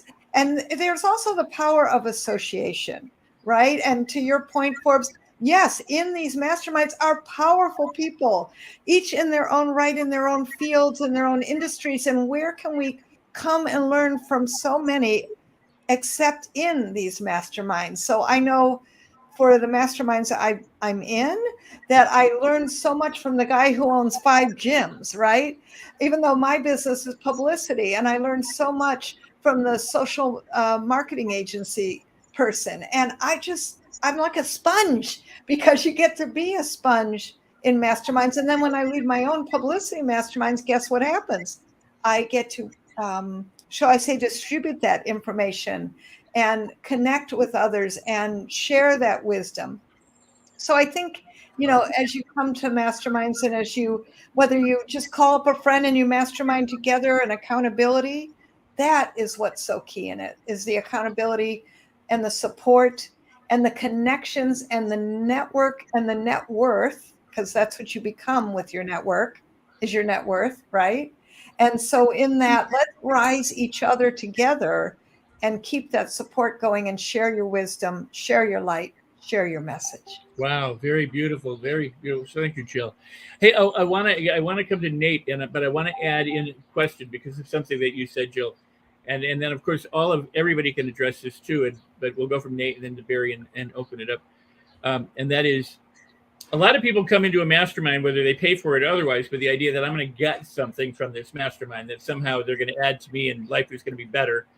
And while that may be true, what makes somebody a good learner? What makes somebody a good member of a mastermind? What are the attributes, the characteristics, or the values that anyone can have that will make it more successful, based on the principles, of course, of Napoleon Hill and or your own experiences? And so I'd like to go to Nate, because Nate, you do Breakfast with Champions. You're talking with people every day.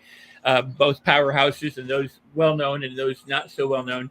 So what makes somebody a good learner, and what makes somebody a good mastermind participant? You took the thoughts right out of my head, because what makes a good learner, a good mastermind participant, is you want to find masterminds where you can not only be served, but where you can serve. And so look for masterminds where you can show up and bring your skill sets, your knowledge, your energy. And so you go and you want to be served. You want to learn from people that have what you want, but it's important to find masterminds where you can contribute. And it could be a free mastermind, it could be a paid mastermind, but really find places where you can serve, where you can share with a pure heart, without an intent for a return. And so look for that. I was first exposed to the power of mastermind years ago when I sold books door to door in college. We would have a weekly mastermind, and we would talk about Think and Grow Rich and other powerful books.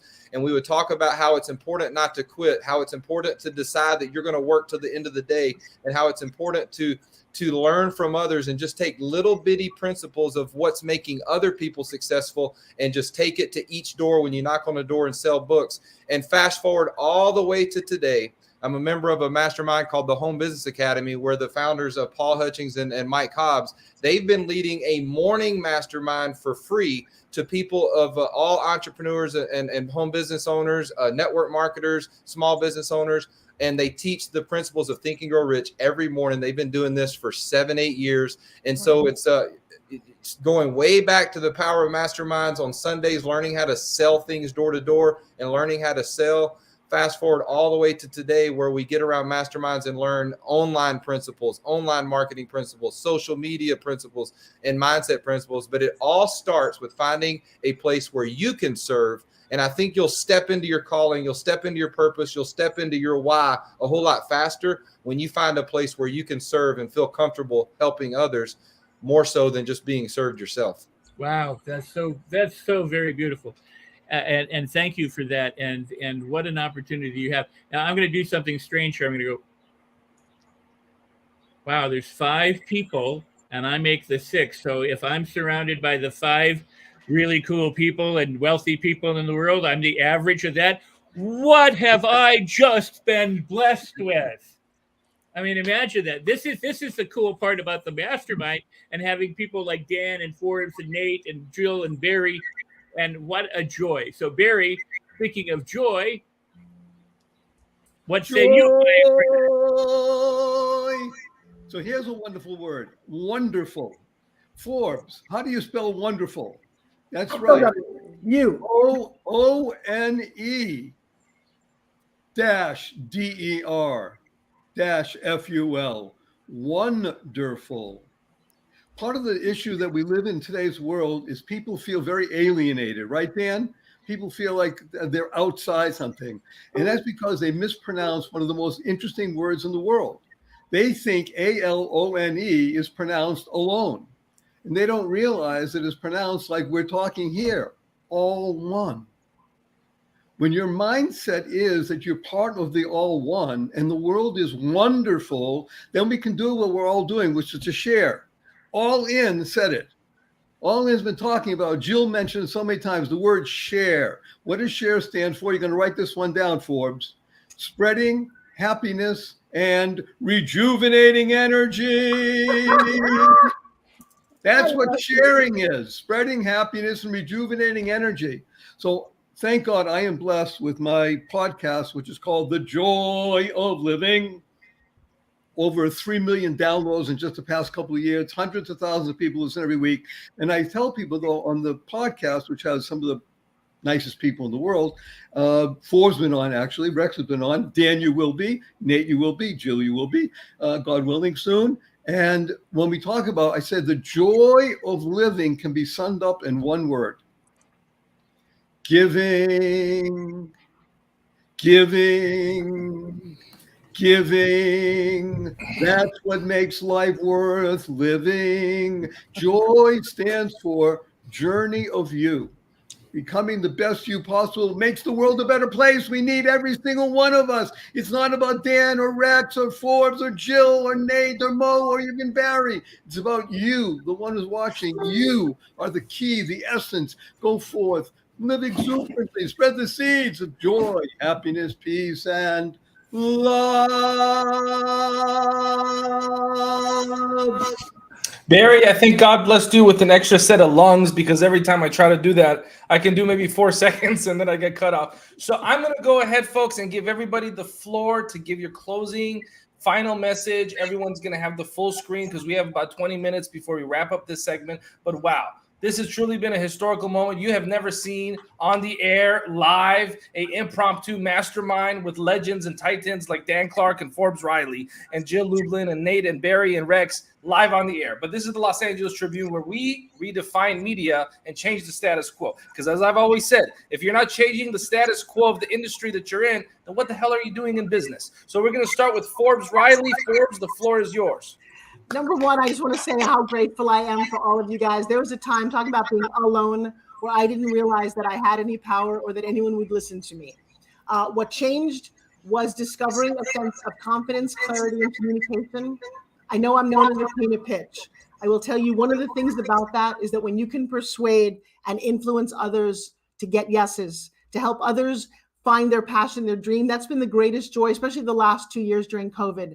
I discovered I built a business with my daughter that just has allowed me to touch people's lives. I didn't realize how much joy there is. I've touched more than 12,000 students. I hang out on Clubhouse, which I still think is one of the greatest apps ever, where we philosophize, where we connect. And for all of you sitting out there watching this, dreaming that you could be here, I will tell you the concept of think and grow rich. I'm a big believer in the whole manifestation world. And I will tell you, people will tell you what you can and cannot do. Come to me. Let me tell you that I'm going to give you permission to be amazing, give you permission to be excellent on every level, whether it's on social media or wherever you find me. And in closing, we call it Forbesing it. What have you Forbesed lately? To Forbes something means to manifest it, especially when no one else thinks it's possible. I'm living an amazing life because I said so, and I follow the principles of what? Think and grow rich. Mo? Well, I think I'm experiencing like the movie Inception, because I Forbesed Forbes. So that's kind of, I need to wrap my mind around that one. And I rock with Mo Rock. That's right. We absolutely. Jill, the floor is yours. Closing statements. Your mic is not on, baby. Jill, I could not have agreed with you more, but we want you to repeat it with the microphone unmuted, please. Jill Lublin, let's go ahead and have your microphone unmuted, and the floor is yours. Well, I thought I was in a Japanese movie, where your mouth is moving, but nobody's catching up with you. So, my friends, speaking of your mouth moving, you got to be making great statements. You've got to pour it from your heart and your soul and your spirit and be resonant with your message. Like, who is your message? Who are you in the world? And I think that's really key, because I'm really big on publicity, with being authentic and resonant with your message, so that you can monetize and multiply and magnify your brilliance and yourself. And, every year I pick a book to bring me into the next year. And it's a book that will help me grow. And I will tell you that besides and in addition to that, I always pick Think and Grow Rich. So that's in December. And then I pick another book to take me into January, so that my life is better. And the question for you is, what are you doing to every day make your life better, and to practice? Well, I wrote a book on kindness and one on publicity and 2 others. But I'll tell you, I want you every day to practice a conscious act of kindness and get yourself out there, because your message matters. Your message matters. Thank you for that, Jill Lublin, a good friend of mine, as someone that has such a fantastic work ethic. Jill is always working, always finding ways to provide value for people. Nate, let's give you the floor. The floor is yours. Thank you, Mo Rock, and thanks for hosting a great event the last 5 days. When I'm live on Clubhouse, when I'm working with clients one-on-one, I like to talk about all-in moments. In front of me, I have a little deck of cards, because I like to play poker here in Las Vegas. And in poker, you can only go all in certain times. You can't just go all in every hand, or you'll be a loser.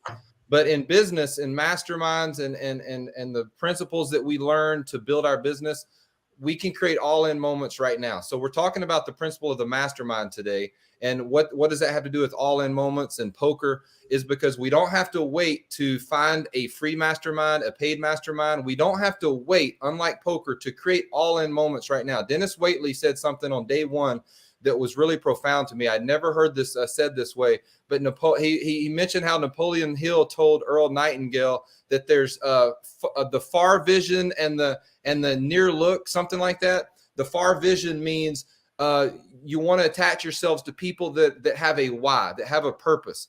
The near look means attach yourselves to people that are doing something about it right now. Now, when Dennis Waitley mentioned this, he was talking about something that you want to do for yourself in your business. You want to have a purpose, a why. But I want to take this a little bit further, because what resonated with me is when we think of a mastermind, when we think of an all-in moment that we create for ourselves and our business, is it's important to align ourselves with people that have a big vision, that not only have a big vision for themselves, but have a big vision for the people around themselves. And then what are they doing about it now? Are they doing something about it, or are they just talking?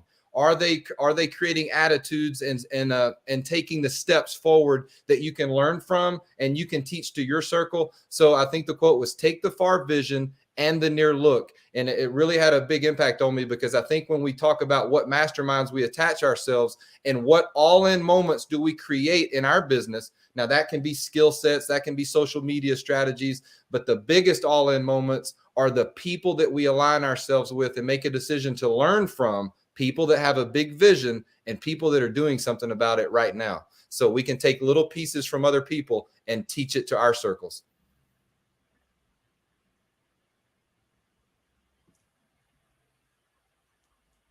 Got it. No, thank you for that, Nate. I appreciate you. And I'll be checking into that clubhouse room myself very briefly. Quick reminder for the folks in the virtual auditorium, those that are commenting and sharing are getting hats sent to them, randomly selected by our team. So if you have not yet shared this, go ahead and do that so you can qualify for that. Barry Shore, final words.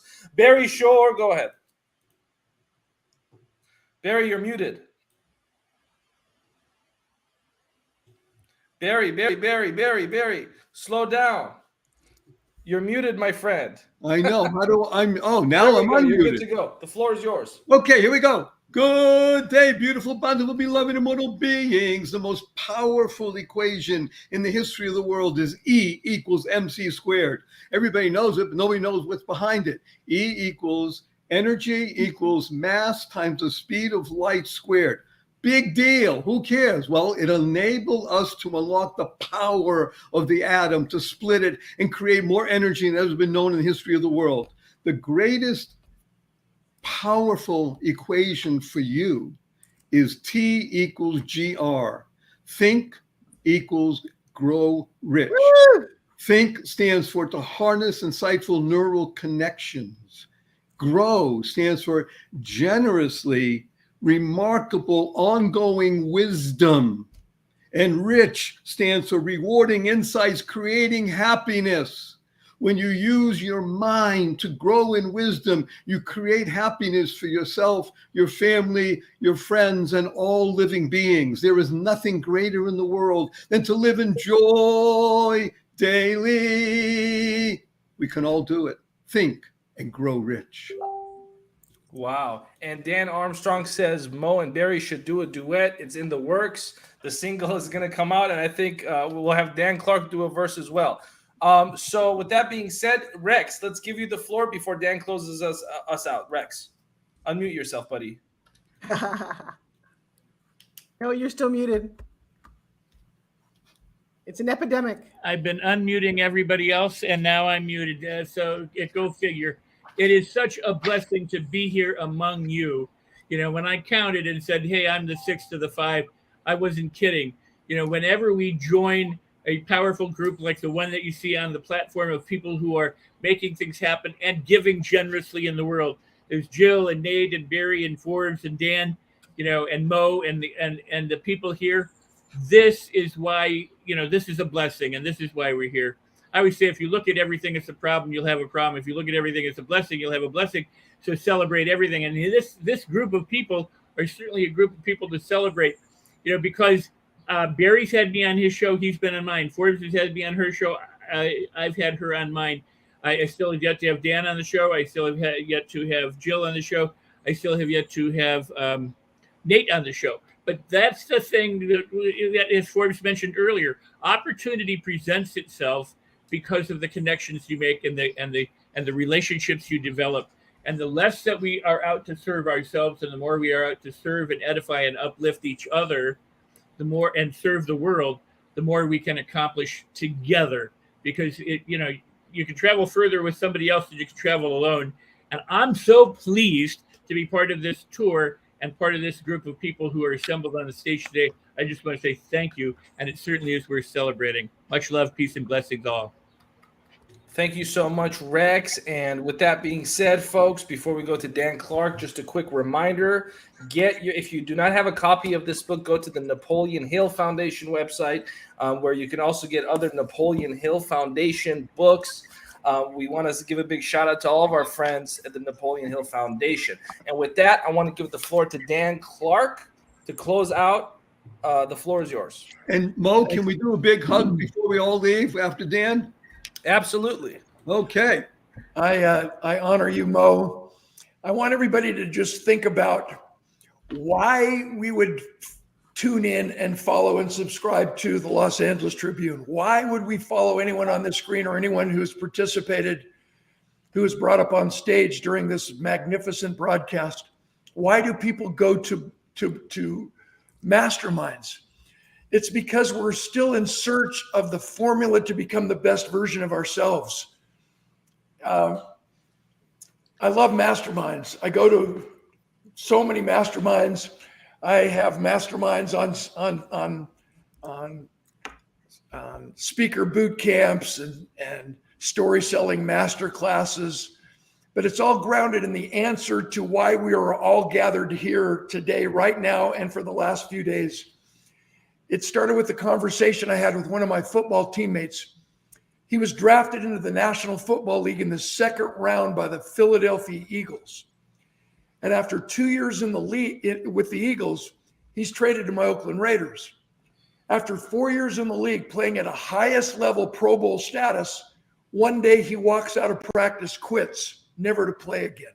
Why? He loved being a football player, but he hated playing football. He got what he thought he wanted, but he hated what he got. Do any of you relate?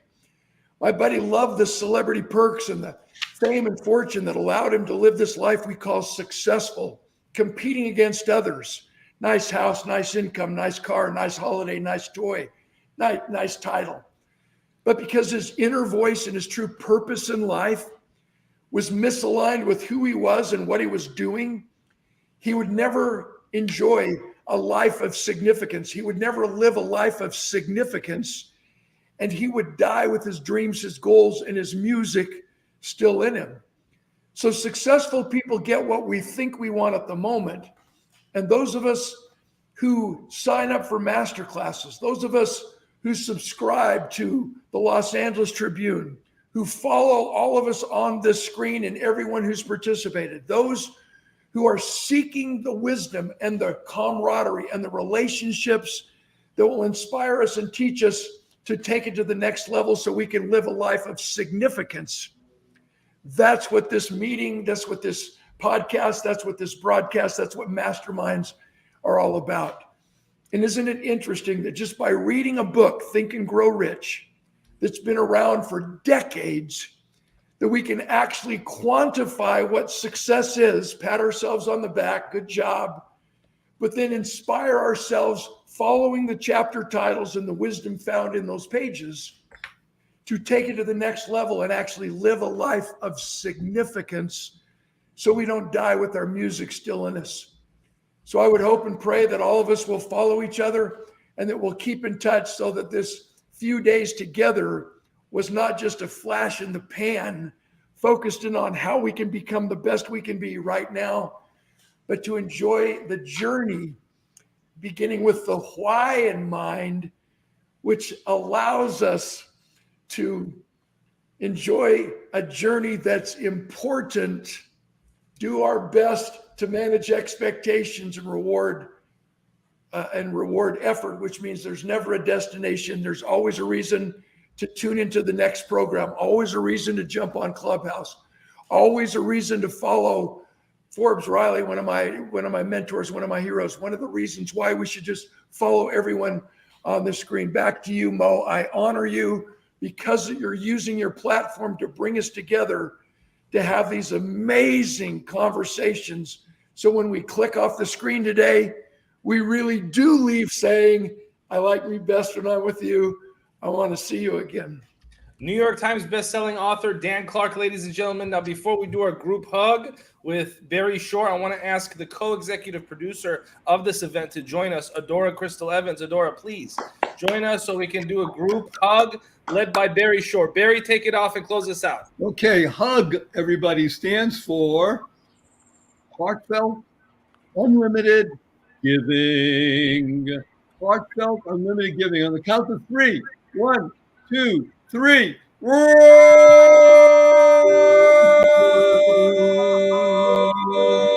Hi, Lisa Nichols here. And I wanted to thank the Los Angeles Tribune for the Lifetime Achievement Award. I'm grateful. You know, during my career of over 21 years, all I've ever wanted to do was to help transform, help impact, up-level, elevate the lives of those around me. When I started my career over 20 years ago, I never knew that I'd be here. I was a woman from Los Angeles wanting to change my life and my son's life. And when I found that education, motivation, inspiration, and action led to transformation, and when I began to have my own transformation, all I wanted to do was to help as many people as possible to have the same experience or their own experience similar.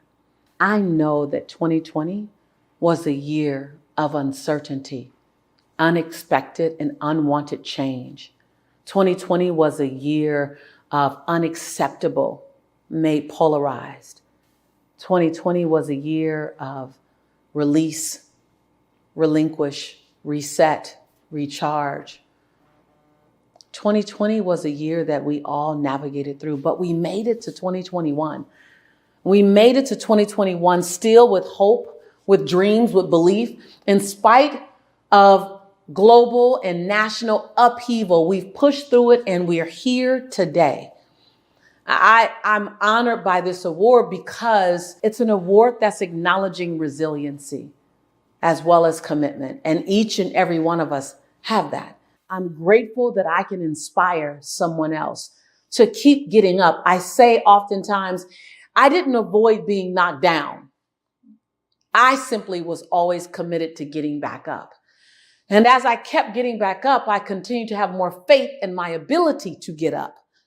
And then I was able to strategize on how to avoid so many knockdowns. So I want to thank you again. I want to thank the LA Tribune for seeing in me something that adds value. I want to thank the Quantum Leap Forum for seeing in me something that adds value to the lives of those around me. I am who I am because of the energy that lives and the vibration that flows through Los Angeles. I am and will always be an LA girl, no matter where I live, where I am, or where I serve in the world. So it's an honor to be able to do good work besides good people like you. I cannot wait until I can turn a virtual hug into a physical hug. I'm your sister in prosperity and in possibility. And from my heart to yours, I say thank you. I believe in you and I love you. Be well.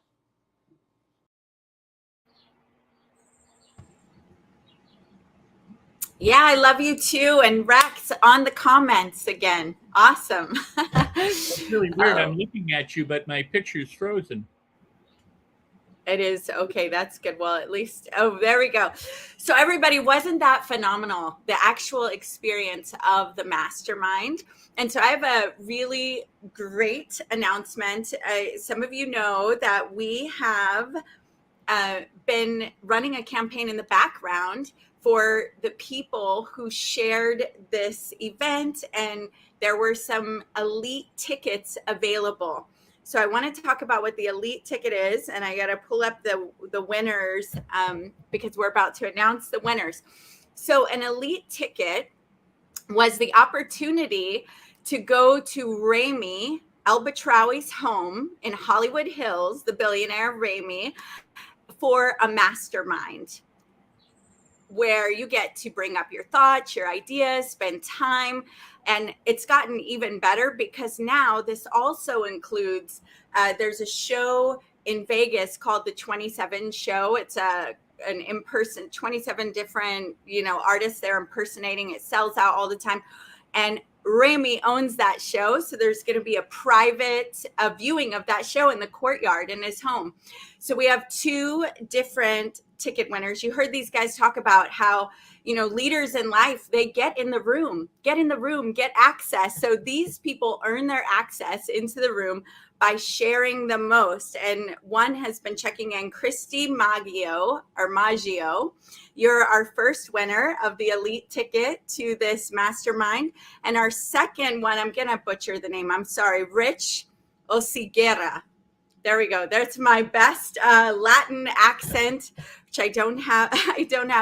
And so I want to remind you that this doesn't have to finish for you all. We do have a VIP series that will continue over the next few weeks, but this will continue in private rooms where you get get to ask your questions of Dr. DeMartini, Dennis Waitley, Ramy, Rex, me.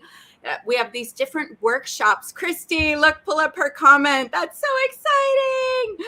Yes, so you get to be there.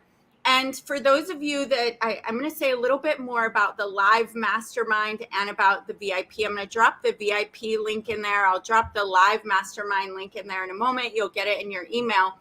But the live mastermind, here are the 3 ticket options. This is a fundraiser for the Napoleon Hill Foundation.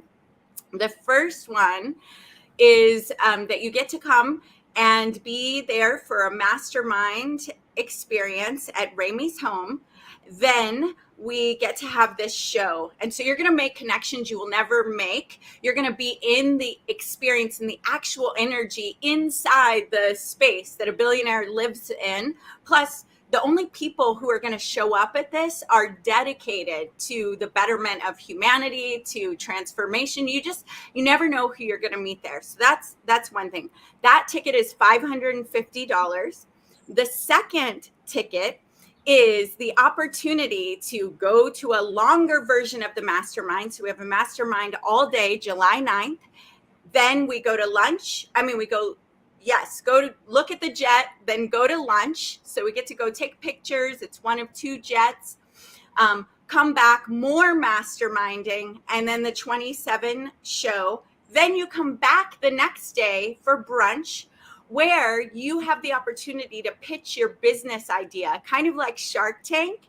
And if Ramy is feeling what you've got going on, he will partner with you, bring his resources, bring his money. And he said there may be a few that he does that with. So that ticket is a $2,500 ticket. And then we have a very special ticket that includes all of that, plus you go after the brunch and everything and the mastermind, you get on the jet with Ramy, with Don Green, from Satish Verma, with me, with Mo, with some other people, and we fly to go have dinner in another city. All right, so you get the experience of flying on the jet. And then, after that, we come back. So those tickets are $10,000. The majority of the proceeds for all of this go directly to the Napoleon Hill Foundation. So if you want to go to that. And then the VIP sessions, they begin tomorrow. So those are $197. You get access to, we have so many workshops lined up. I think they're like 5 to possibly 10. But even if it's 5, it's a lot because you're in the room. It's not like this. You're in Zoom. You get to actually ask your questions, meet the people, make connections. So if you're not able to do that, all good. We'll be sending out some of the replays of this. You know, we'll have other ways to participate with one another. But I am super excited. I'm so happy one of our winners was here live. And now, Rex, I want to hand it over to you. You've been doing a phenomenal job to introduce our next guest. And I'm going to remove myself. All right? That's fantastic, but I don't know who our next guest is. No one has told me.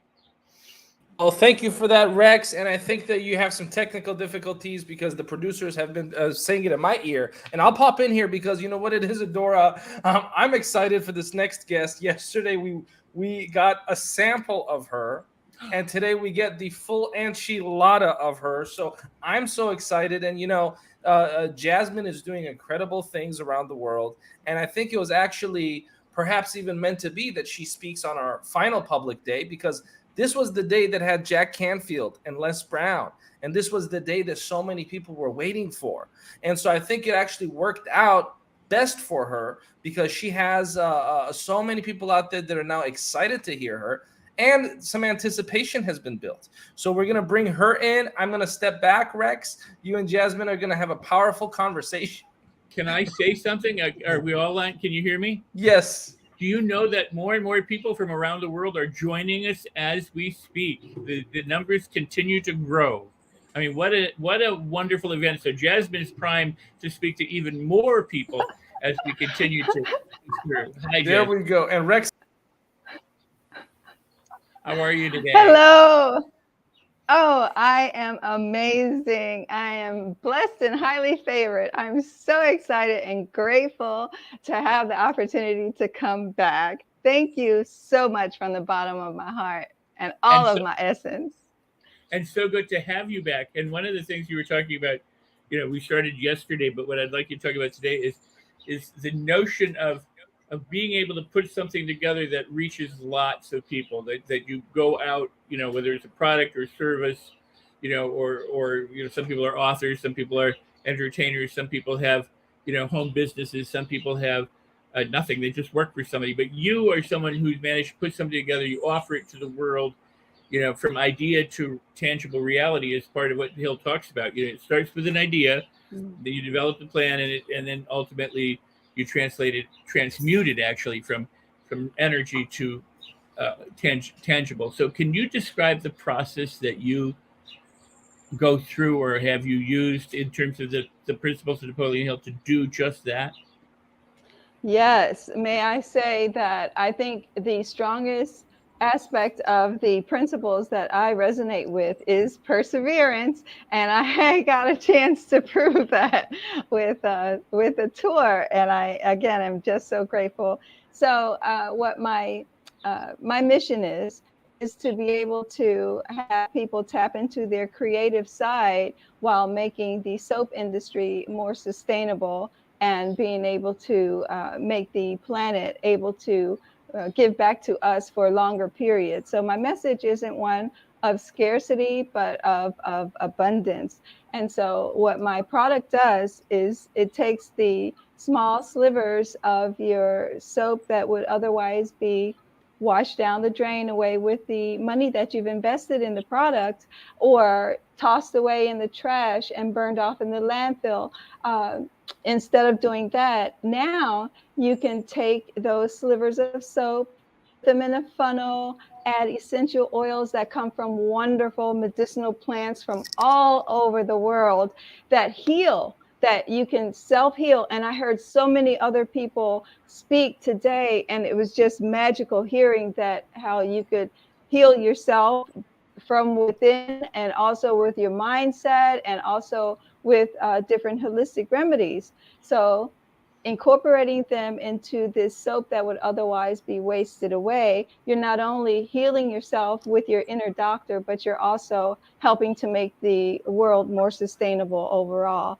So yes, my mission is to reduce waste, reduce our carbon footprint, and also to learn to heal from within, to use doctors less. Although I know that there's a place for doctors. If I break my arm, I'm going to the hospital.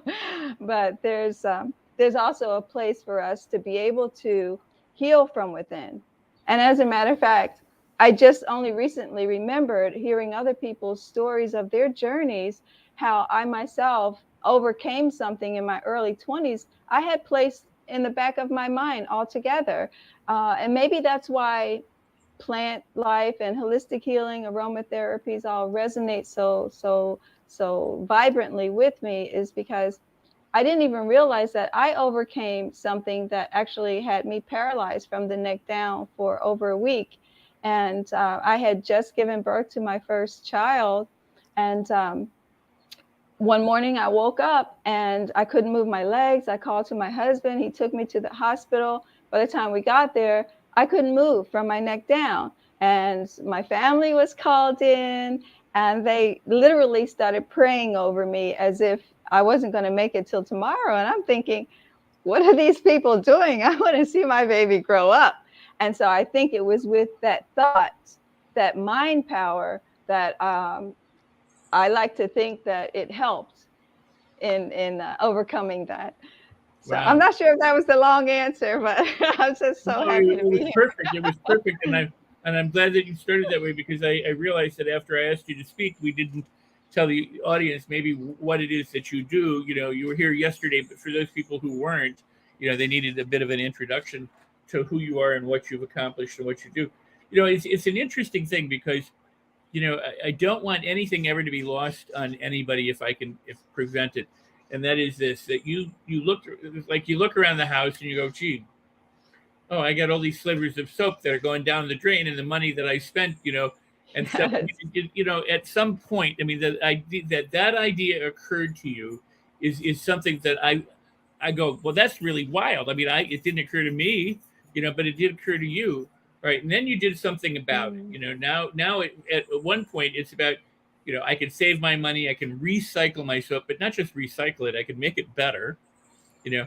But then you're also, you know, what you're saying is you're also improving the world around you by doing it, so that the more people that would do this, the more benefit there actually is, because, you know, so there's actually a feed forward. If more people were to do what you've just proposed and what you do in your product and your service, the world would benefit in a lot of ways. Now, and people will go, well, you know, we're talking soap or we're talking this, but when you talk about landfill, or you talk about water, you talk about pollution, you talk about being able, I mean, there's a lot of other things that you know, you may not immediately think of, but you did.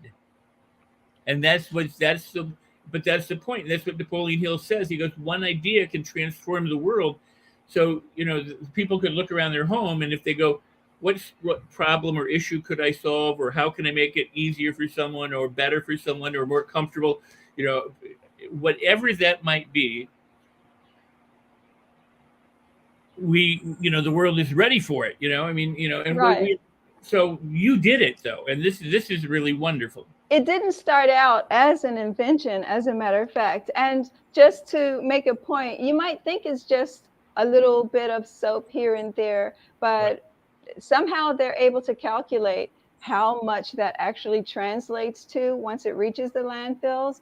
And do you know what the largest mammal on Earth is today, which is, by the way, in jeopardy of extinction? Would you happen to want to take a guess? Are you asking me to take a guess? If you would like. The If largest, not, I'm not going to. Are you talking about the largest land mammal versus the whale? Nope, you got it. It is actually the blue whale. So the blue whale, one of them weighs about 330,000 pounds. The equivalent of soap that's being wasted on a yearly basis equals 171 of those creatures. So it equals 56 million pounds. That's not just a sliver of soap down the drain anymore. So it becomes pretty significant. And it didn't start, my journey didn't start off just as an inventor who felt like I could make this countertop device. But it started as I spent about 20 years in the flight industry, and I went to a lot of hotels. So there were a lot of little toiletries and those little soap bars. I couldn't leave them behind. So I just started collecting them up. And once my family had had enough of them and my guests didn't want any more, I started just collecting barrels of them and giving them to homeless shelters or to people on the street. I just could not see the waste. But then what kind of stepped into the process of an invention was the fact that I realized there's no way I can't be in every hotel room. I can't in every hotel in every part of the world. So what can we do collectively? It has to be a collective effort. So we have to be able to keep our planet able to supply our needs, because the population is growing and we're living longer. Our resources could possibly be getting smaller, but they don't have to. If we recycled some of these items, it's not a story of scarcity anymore, but of abundance. And I love that prospect. And it's a creative way to do it. And you heal yourself. It's a win-win-win. Well, I tend to, I guess, subscribe to the theory that so much is about control, that the world is controlled in a cartel-like fashion. So it's actually, we have plenty of everything left. We've got enough food to feed everybody on the planet. They just don't have access to it. At the same time, we have tremendous waste and tremendous pollution and tremendous, air, water, and land pollution. We have, scraped off the topsoil so that our food doesn't have the nutrients that it had, 200 years ago. So there are things like what you're doing, which is actually helping the planet overall. And when you talk about, what was it, 56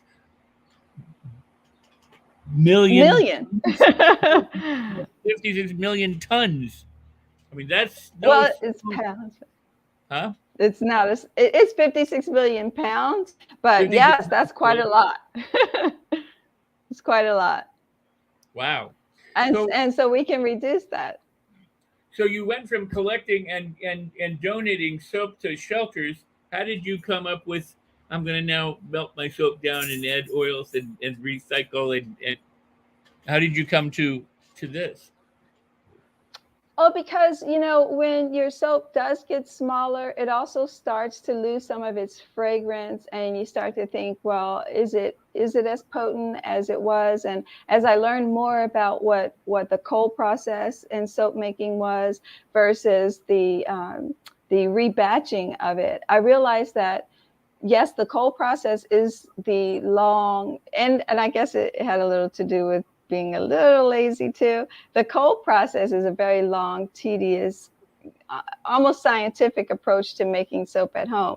Very rewarding, but at the same time, it takes a lot of safety gear and ventilation and pots and pans. And I thought, well, how can we make this easier so that it would be more attractive for people to want to do this? And I know people do get their little small bars of soap and they smush them together, and they try to use it that way, which is awesome. But once it starts losing its potency, you want to bring it back up so it can be, more, you can be more encouraged to use it. And then I started studying the different ways, lemon first because of how energetic it is, and then orange and all of these things. And it led me down this path. And once I started going down this path, it was easy to become completely absorbed and enthralled by all the wonderful medicinal plants around the world. I wrote a book on it. It's called Consulting the Vine.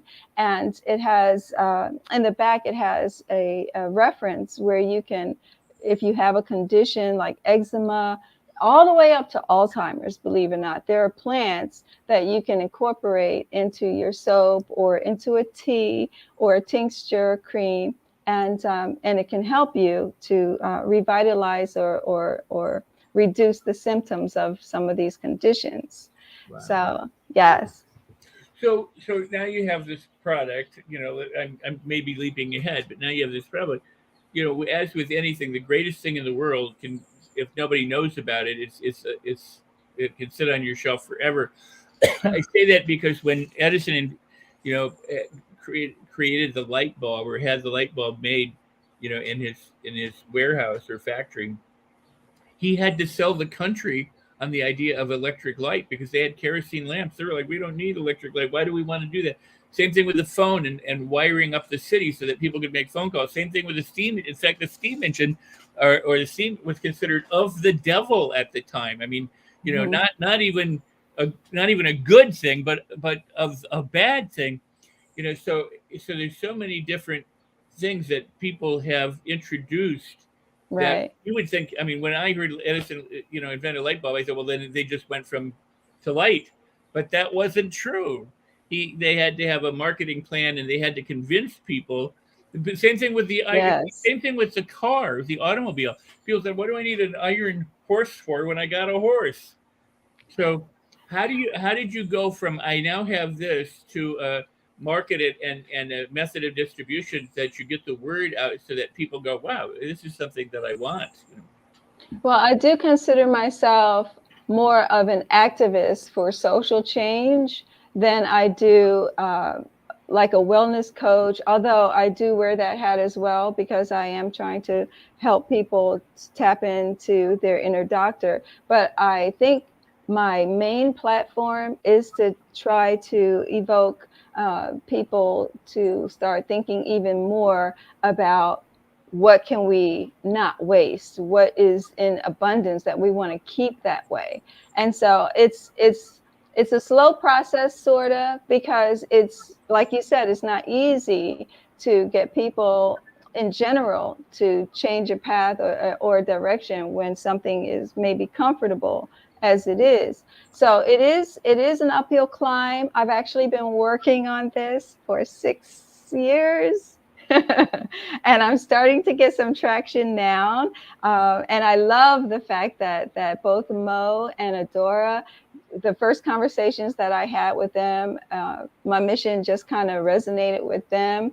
And it just gave me even more life. And I said, yes, there are people who will connect with this. And I know there are more. And I just am very blessed by that. So I'm looking forward to all the people who I can help or who can help me.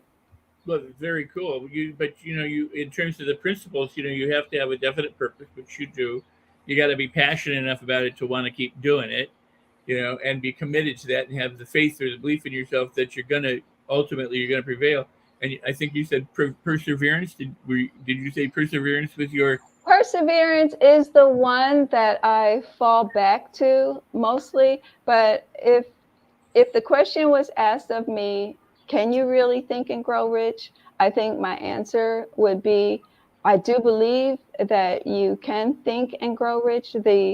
There are two parts to that, though. The think part is that it's just not a single concept. The think part is actually broken down into all of these 13 steps: the desire, the faith, the auto-suggestion, the imagination, the organized planning, the decision, the specialized knowledge, the mastermind, sex transmutation, the persistence, the subconscious mind, the sixth sense, which I feel resonates with the crown chakra as well, the six fears, which are overcoming the six fears, which are poverty, criticism, ill health, which kind of goes in with the inner doctor, old age, loss of loved ones and death, and then finally the brain. Now, in thinking, I think you do go through all of that, but you do have to put that plan into action. And the first time I actually heard the concept of conceive, believe, achieve was in scripture. And I think what the brilliant part about Napoleon Hill is, Mo said it the other day. He said something to the effect, I think, was that Napoleon Hill was more spiritual than people realized. And I totally agree with him on that, because I did hear it first as scripture. And then what I think the genius about Napoleon Hill is that he took this ask, seek, knock concept, and he broke it down for us. He gave us the step-by-step instructions so that now we could really understand what it meant. When you ask or pray or meditate, when you believe or watch vision boards and visualize or activate the five senses to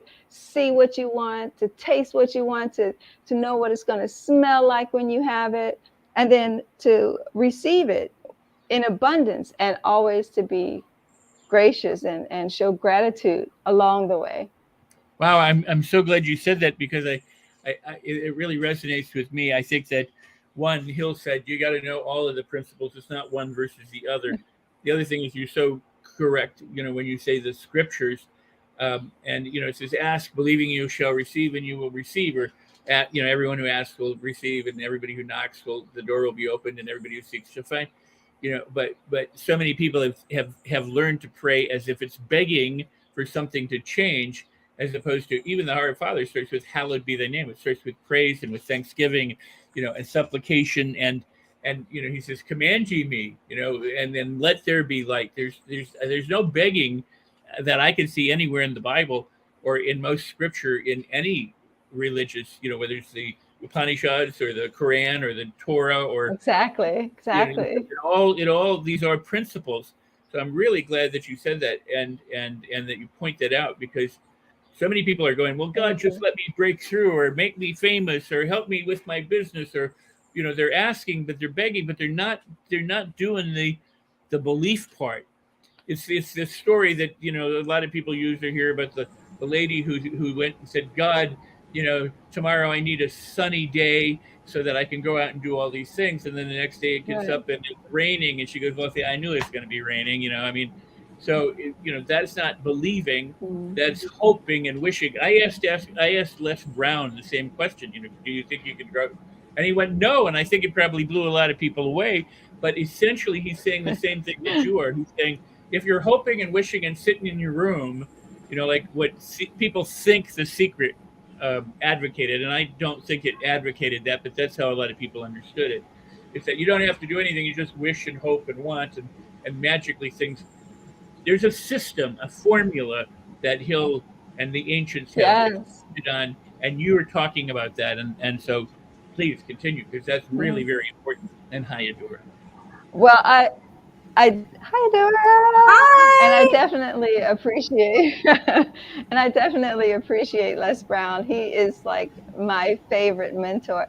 All of the wonderful quotes that he says is just mind-blowing. I used to take his quotes and write them on my shower wall so that I could just see it every day. And I told him that. He just laughed. So it was amazing to see everybody in this forum. It's been a blessing. Yeah, between soap and writing on the showers, it's like it's been a calling for a while, right? It's like really, I'm the same in a lot of ways. One thing that I really love about what you're doing is that I think to be rich truly, and when we feel rich, means like we feel overflow.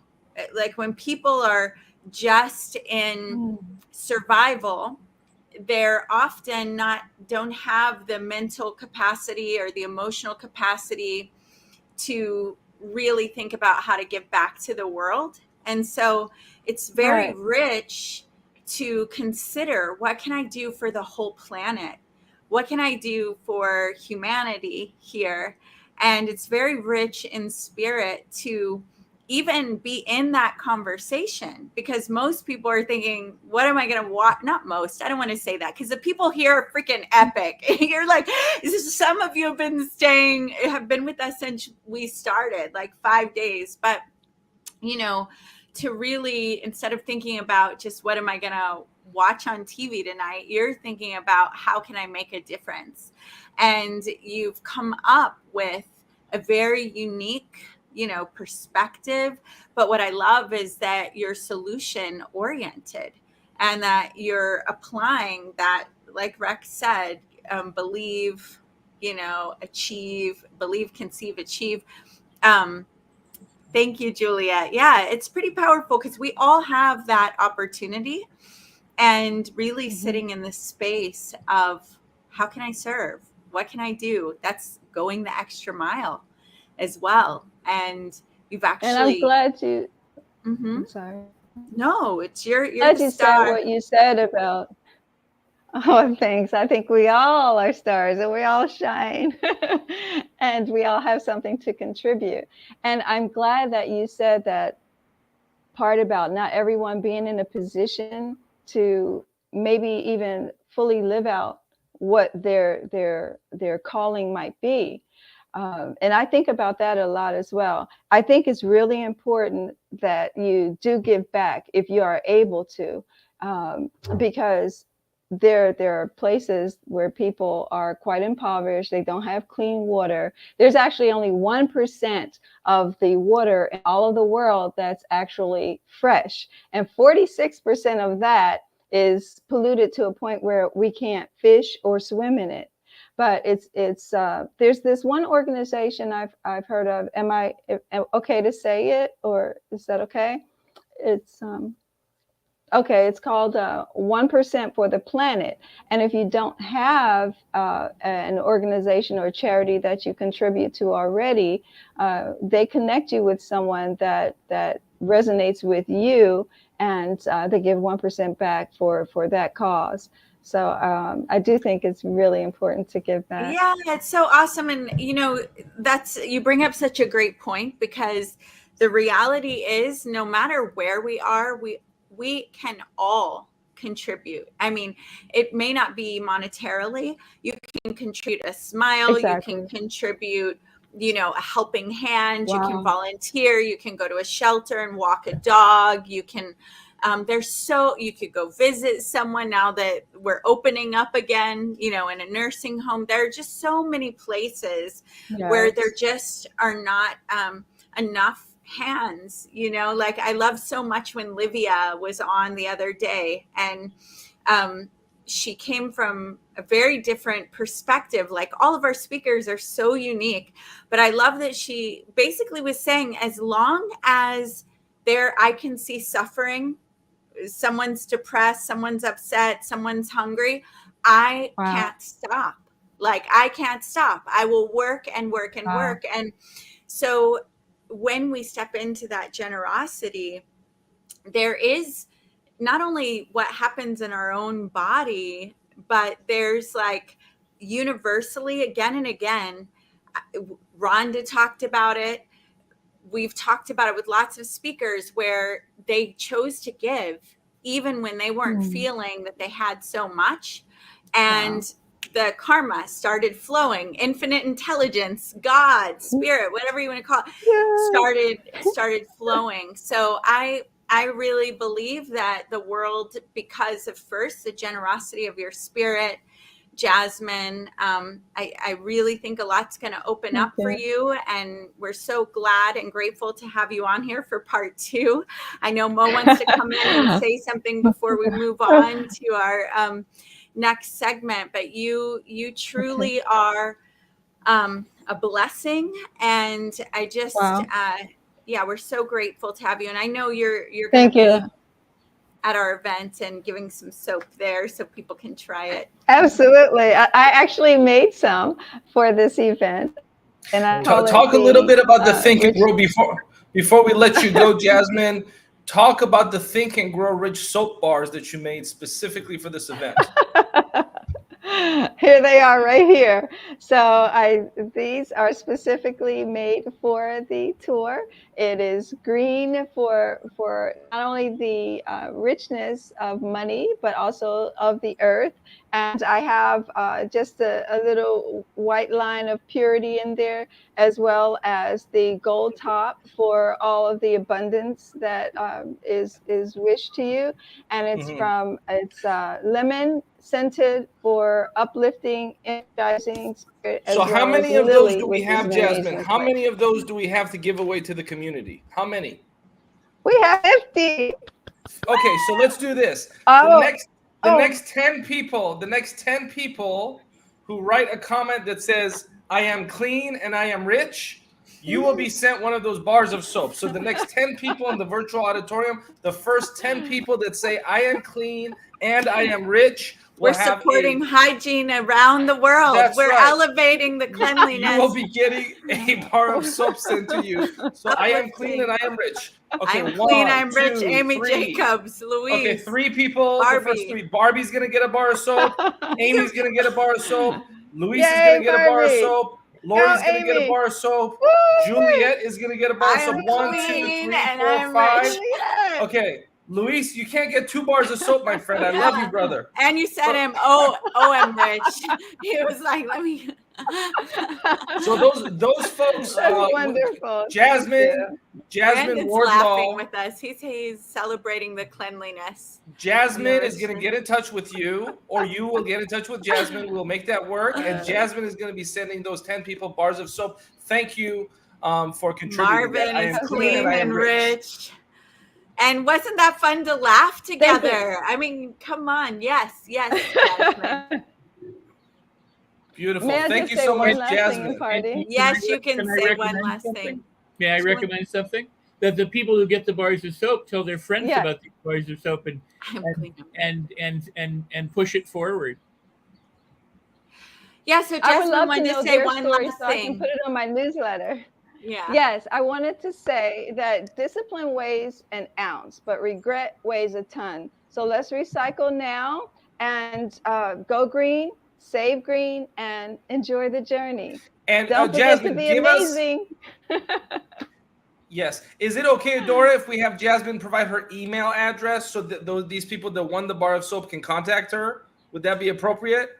Yes. Okay, yes, Jasmine, what is an appropriate. email address that those 10 folks can just write it in the chat? We'll write it in Write the it chat. in the over chat. Yeah. Okay, perfect. And with that being said, we're Okay. going to take a quick Okay. break and we're going to come back. Okay, thank you so much. This is the Can You Really Think and Grow Rich? I am Show. Thank you so much. We are clean I and we am are rich. Thank you so much.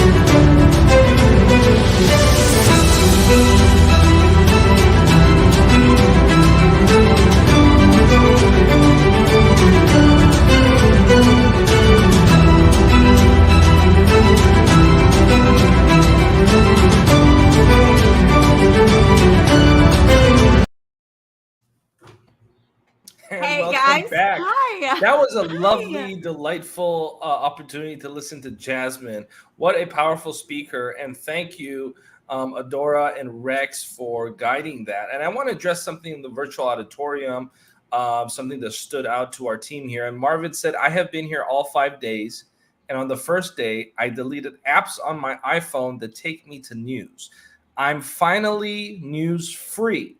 Thanks to being here 5 days. Now, what I would suggest, Marvin, is not that you're news free, but that you've made a proper choice in where you get your news. We at the Los Angeles Tribune believe in empowering you and not disempowering you. So if you've been here the last 5 days, you've been consuming news. You've been consuming news on how to empower your life, how to start your business, how to make the environment a better and cleaner place, how to recycle, how to think, how to grow, and how to be rich. And we consider those things just as newsworthy as other chaotic things in the world, because how you create the projection in your mind is the reality that you experience, which is, of course, what motivated us to take this direction with the Los Angeles Tribune and have a community outreach division, because it's not being news free, but it's choosing what news outlets you associate your life with, and realizing and recognizing just what a big deal that is.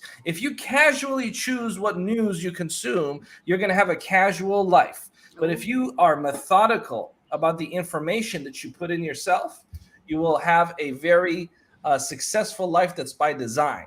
Because success in life is not an accident. It can only be by design. And with that, Rex, I actually want to give you the floor to talk for a few minutes This has been a reoccurring theme where we get Rex Sykes sound bites. And we've now had 3 Rex Sykes sound bites going over the principles of Napoleon Hill. And I want to give you the floor just for a couple minutes to share what is something in that book, Rex, that has inspired you today to share with the audience. Well, the idea that you should revisit the material over and over again and make a study of it. I mentioned this the other day, but it is so absolutely crucial that you don't read it casually. You just said if you consume your news casually, you'll have a casual life.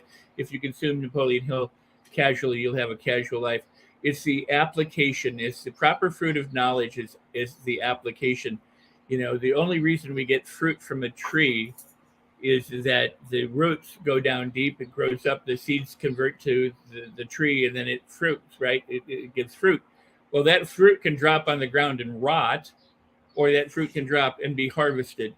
And so what you want to do is harvest the knowledge and apply the knowledge and not just let it rot, just not let it stagnate, just not let it be there. So all of the principles that people are expounding on and all of the opportunities that people are talking about, the idea that we have so many people who have overcome paralysis or disability or disease or just emotional stagnation or depression or something that have spoken here and talked about the challenges that they face. Hill said, inside each adversity is the equivalent seed of opportunity. And so people go, oh, well, there's something bad going on, there's opportunity. And that would be correct. But he also pointed out that you have to find that seed. And that requires that you look for it. It doesn't mean that you can just have a blind eye. Helen Keller said an important thing too. She said, when one door closes, another door opens, but you could miss the open door by focusing on the one that closed. So where you put your attention is absolutely critical. It's crucial to what you do. So if you're reading it and you're going, well, that's a great idea, but you're not applying it, it's kind of like all of us. We grow up, we know what we should do, we know what we could do, but whether we actually do it is a whole nother story. So when we actually do it, when we make it a study and we start incorporating all of these principles, because Hill said, when you get to apply all of them together is when you'll discover transformation beyond your belief. Now, I'll say this, and I hope I have the time, but the point is, there's unconscious incompetence, which means I don't know that I don't know. Like you want to ride a bike, you don't know that there's bikes, it never occurred to you. There's unconscious competence where you realize unconscious incompetence, and then a conscious incompetence where you realize, well, there's somebody who's riding a bike or there's a bike, but I don't know how to ride it. There's then conscious competence, which means you're walking yourself through it, you're talking yourself through it, you're learning the ropes. It's like you begin to juggle, so you're practicing. And it works sometimes and it doesn't work sometimes. But the more you do it, the better you get. The better you get, the more you do it, the easier it becomes. Then ultimately you go to unconscious competence, which means it becomes a habit. It becomes automatic, reliable, and possible for you so that you can use it anytime you want to, need to, and this is what is the road to mastery. When you understand that you don't master things by dabbling, you master things by repeating correctly, consistently for long enough and persisting in that process until you make it your own. Once you do that, the world becomes your oyster. You get so good. And what my goal and the goal of the Los Angeles Tribune and Adora in that is to help you become unconsciously competent at manifesting.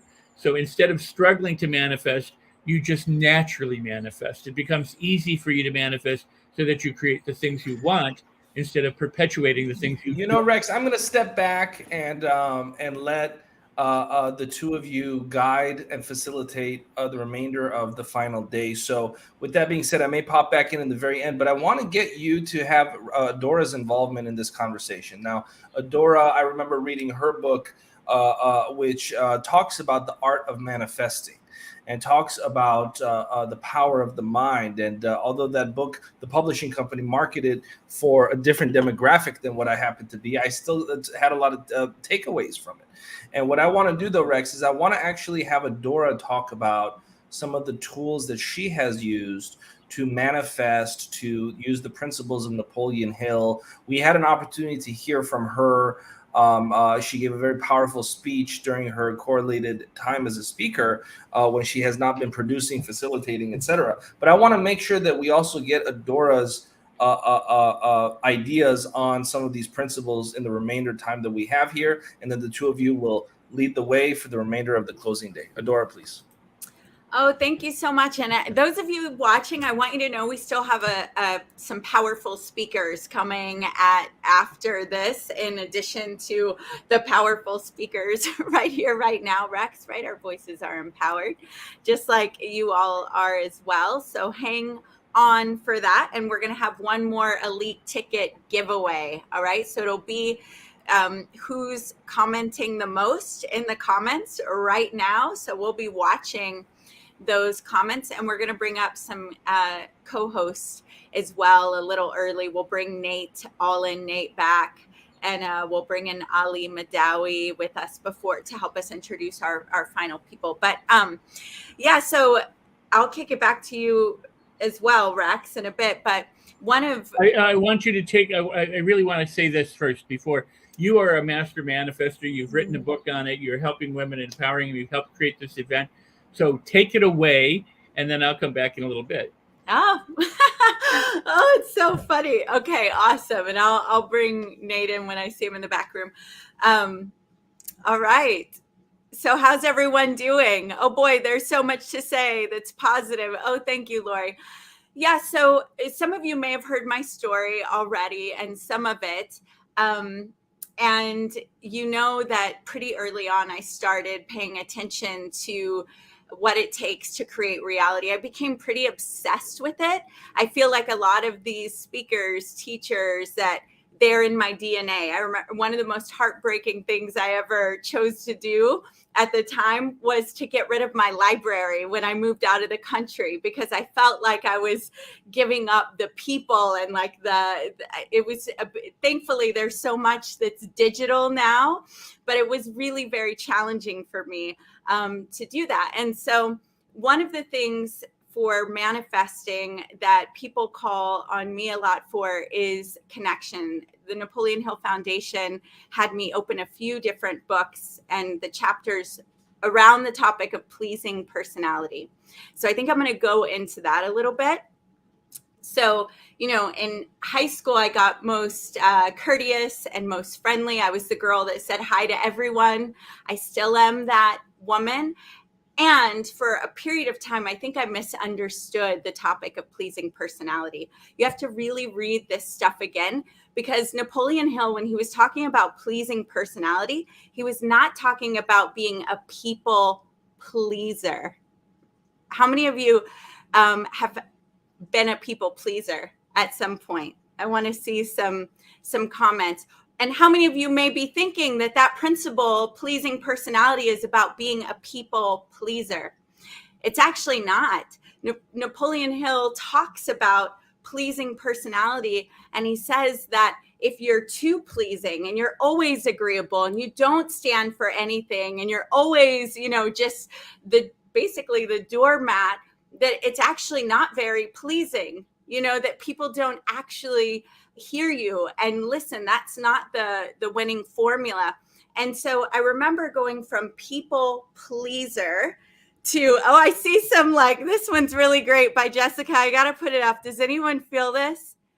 Does anyone feel that? Like, I'm a people pleaser. Yeah. Because what happens when you're being a people pleaser is that you don't actually use your voice to stand up for things and for the underdog and for even just what you want, right? You're always pleasing everyone. It's miserable. It can be very miserable. And unfortunately, you don't actually get heard in those moments that really, really matter. So I want to talk a little bit about people pleasing turned into pleasing personality. So when you're with someone else, the principle of pleasing personality can be, you know, modeled by something called active listening. So this is whenever you are with someone, and rather than thinking about what you're going to tell them or what point is so important to share, you're really listening.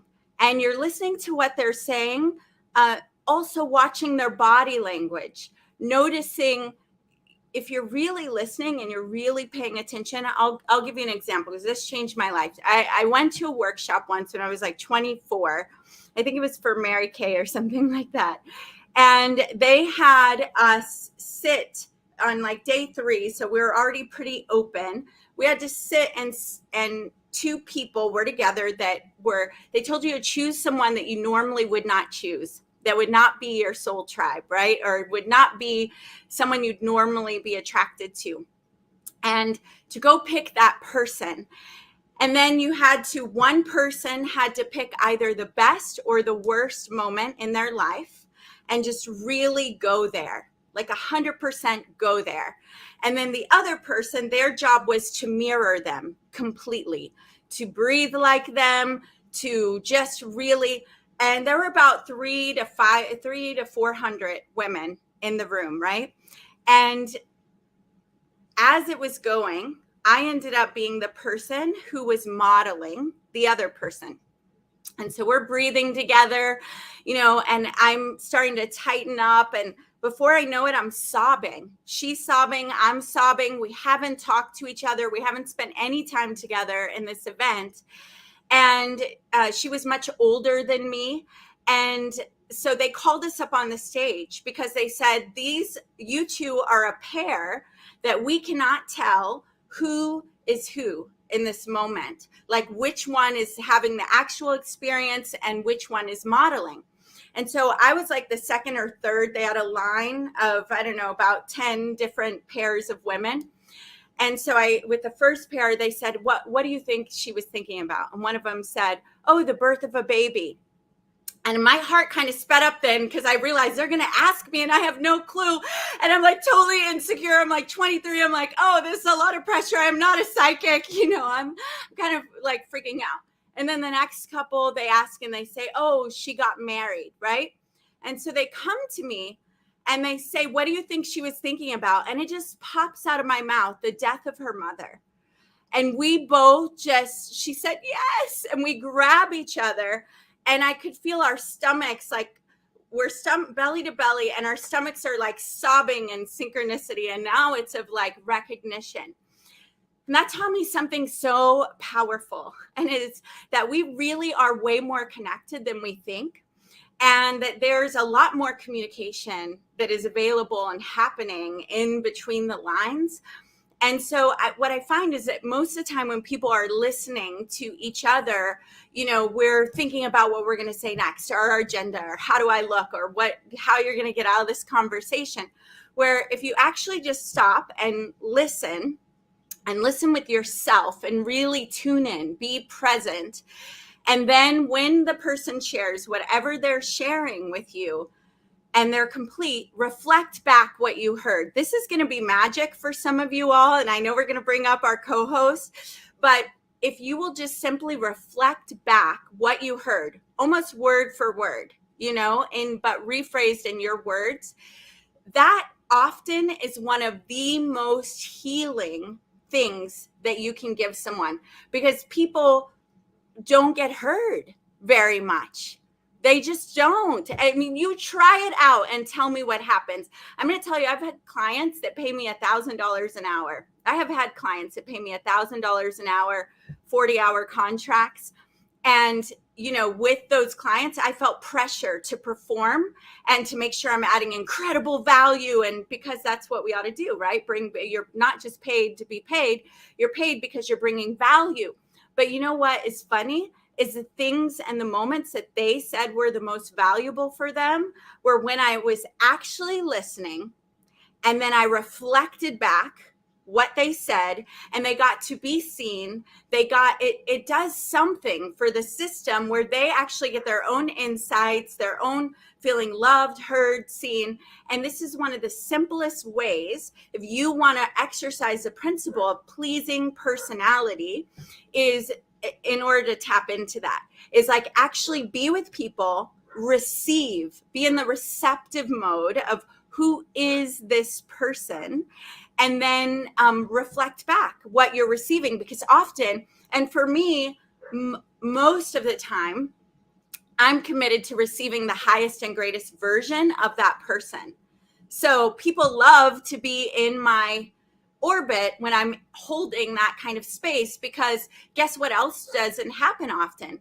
People are living in worlds where they're perceived however they're people choose to perceive them, or by their past mistakes or whatever.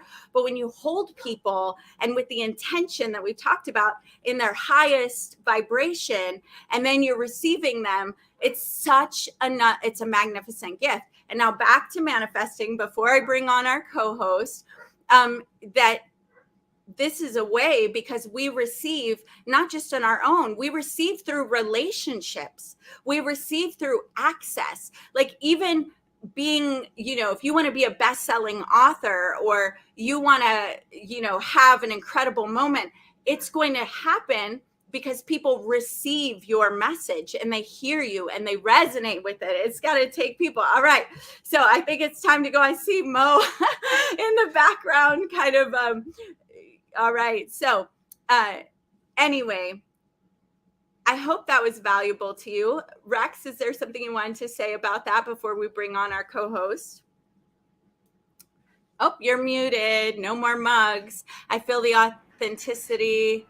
I said, I think you're rocking it. I think you're bringing it home. I think you're making lots of sense for everybody. And one of the things that few people understand is they push and push and push and push this thing, but they have to stop and receive and receive and receive and receive.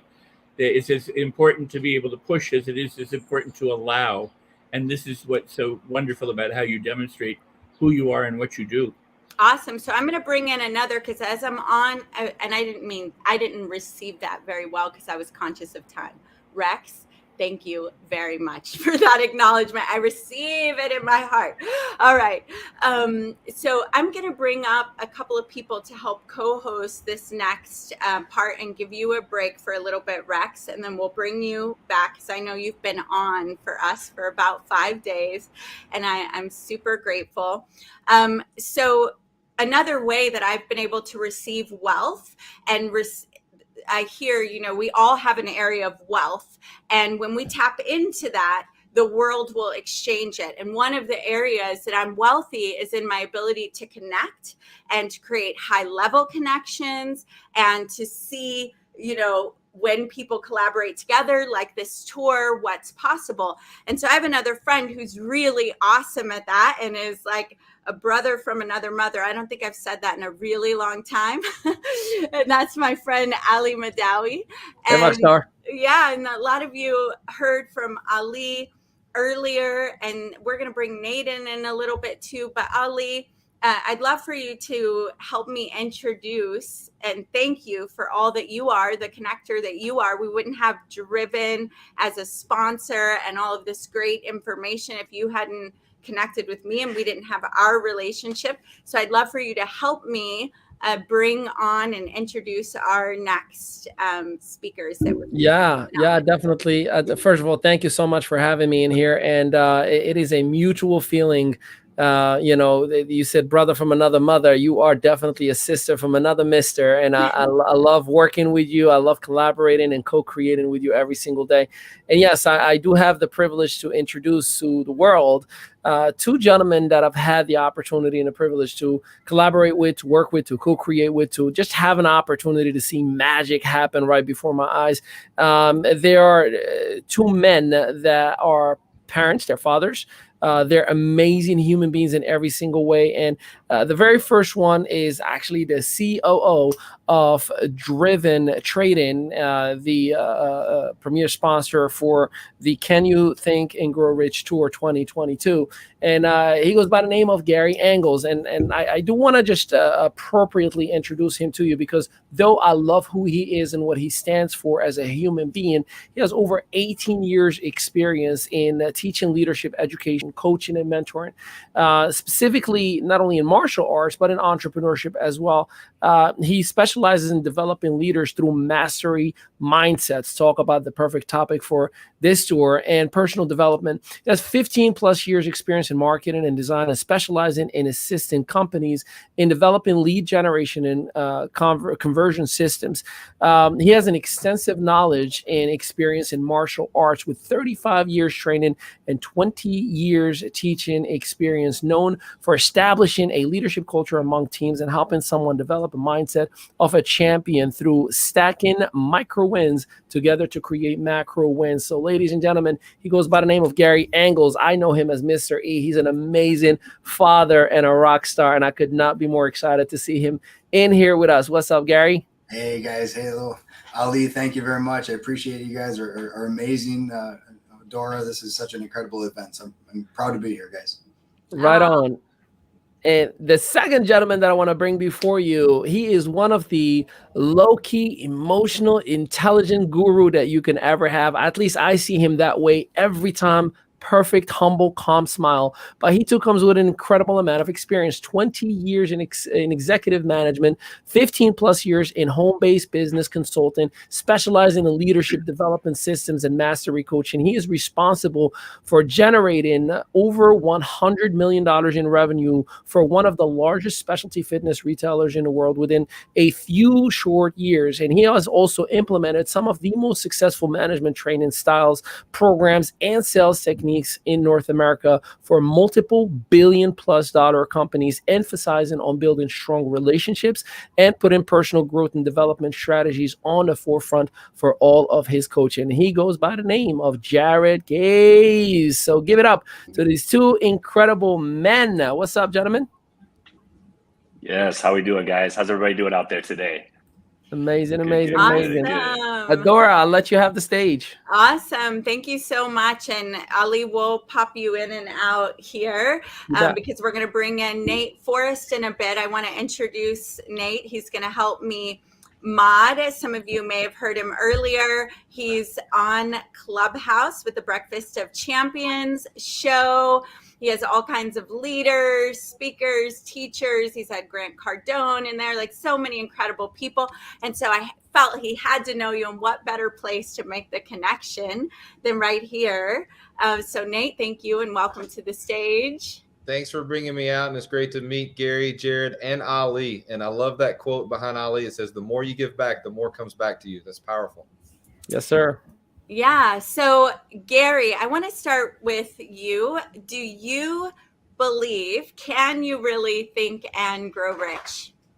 Oh my God. You know, I was a teenager when I read Think and Grow Rich for the first time, you know, and it's just one of those things, you know, when you start to understand it, you see this paradigm shift, start to get introduced to some information that challenges your beliefs, challenges who you are, right? You start going down this path. I was not very good at it, I guess is the best way to say it, you know, kind of, you know, beginning on this journey of personal development and diving into these books and whatnot, right? I wasn't very good at it. And, you know, and the more that you start to spend time with it and you persist and you persist and you persist, right? You absolutely can think and grow rich, guys. I mean, this is one of these things that, you know, if you fall down 7, you get up 8. As a fighter, you know, as a martial artist, that's something that you really learn is you will get knocked down. You will have all kinds of adversity. You will have all kinds of things that happen to you in life. You will, you know, get beat up, you know, I mean, but as long as you can get back up and persist and persist and persist, you absolutely can think and grow rich if you believe it. Right. And, you know, I really think and believe that I have done that over the years. You know, like I said, I may not be very good at it, right? But I have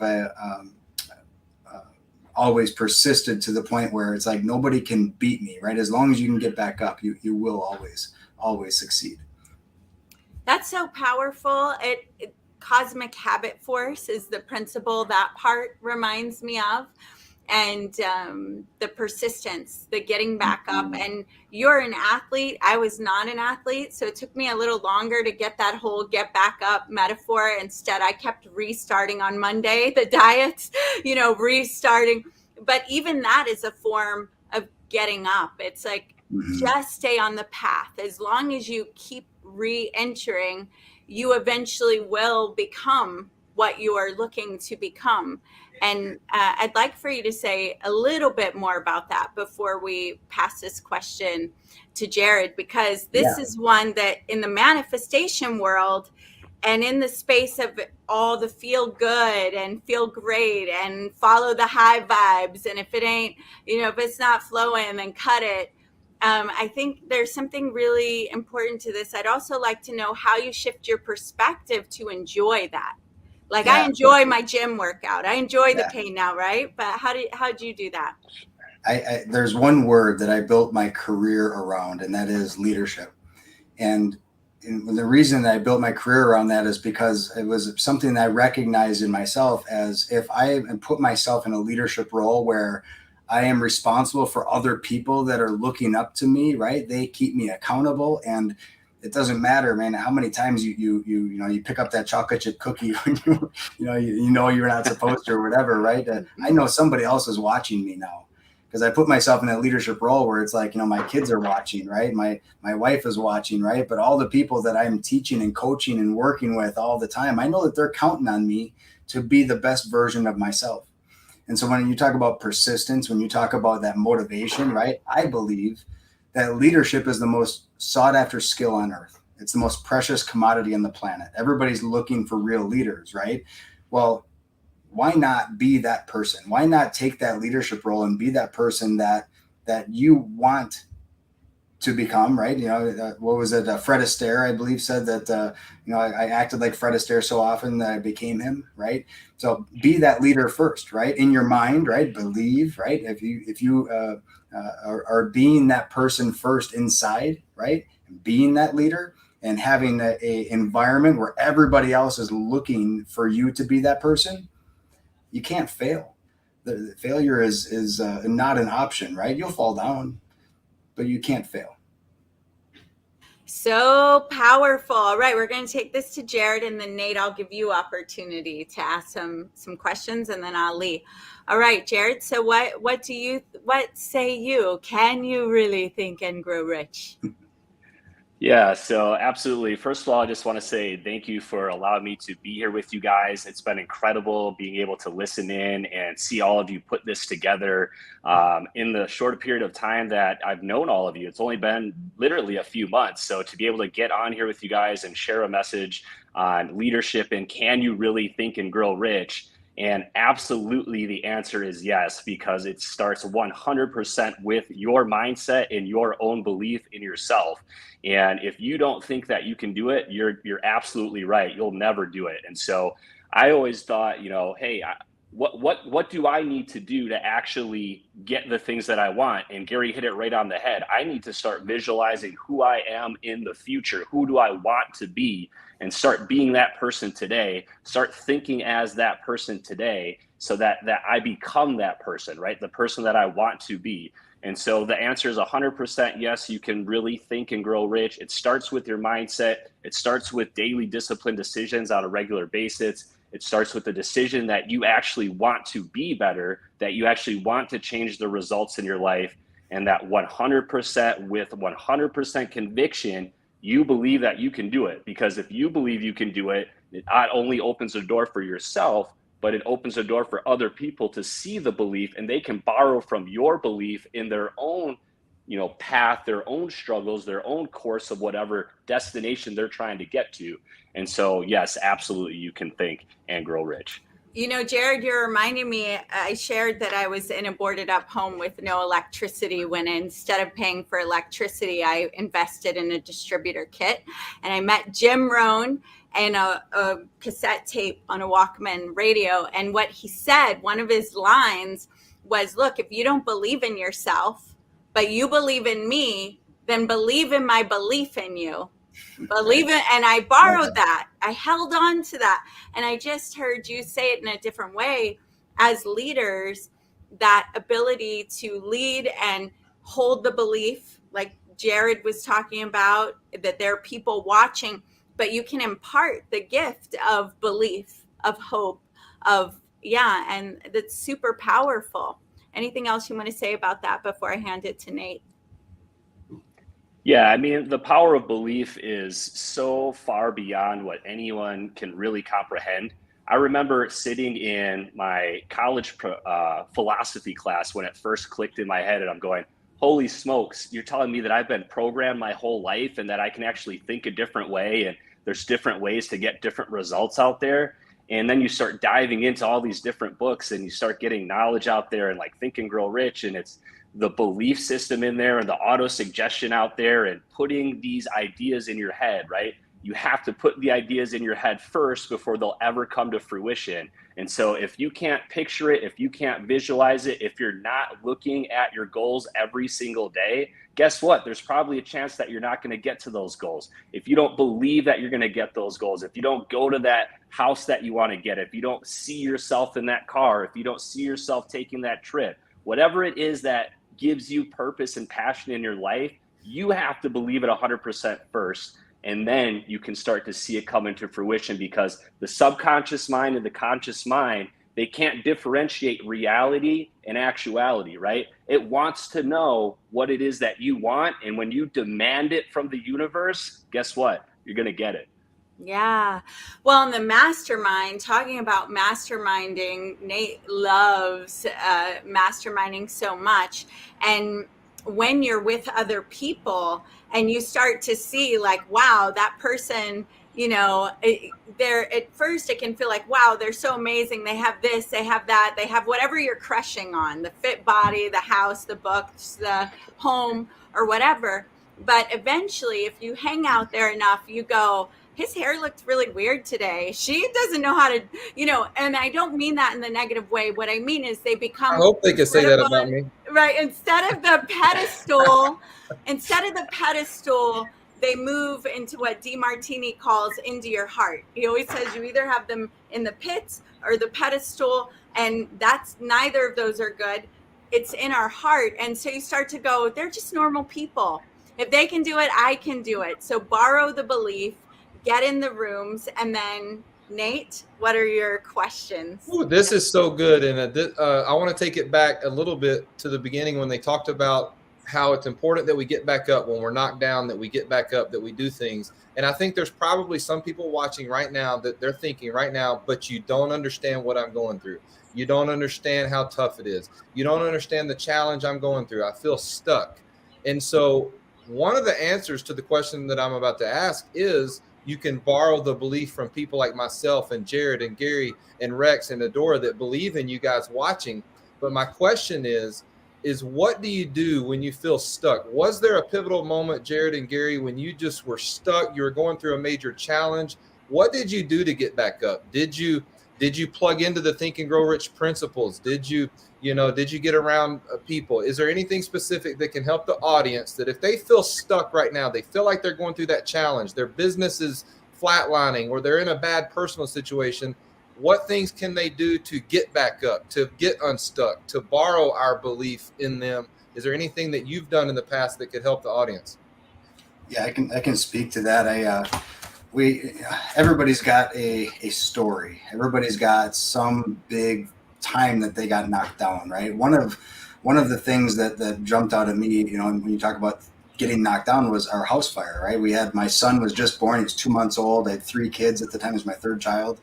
And so new baby, and you know, he was even in the NICU and you know, was struggling for his life and that kind of thing. We finally get him home, and our house burns to the ground. We lost everything that we had. It was one of these like just, you know, punch in the gut kind of situations. And the whole community kind of, you know, stepped up and kind of did a fundraiser and things like that to help us out. And it was just, dug us out of a really bad spot. And there was one of these things that you don't have to, I'm not going to build that house. I'm not going to rebuild that house or whatever that is. I'm not going to do it all overnight. You know, some people, if you had filed for bankruptcy, you lost everything financially, right? You're not going to, you know, make it all back overnight, right? If you, you know, had some big issue, you know, I know some people that my wife almost lost her eyesight, right? She was going through some really serious things with her eyesight, but she's not going to fix her eyesight overnight. Right. I know some people on here that were talking about the football player, right, that had some big, you know, massive injuries. I mean, things where they lost control of their arm or lost a leg or some huge. You're not going to recover overnight.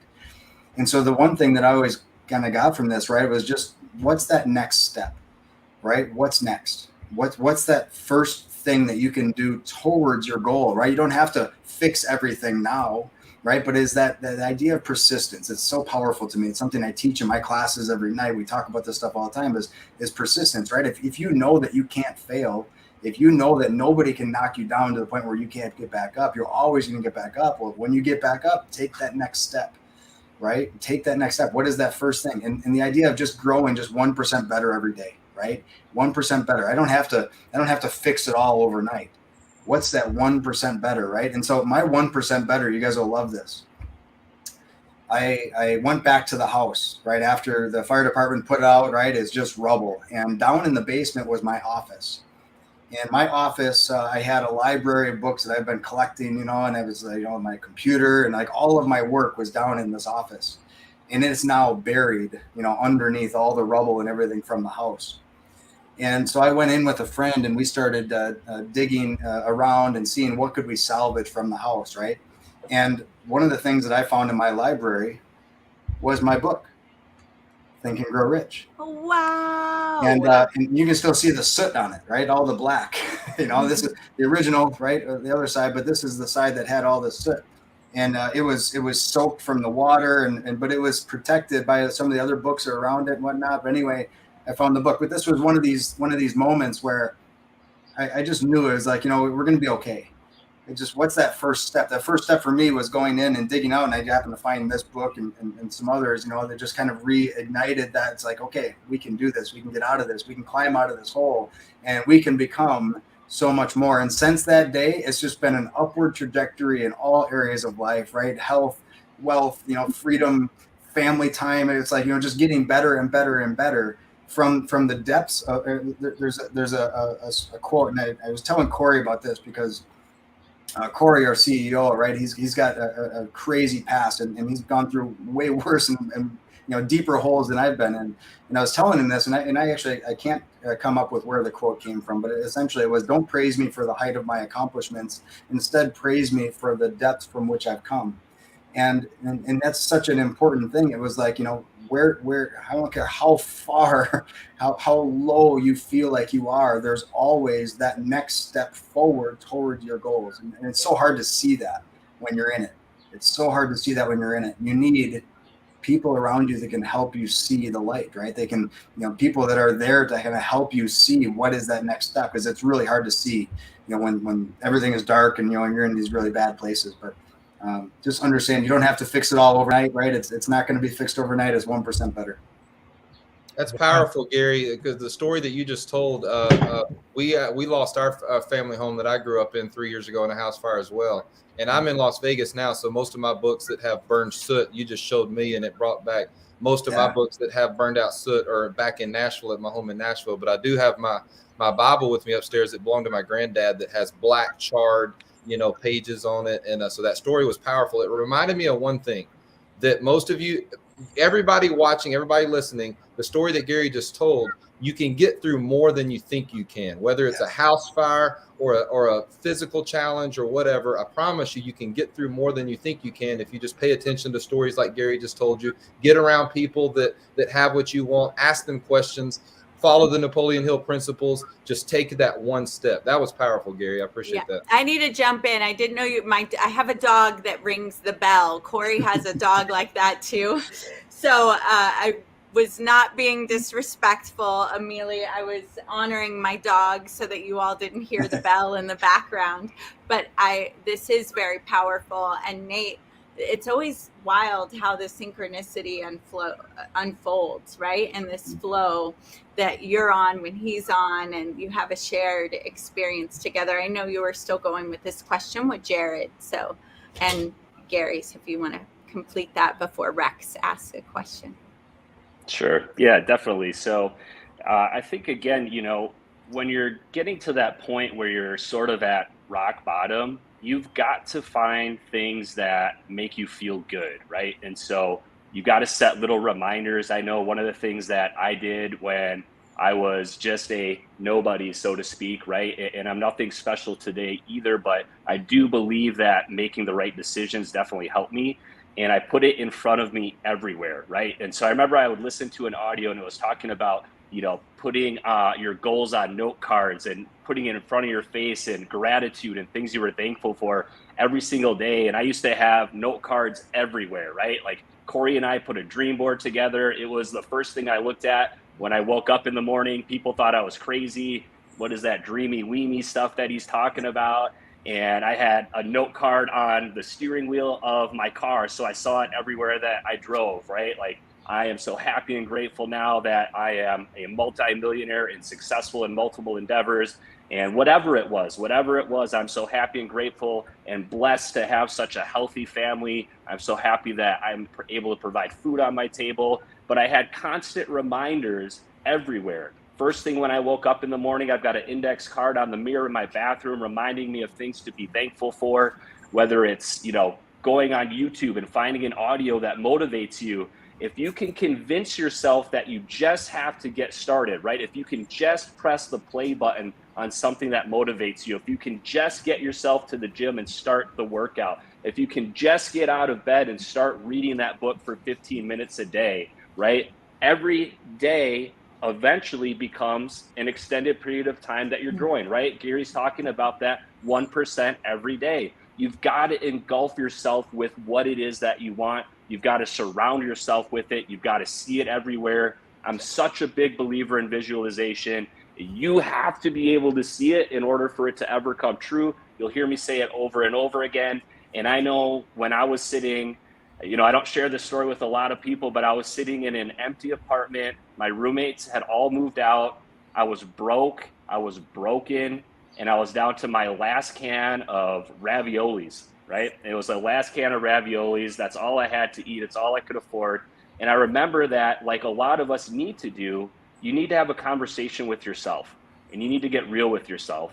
And you need to say to yourself that I'm not going to live this way anymore. I deserve a better life. And I need to start making the steps today towards that life that I want. And as long as you can do that and say that every single day, then guess what? Over time, you're going to get there. Wow. And what's your plan, right? What is there? Where are you going? If you don't know where you're going, you'll never get there, right? It's very powerful. Rex, I know you popped in, so did you want to ask a question? Can I actually answer the question, because it's such beautiful shares and what a powerful question? May I contribute an answer? You can. Yes, you can. You know, there's this saying, if it's possible for one, it's possible for all. And a lot of people don't believe that. I know you talked about Roger Bannister the other day breaking the 4-minute mile. And then after that, within a month of that, hundreds had done it. Now thousands have done it. Now, not everybody's a runner, so they don't have that experience. But if it's possible for one, it's possible for you too. And that's the thing that you need to learn. Now, I'm going to take you back to when I was 11 years old. I got involved in judo and then later karate and then into taekwondo. As an 11-year-old, I would go to the dojo, and there were two older teenager, early 20 instructors who would spend their time throwing me down on the floor and then throwing me into the mats that were against the wall. And night after night that I went to this thing, I was being thrown down on the ground, thrown down on the ground, thrown against the wall, thrown down. And at one point I went, you know, all you're doing is throwing me around. I'm a kid. What the heck are you doing? They go, you need to know how to land, you know, and you have to fall and slap the ground and slap the mat. And I go, yeah, but all you're doing, I'm not learning anything about judo. You're just teaching me to, and I'm never going to slap gravel with my arm. And they go, you need to learn how to fall. You need to know how to land. And this is true about all of us. We need to know how to fall, know how to land, so we don't get injured or we don't get hurt, so that we can get back up. All of martial arts, all of boxing, all those professional athletes that engage in sports like wrestling, they all fall down. They all get knocked down. They all get knocked out. That's part of the job. That's part of the job description, is falling down. So if we fall down, the key is to get back up. So, awesome. Well, thank you for adding to that. Resilience. And Rex, when you come back, I know you're great at asking questions too. And guys, Gary and Jared, one of the chapters in Tony Robbins' book is based on Rex Sykes' work, and Rex has his own show, so we'll get you on his show later. But I want to really focus on our sponsors as we're closing out and continue to ask questions. So Rex, I'm going to bring you back to ask questions in a little bit. I have a great question. Okay, let's do that. for each of you, how did you first come to this understanding? Because a lot of people know what to do, but it doesn't actually gel. There's a moment when it suddenly, congeals, and you go, and the light bulbs go on, and you move from there. So that moment of illumination, what was that like for you? And have you been able to further that for yourself? Yeah, definitely. Sure. I can start with that. So, it started with somebody that actually believed in me. And it actually was my best friend. A lot of you know him. He's the CEO of our company, Corey Cromray. I've known him for 20 plus years. And he kept approaching me about this idea, this concept of this business he wanted me to take a look at. And at that point, I was feeling like I was doing really good in my life. I wasn't looking to get involved in anything else. And then finally, after about 4 months of consistently asking me week after week, please just come to me with this meeting, check out what we're talking about. And I walked into a room, and it was a men's leadership, and there was 1,000 people there. And you could literally just feel it, right? The only way I can describe it is you could feel it. There were people there with purpose. There were people there that genuinely cared about the well-being of other people. There were people there that wanted you to accomplish your goals, and they wanted to encourage you along the way. And that is when I first knew, I was like, this is something that I know I can do. And I know that I'm a firm believer that if you have the ability to do something, you have the responsibility to do something. And if I could feel that belief from all those different people, I knew that I had to share that message and get other people into that same type of scenario so that they could feel the same thing, no matter where they are in their journey. Doesn't matter where you are, doesn't matter what you've done. All that matters is when you make a decision to start making changes in your life today, and you can start seeing that progress. And so absolutely, we want to share that belief and spread that feeling to people. Yeah, I love that. If you can do it, you have the responsibility. That's incredible. Gary, would you like to answer that as well? Yeah, I always go back to the idea of mentors and mentorship, right? You see something in somebody that you want to bring into your own life, right? If you see somebody who is a great father, right, you start to look at that person like a mentor. Like I want to model that behavior, right? Mine was always my instructors, my martial arts instructor. Since I was 5 years old, growing up, in the martial arts world, and then becoming a teacher, I had several different instructors growing up, and so some of those instructors were so powerful and kind of sharing how they were successful in their life, right? But there were certain character traits that they took on that they had that I wanted also. And so I started modeling those behaviors. And some of those behaviors were in reading books, right? And diving into that knowledge, right? I had some mentors actually very similar to Jared, like men's leadership, type of program. And they started sharing some of these books. And it was like, the Think and Grow Rich was one of those, right? And that was where I was introduced to the work. And, you start going down this path and start learning and start applying it. I got to a point where I was teaching martial arts, right? And my instructor had said, I want to open up a second school on the other side of town, and I want you to run that school, right? And so it was an amazing opportunity. I was 21 years old, and I'm like, you're trusting me to take on this thing, right? But there was a couple other pieces to this that it was like that didn't make sense to me, and I left. I walked away from the opportunity. It just wasn't where I wanted to live. I was kind of on the verge of maybe starting a family and things like that. There were several things that didn't make sense, so I left. I walked away from all of it. But there was something that I always had, was confidence, right, in myself and my ability to become the best version of myself, right, whatever that was. Where does that confidence come from? How do you have the confidence to be able to walk away from an opportunity without anything else, but knowing that things will work out, things will provide, right? The right thing is right around the corner, as long as you're choosing integrity, right, and those type of things first, right? And leadership, I always go back to this idea. I called my school Leadership Academy. 17 years ago, I started a school called Leadership Academy. Right after that moment, it was like, there's this idea, right? There's this moment that I just want to model all these mentors that showed me the way, right? And I want to teach that. I want to just kind of share those ideas and bring that out to other people and develop other remarkable young leaders and grow them and kind of, share all the things that from these books, guys. I mean, my whole school is built around, it's a martial arts school, but we teach this, right?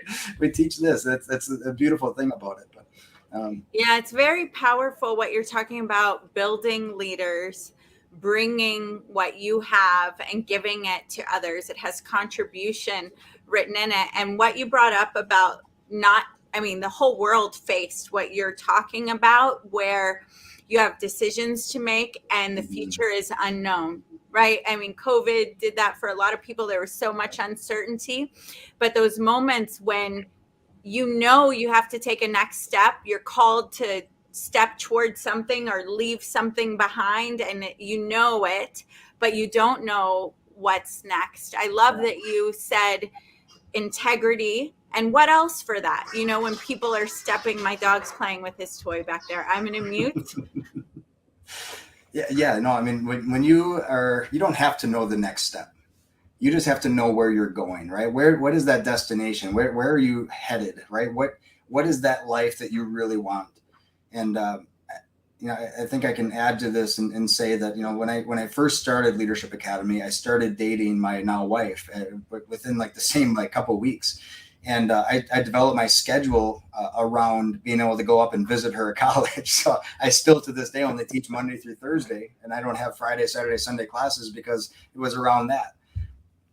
We also don't have day classes at all, right? Everything is in the evening because my wife and I at that time, we were talking about kids and things like that. And we decided we wanted our days open. My point is that you start to manifest, you can create the reality for you. As long as you know where you're headed, right? You will always, choose the right path, these choice points that you hit, right? These moments in your life where, do I go this way or do I go this way, right? What do I do, right? If you don't know where you're going, if you don't know that destination, if you don't know what you're excited about or where that choice point could take you in any direction. You don't know. This is so powerful. Nate, I'm going to give you but what I want to point out here is because we see you guys and you're both in the gym. I can see some tattoos. We've talked about grind, work, drive, consistency, discipline. And, for a lot of, I'm into manifesting, receiving, intuition, as well as grind, discipline, all of that. But what you're talking about is so powerful because if you didn't hear it, did you hear that grind, discipline includes protecting the time with his wife, the time to date, the time with his children? He just said, my day is free to be with them. My weekends, I designed the academy to be free. Now I know we've got you launching Driven, so that may be a little. I've definitely been busier lately. That may be a little sketch right now. But the point is that for those of you that are hearing this and going, I'm going to lean back, I don't like that because I value time with my family. He's saying he manifested a life built around that, built around those core values. So, it's one thing I love, Rex and Nate, about bringing diverse opinions, because you see and you hear things and you think, here comes David Goggins, which I love David Goggins for some points, right? But you think that you're missing the relationship side. And what you just said is no, this is built around my family, around freedom. Nate, what do you want to ask? Well, what Gary just said about not knowing, you might not know your next step, but it's more important to know where you're going. It's powerful because next weekend I'm speaking at an event in Denver called Embrace Your Ambition. And I'm going to be sharing some things that I think people need to pay attention to when they're going through a challenge, when they're going through a struggle. And so Gary and Jared, just thank you for sharing those thoughts with us. It's more important to know where we're going than our next steps, our next all-in moments. But Gary and Jared, as you guys built a massive company and you've helped other companies get results, how are you able to not only create success for yourselves, but how are you able to use these leadership principles to teach other people how to build success? Are there strategies that people can use to step into their leadership roles? What strategies can people step into right now to become a leader? Because you said earlier, Gary, Jared, now, it's important to make a decision to become the leader that we want to have for us. What can people do to step into leadership roles? Yeah, I think the biggest thing I always preach to everybody, it's disciplined decisions on a daily basis.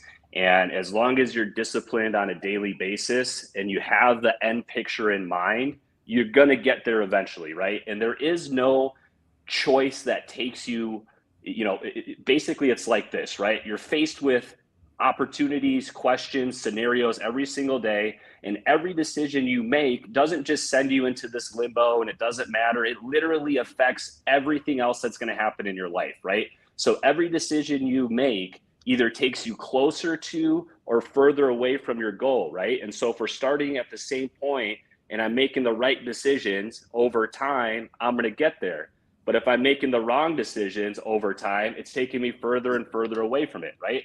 So the first thing is getting disciplined, knowing where it is that you want to go. And the thing that we do is we revisit it every day, multiple times a day. We speak it into existence. We speak the belief into existence.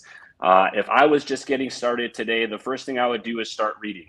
Get a disciplined plan for whether it's one chapter a day. I'm going to read one book this month. I'm going to read 15 minutes a day. I know that's what it was for me. I wasn't a big reader when I got involved in leadership and personal development, but all I kept hearing from all the most successful people out there that had the results that I want, right? And that's a key point right there. I was looking at the people that had the results that I wanted, not just financially, but spiritually. They were spending time with their family and kids. They were able to live a lifestyle based on their priorities, not just their obligations.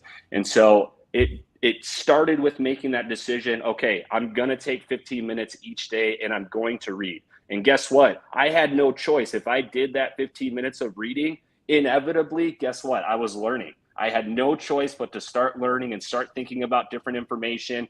And somewhere out of nowhere, like right out of left field, right, the subconscious mind starts kicking in, and all of a sudden you're spitting information to people and you don't even know where it came from, right? Corey always speaks about getting into the flow, and you're having conversations with people and they're saying, I'm so grateful that you gave that talk about this or that. And all of a sudden you're like, what did we even talk about? I got to go back and watch the video and think about it. But it does, I'll say it over and over and over and over again. It's disciplined decisions on a daily basis. You've got to write down your goals. You've got to look at it every single day. That's what I do. That's what a lot of the leaders do. I know that's what a lot of the people on the panel here do. And that's what I truly believe is you need to start with even just incremental pieces today. Decide what it's going to be. Are you going to journal? Are you going to read? Are you going to listen to audios? I used to walk around literally through my whole entire day working a shift in retail with my earbuds in, listening to Think and Grow Rich, listening to different audios. I'd have one earbud in and my other ear open so I could still hear people and interact with them. I was subconsciously programming my mind to realize that it's okay to have a great life. It's okay to have success. It's okay to become the person that I want to be. And that's where I would start, just making a decision on what's one thing I can do today. Write it down, do it, and then be proud of yourself for doing it. Have some grace, have some gratitude, and be thankful. Just be thankful that you're here, be thankful for what you have, and be thankful that you have the opportunity to become the person you want to be. Thankful and grace. I love it. Rex, I saw you about to say something. Ali and Rex, you ought to be on each other's show. A little drop in of connection right there. Wait, it'll be an honor. I've been watching the daily lives, and it's a side note, some bromance going on here, Mr. Rex. I definitely love what you do. I would love to interject a question for Gary first, obviously, and Jared can piggyback on it. One of the things that you've mentioned, Adora, Mr. Rex had mentioned, and even you two gentlemen have, is the principle of a mastermind, which is one of the most powerful principles that Napoleon Hill used to teach. The idea of bringing two or more people around and kind of borrowing their education, the faculties, money, funds, whatever it may be, and creating a harmonious environment where everybody wins. And we see it in everyday environments. If you think about it, if you go just to McDonald's, you can see everybody working in their own station, but they're creating harmony for the same common goal. How do you, and I go to you, Garrett, first, in many occasions, ups and or downs, how do you kind of determine who is involved and or allowed to be in your mastermind, whether it is in your workspace or whether it is in a focused organization to create magic? How do you determine the people and how do you qualify them to be like, this is somebody I would like to be in their mastermind, and or I'd love for them to be in mine? Yeah, that's awesome. I had an instructor teach me that to be comfortable being uncomfortable. And the idea of this, was if you always are staying in your comfort zone, you're not growing. You're not building those muscles, right? In order to build muscle, right, you lift weights, right? It has to be uncomfortable in order for you to grow. And so when you start talking about mastermind, who do I spend time with, right? First and foremost is I want to spend time with people that are challenging me, right? That are making me better, right? Think about it like in a martial arts perspective, right? If I'm beating everybody in the room, I'm in the wrong room, right? If you're the smartest person in the room, you're in the wrong room. And so that's kind of one of the things that I always look for, right? And so one of the things in my martial arts career, and I'm going to always go back to my martial arts because it's how I learn about life and understand life, right?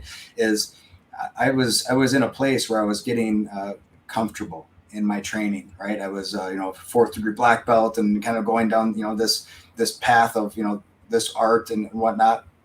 And so I stepped into this place where I started getting a challenge. I went into a school, a Brazilian jiu-jitsu school, and started getting choked out, armbarred, started losing. And I was like very uncomfortable, right? But I recognized as far as a mastermind, I was like, okay, well, I need to learn from these people. I need to learn from this group. And it led me to train with Hoist Gracie. And so I'm now one of his instructors. I run a Hoist Gracie school. And it's been an amazing journey, right? But he challenges me. His black belts, that I get to work with, right? They challenge me. I'm constantly learning and growing from spending time with them, right? You talk about, Corey Cromray and the incredible people within Driven, right? I mastermind with them because they challenge me. Ali challenges me. Jared challenges me. These guys are people that I can pitch and catch with a little bit. I can throw ideas out, right? But I know that I'm not the smartest person in the room, right? I know that, I can give some ideas and experiences and things that I've learned in my life, but more so, I learn from them. I know when to, shut it and listen and both ears open and pay attention, because there are some drops of wisdom, right, coming out from these people, Ali and Corey and Jared and all the leaders within Driven. That's why I'm here. That's why I've taken on the role of COO, because I'm challenged by the people that are there. That's a mastermind that I want to be a part of, right? And so it's very easy to stay in our comfort zone. It's very easy to stay in a place where it's like you are, the top person in that group, whatever, right? And that's easy because it feeds our ego, right? It's like, I'm the best, right? I'm the number one. But there's no growth in that anymore, right? The growth comes from being the number 2 person and then trying to be the number 1, right? The challenging, the back and forth, the rising tide lifts all the boats, right? We got to be in a place where we are pushed to greatness. We're pushed to be the best version of ourselves, right? That's so powerful. You guys, I'm so grateful you've entered into my world because, I've been around a lot of incredible people, and to see the level of character that you all operate, the way you value your families, the way you value your word and integrity, and the way you're really committed to helping people win the money game and to learn secrets that are usually only reserved for the most wealthy. And we're not going to go deep into that. We've already done a session. We have a VIP session coming, but they're the kinds of things that allow access. They really do, access to things that shrink time and allow opportunities that just most people wouldn't have if you all weren't standing for what you're standing for. So I want to thank you for that. And I know that question, Ali, was also for Jared. So let's hear Jared's answer. Very powerful. Yeah, I mean, I think Gary definitely hit it right on the head. I often say to myself, you've got to get uncomfortable, or you got to get comfortable being uncomfortable. And I think what that really means is, I love when people criticize what I'm doing. I love to hear their perspective on how I can get better. Will Smith is definitely one of my favorites out there, and he's constantly talking about outworking everybody in the room. And then, people are always talking about we never erect a statue of a critic and all these things, right? And so surrounding and finding the people, what I found out there is that a lot of people that have success, they want to help other people win, right? They want to share their secrets. They want to see other people win. And so if you find somebody with the success that you're looking for, chances are if you approach them, they might be willing to help you. And it might be with a small, simple task like, hey, go do this. And if you accomplish that and read that book, come back and let's talk about it. And if they start seeing that you're actually listening and implementing some of the stuff that you guys are discussing and the strategies that you're going over, they are going to invest even more time with you because they want to see other people win. They want to see other people be successful. And so I'm looking for the people that have the success that I want. And when they give me clues and suggestions on something to do, I'm going to do it. I'm going to make sure I get it done in the time frame that they wanted me to do it. And I'm going to get back to them and I'm going to eat up every piece of time that I can get from them, every piece of information. And I'm going to start implementing it over and over and over and over again, because people that are successful want to see other people win. You're so dropping knowledge right here because you shared not, yeah, are you catching it? I'm catching it. You shared not just what to do, like who you allow in your room, but also as you're looking to get mentorship, because a lot of people just say, give me, teach me. But it's no fun to teach someone that's just like, keep feeding me. And they don't actually apply it. It's the people that respect the time that you've given them and run with it. And so you do that to get the mentorship. And I would also say the people you mentor are probably the people who show up and really run with what you give them. Is that right? Yeah, absolutely. 100%. Anybody else in the room? Yes. You all feel like that, right? This is a big drop. Go ahead. What were you going to say, Jared? No, I was just agreeing with you 100%. I think everybody on the panel here would agree that the people that are implementing the conversations that we have and that actually have that hunger to succeed, we have no problem. 100%. Those are the people that I'm investing my time in, because I know for sure that they had valued my time as well. And if they value my time, I have to respect and honor their time as well, right? And as somebody that wants to mentor other people and also be mentored, we want to value everybody's time with that respect and give them everything they deserve for it. Yeah, I love Don Green says, you can waste my money and I can get it back, but I can't get back my time. Don't waste my time. And the funny thing is, even if they implement anything, if you implement anything you've learned here and you do it messy, you do it sloppy, often you start to rise. Those people will rise. It'll be obvious that they're implementing, and the leaders will begin to gravitate toward them. Like the results won't be overnight, but they will have them rise. The cream of the crop rises, and it shows whether they're implementing or not, doesn't it? Yep, 100%. Nate, we brought you back in so you could ask some questions too.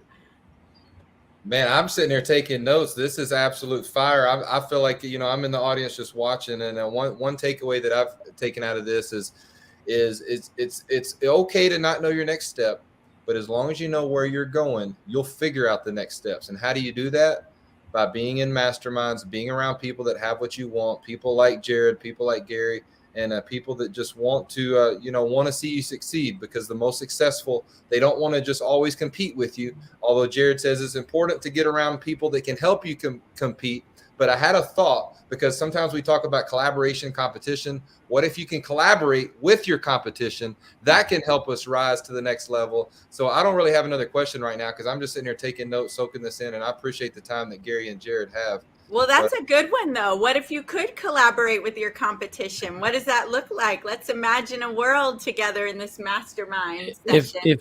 If I may, Adora, just to piggyback on that, that's actually what happened. If you remember, when Steve Jobs went from suing Bill Gates for stealing his property to saying, let's get on the same stage and let's collaborate and let's start using each other's softwares and each other's hardwares. And that's what made them the companies that they are today. So, listen, I believe that competition is important just because it gives us the edge of wanting to go our extra mile. However, you just got to remember there's more than one tournament. There's more than one award, and even if you may be Scottie Pippen or some other player that was on the roster playing with Jordan, who right now has 6 rings that we might not know their names, they still carried 6 rings just because they understood I don't have to go after him. I just have to collaborate and co-create with him. And sometimes we forget about that. I love when Gary was talking about, it's okay to be in number 2, or it's okay to follow that one person. I believe that wholeheartedly. I've mastered the craft of being number 2. I love being the number 2, as long as the number 1 that I'm following has the right core values and is aligned with my belief system, with my paradigm. Man, I will roll the carpet and get you water and make sure your hair is combed before you get on that stage. And I'll do it with smiles left and right. So I genuinely believe that we can definitely make the world a better place if we collaborate with others who may be better than us in other areas. And just a solid last reminder, if I may, you are always a number 1 on somebody else's eyes. You will always and forever be. And it may be a baby, it may be a colleague, it may be somebody that just sees you go into your path to work every single day. I genuinely believe that you have to honor the fact that there's always someone somewhere that is looking up to you, and you got to be the very best version that you can be, and including us, who some of us happen to be solopreneurs and influencers. Take that opportunity. Like we have right now a responsibility to shine the light and hope and co-share with everybody all the goodness that that we have. Don't make fun of people who may not be in a circumstance that you are in. My fellow network marketers, don't make fun of people who have jobs. Don't say J-O-B, just over broke, because here's the reminder: that person with a J-O-B has a consistent paycheck and is excited about it, while 95% of people in network marketing don't even turn a profit. So I say that with love. Make sure you are co-creating, collaborating with that person with their skill set that they have in a job, instead of, taking a doo-doo on them and making yourself feel bad about it and making them obviously feel bad as well. All right, I'm done with my rant. Right. Gary, he's dropping mics over there. Gary, Jared, right now you have a platform, and this is one of the most incredible events. Yep. I feel blessed that we've been able to co-create this. Like, as it's unfolded, it's become really like bigger and bigger. It got momentum. We have our fundraiser going now at our billionaire friends home, Rami Albatrawi, Don Green's flying in. That happened from this momentum and from a mastermind of like believe, conceive, achieve. So now that you're on this platform with, you're holding a book you rescued from a fire. Jared, you've been reading it so early. Like, what is it that you feel is your most important message to the world in alignment with, what you know about the foundation and Napoleon Hill and the work? So Gary, you first. All right. So, what I've spent my whole life training martial arts, approaching and trying to accomplish a level of mastery at it. Right. And when you pick up trading, right, for instance, with Driven, right, I'm working towards mastery at it, right? It's like I'm not okay with just dabbling and just learning a little bit, right? When it comes to personal development, right, and understanding how to master the mind, right, I'm working towards mastery. Now, to say you'll ever actually achieve that, it's like saying, it's like you're never going to achieve perfection, right? I mean, what does mastery really mean to you, right? But the idea is that the pursuit of mastery, right? The pursuit of it is everything. It's the journey, right? And so it's something that I teach in my classes, and such a core principle and an idea around everything that I teach, whether it's, again, the martial arts or trading or anything else that I'm teaching, leadership, is that, mastery is simply operating under correct knowledge consistently over long periods of time. And so if you want to approach mastery in anything, you have to start, number 1 is with correct knowledge, right? Where are you getting your knowledge from? Books like Think and Grow Rich, guys, are correct knowledge. If you can start with these right principles, and what's the proof that it's correct knowledge? Look at how many stories and how many people have been successful and thought and grown rich, right? In so many different areas of their life. The knowledge is correct. Guys, chase that correct knowledge. But here's the problem. you have to be consistent over long periods of time in order to achieve any level of mastery in it. And so something like this, right? I have read this book multiple times. I've listened to it, while I'm mowing the lawn. I've got my audio book on, right? And I'm just, constantly reviewing it. And, just understanding the principles isn't enough, right? To approach a level of mastery, you have to put the time in, right? And really understand it. Trading is such a, it's where our focus is with the company. But understand that mindset is number one, right? Mindset is the beginning. Mindset is where it all starts. If you can work on the mindset and understand, right, mastery is operating under correct knowledge consistently over long periods of time, you can accomplish anything that you want in your life, anything, right? Whatever it is, right? And again, trading has been it for me. I want to master trading because I think it's the last skill you'll ever need, right? I really believe that, right? To handle the financial side of your life, it's the last skill you'll ever need. But something that you see within Driven and what we're doing and what my Leadership Academy and everything else that I've ever done in my life is the mindset's number one. That's why I call the school Leadership Academy and not Fighting Academy or, so some Jiu-Jitsu Academy or something, right? It's Leadership Academy, right? It's the core principles, the belief, the mindset first, and then the rest of it follows, right? You have to put the time in to learn the skills. You have to put the time in and actually develop and build those muscles in order to achieve whatever it is that you want in your life. And there's the action side of all of it, right? It's like you can read all the books, but you have to do the work, right? You gotta dig deep and do the work, even when it's hard, right? And those types of things. So that's where I'm at, guys. This is such a phenomenal platform. I appreciate it. Thank you for having me out, and I look forward to more collaboration with you guys. I love so much, and I know we're going to have you all in some VIP workshops so people can Q&A. And Jared, we're coming to you in this, but you all are talking about not just the books, but the action. And, I remember being like 20, having my first son. I was pregnant, 19, married, pregnant, 20. I had my first son, and I was already into self-development because of Jim Rohn and because of, my faith.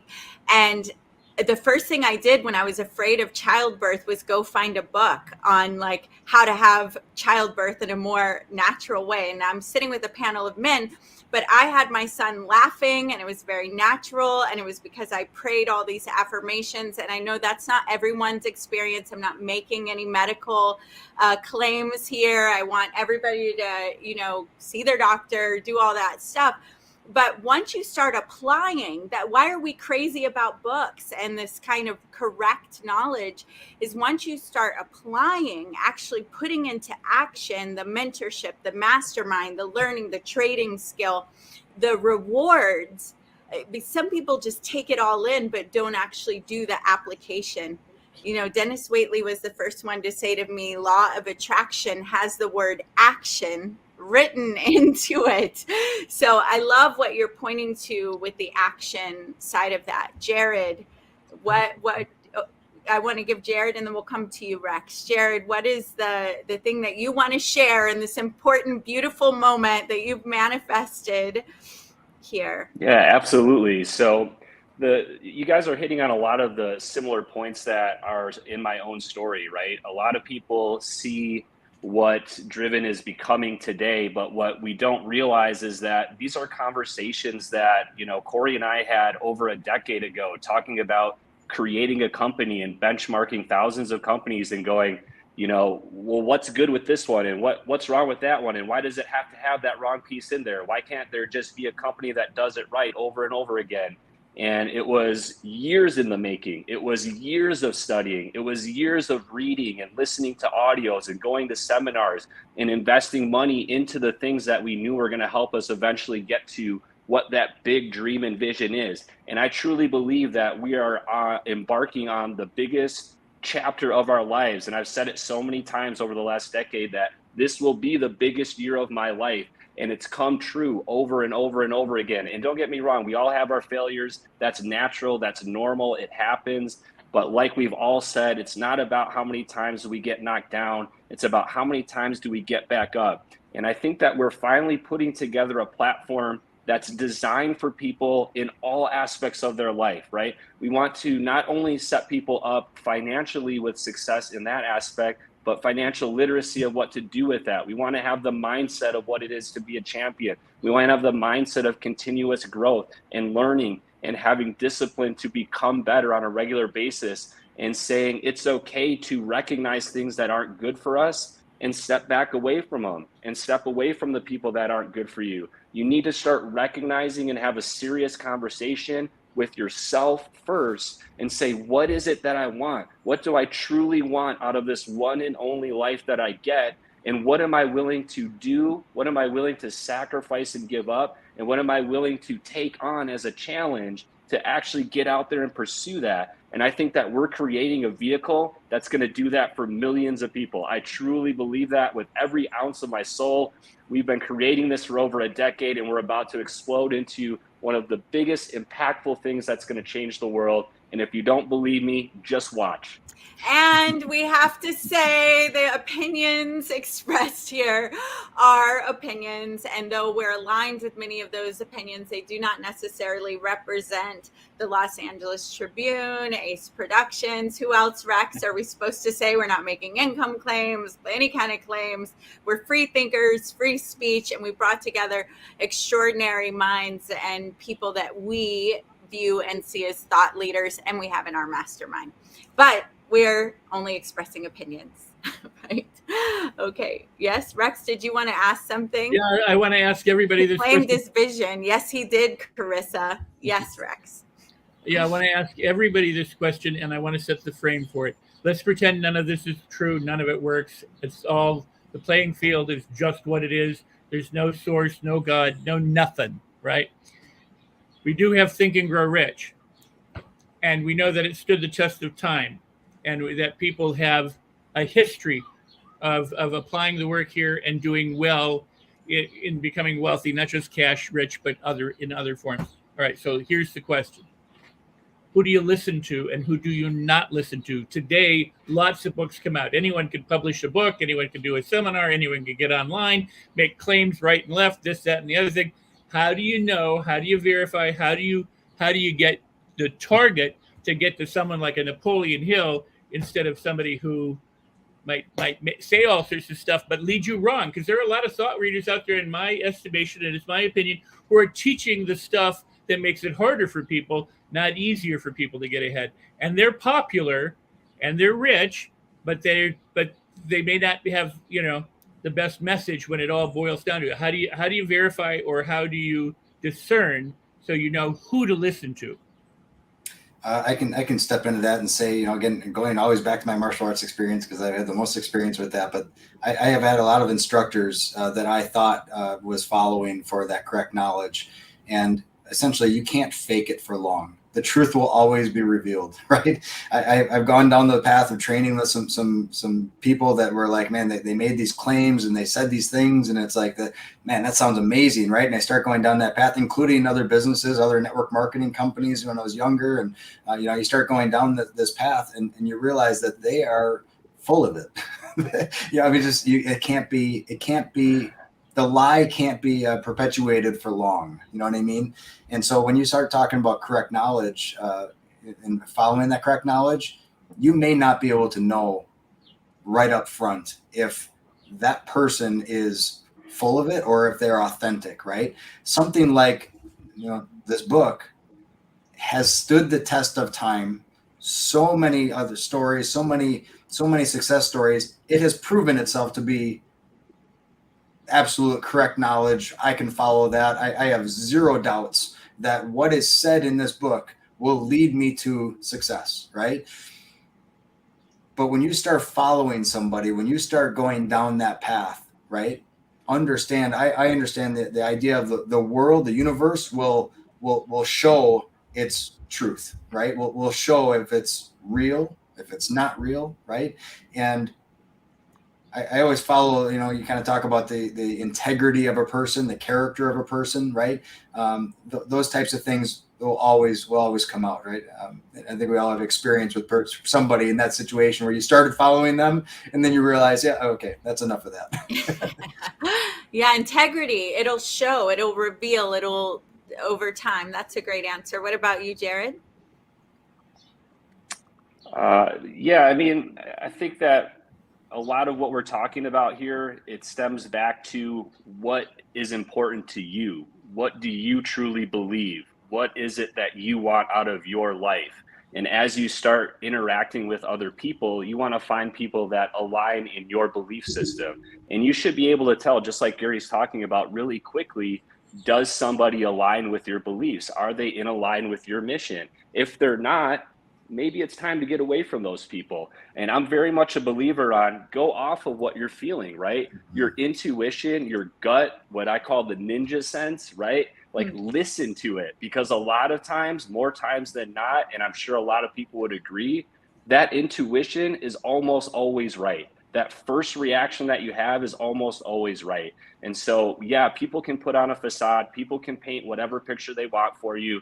But like Gary said, eventually that's going to come to light. The truth will come to light. The truth will prevail, and the truth always comes out. And we want to find people that truly align with our mission. And I think that that's where I would start, finding somebody that shares the vision that I do, and then continuing from there. That's awesome. I'm going to answer and then ask Ali. And I agree with you. I'm going to piggyback off of what you're saying, is that there are a lot of different perspectives out there, and kind of like that metaphor of people standing blindfolded around an elephant and holding different parts and trying to describe what the world is, that depending on where you're coming from, you know, David Goggins may be the next best mentor for you to listen to, or where you're coming from, it's Louise Hay, because you need to love your body, right? And so really it is very relative to your own journey, which is why I think just blanket statements of absolute truth are rarely the whole picture. You know, if you've got someone grieving, then positivity may be exactly what they need, hope and contribution. If you have someone that has been, you know, people are just coming from different places. So I want to echo what you're saying, both of you, and that the truth will show itself, character will reveal itself, it'll show itself, but it is absolutely an internal job. Your spirit knows. We've all been given a guidance system, and really tuning in to your feelings about that and what you're called to. And then in your leadership, cut out what isn't right. You know, don't just take everything completely on without checking in there. Like, is this resonating with me? Is this truth for me? Ali, what's your answer to that? Yeah, first of all, such a deep question. Give me 6 days and I'll answer it for you. But I'll try my best to shrink it in a minute or two. So I actually lived what you're asking. I was born in Morocco, and I experienced homelessness for 3 years, where I found myself many times looking up and saying, why me? I've experienced circumstances and trauma where I looked at parents and uncles and people around me, like, again, and I look up, I'm like, why me? Are you even there? And I came to the United States, as I've mentioned, on Sunday night, and I started studying different areas of theology and science, and trying to identify, like, who am I to follow? Like, who am I to listen to? And one of the things that I experienced every time I trusted inner being first, that Ali within, that little kid that's inside, I trusted him and I talked to him. It was the most purest way. And it was, whether it was meditation, whether you want to call it prayer, whether you want to call it solitary confinement in the positive realm, call it what you want.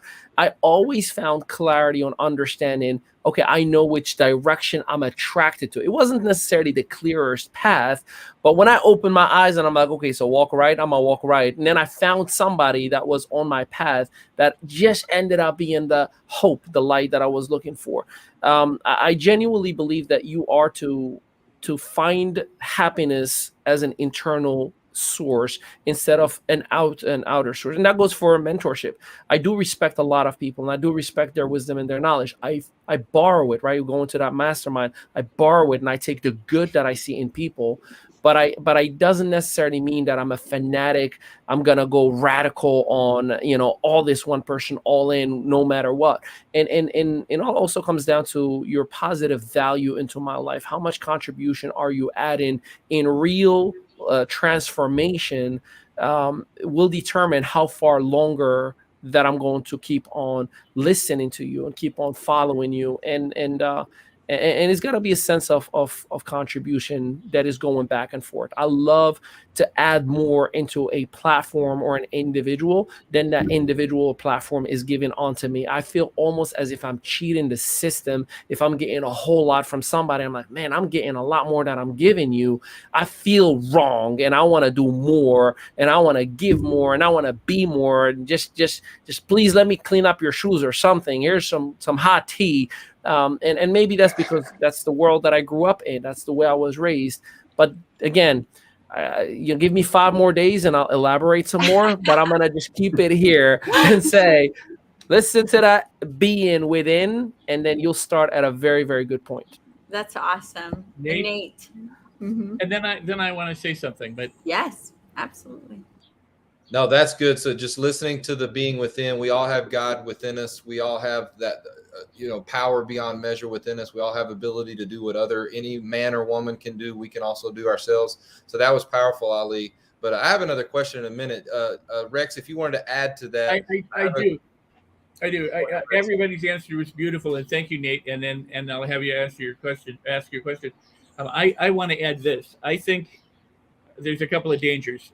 And one is this: every teacher I've ever had, good, bad, right, or wrong, evil or benevolent, has been valuable to me. It either taught me what not to do, what not to be, what not to have, or what to do, what to be, and what to have. Correct. So it's all been valuable. That said, I wanted to find somebody who empowers you, not talks about their power. They don't put power over you. They help you find your own power. There's also those people who will coddle you and empathize with you and be so compassionate with you that they keep you stuck where you are because they're in there with you. So what I think you need is somebody who can challenge you, and I wish Dan Clark were here, because I think of it this way. They're quarterback. Their goal is to pass the ball or hand the ball off so that the other person makes the score. If they're talking all about themselves and all about what they have and all their accomplishments and all the glory and all the focus is on them, the spotlight is on them instead of the participant, the student, the disciple, then you might want to consider someone else. That's great. Nate, you're up. Nate, with the question. Yeah. This is so good. I want to ask Gary, Jared, and Ali, and of course they could give a short answer or a long answer. I'm okay with all of it. This is powerful. But taking it back to the 4th principle of specialized knowledge, we're talking about the principles in Think and Grow Rich, of course, if anybody's not aware of what we're talking about today. But the one common denominator between the most successful people, there's multiple common denominators, but one of the most powerful common denominators is they follow the principles. They follow the principles outlined in Think and Grow Rich. But if I were to ask Gary, Jared, and Ali, and Rex and Adora, what is the one skill set, going back to principle number 4, specialized knowledge, and Dennis Waitley told us on day 1 that there's no substitute for cash with a K, knowledge, attitude, skill sets, and habits. But so skill sets. Gary and Jared, the rest of you, what skill sets was the most important skill set that got you to where you are today? And what skill sets do you think are the most important to your career right now? And I kind of have a feeling of what Gary and Jared might answer to the most important skill set right now. But what skill sets got you to where you are today? And what is the most important skill set you're focused on right now? Age before beauty. Definitely. Age before beauty. No worries. So, I think the most important thing would be just personal growth, right? Personal growth and development is the most powerful thing that you can do, and building relationships and understanding what it is to actually care about other people, right? And being able to sit back and listen, right? We have 2 ears and 1 mouth, and we want to listen to what people are talking about, build relationships with people, and collaborate, just like what we're doing right now, and being able to recognize what people's strengths are, encourage them where they are in their weaknesses, and help them become better people. The most number one thing I would attribute my success to would be the ability to develop relationships with people and help them bring out the best in themselves, right? Help them become better than they were before they knew me. If I've known you for 5 minutes, if I've known you for 5 years, if I've known you for 5 seconds, my number one goal is to leave you better off than you were before we met, no matter what that time period is. And that's the short and sweet of it.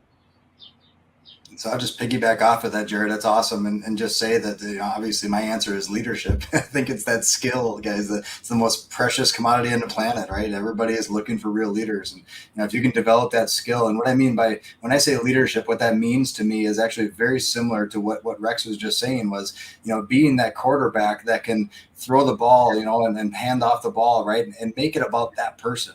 Understanding leadership is not about the leader. It's about the people that you serve, right? It's about the people that are around you. And the more that you can build up those people, like that's the skill set that I see. Learn how to build up everybody else around you and help them win. I love it. All right. Last but not least, right?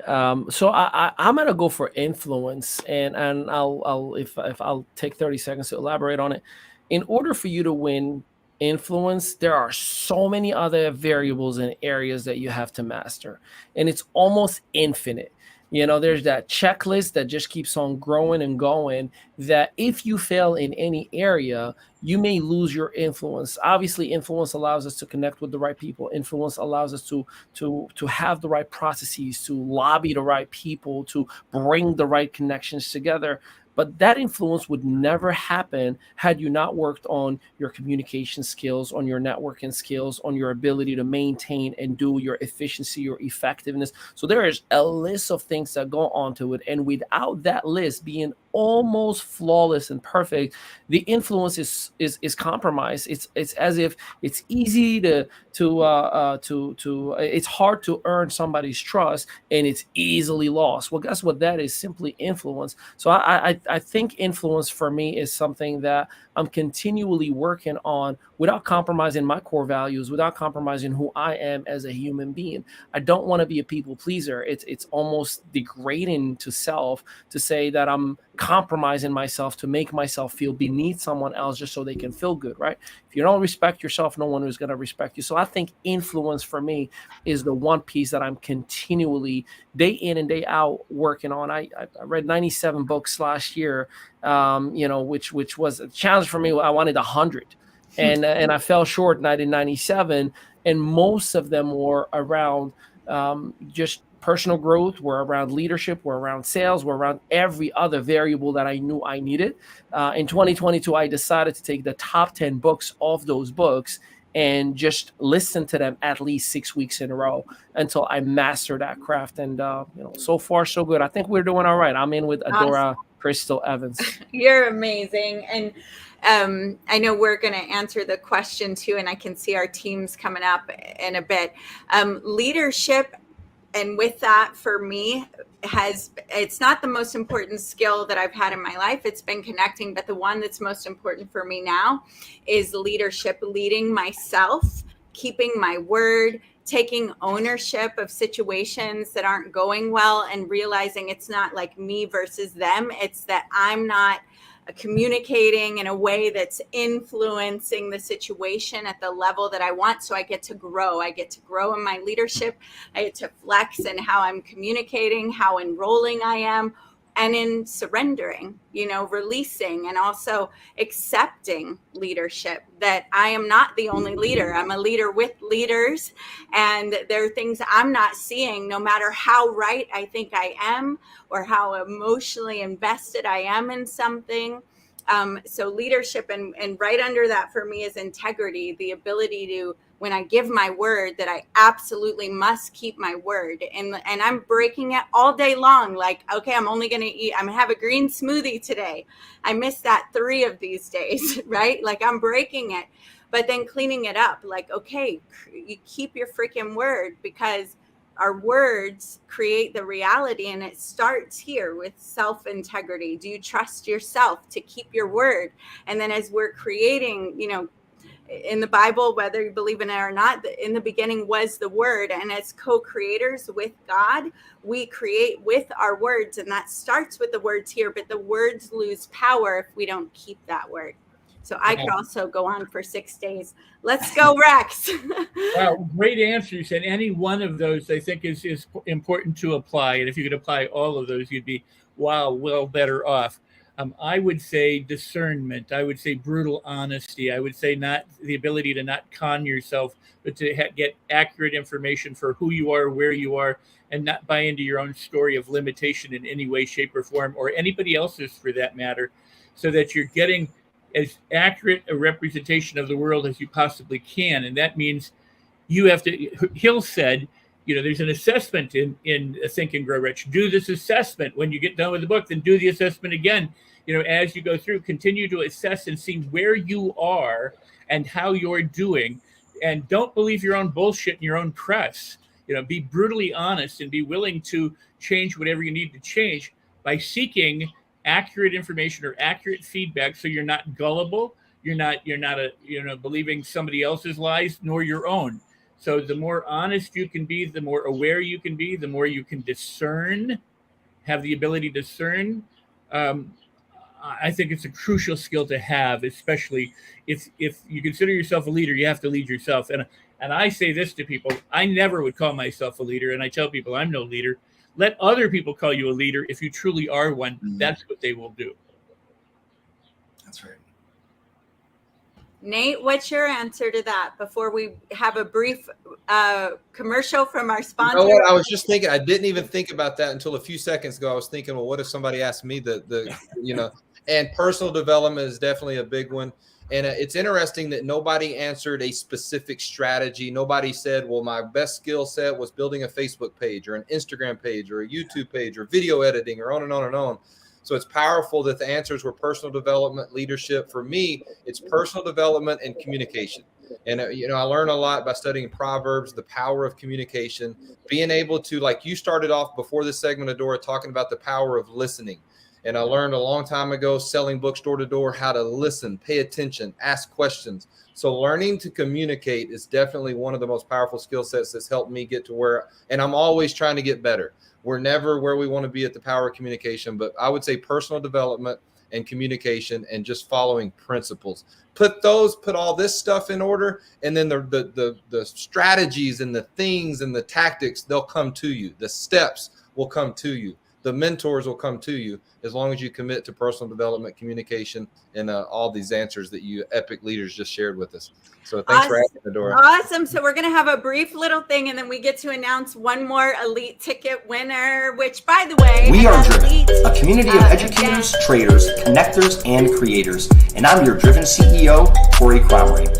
Our mission is to make an impact in the world by helping people attain powerful, implementable skills, improving their outcomes, and maximizing their influence so more and more people gain access to what Driven has to offer. The core of Driven is our comprehensive Driven Trading Academy and our human-powered trading app. Trading is a key skill for financial freedom, and we have partnered with an elite professional traders, the most elite professional traders in the industry, from Forex, crypto, options, futures, and indices, and even stocks, to create state-of-the-art, curated online academy paired with live training, live trading rooms, signals, and it doesn't stop there. Driven Experiences recently partnered with Driven NFTs, and we have developed the most power-packed, value-based NFT program in the industry, offering multi-reality, ultra-exclusive experiences, including luxury masterminds, parties, events, both in the real world and also the meta world. We invest in education and technology, so our members are ahead of the game. Driven offers the best in education, partnered with world-class, groundbreaking technology, and a powerful business structure. Driven was built for everyone and has been actively impacting people from around the world. And now it's your turn. Welcome to Driven.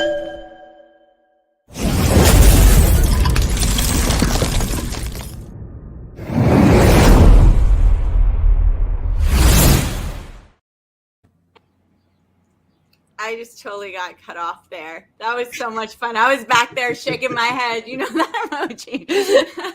Okay, so part of the elite events that we have at the Mastermind Driven, some of the things that are going to be auctioned off are even a really cool tennis shoe that's an NFT, and lots of other things. Mastermind, some year of education. The Napoleon Hill Foundation has some things by buy Napoleon Hill, like a written check. I think there is going to be a Tesla auctioned off. It's going to be a really great day. So we have a day of masterminding. And this elite, I know, right, Brandon, this elite ticket winner gets to go to the mastermind during the day, the evening part, as well as the auction and the 27 show at the Billionaire's Home. And that one who is commenting the most is Miss Amy Jacobs. So you guys give it up for Amy Jacobs. We'll be seeing her in California.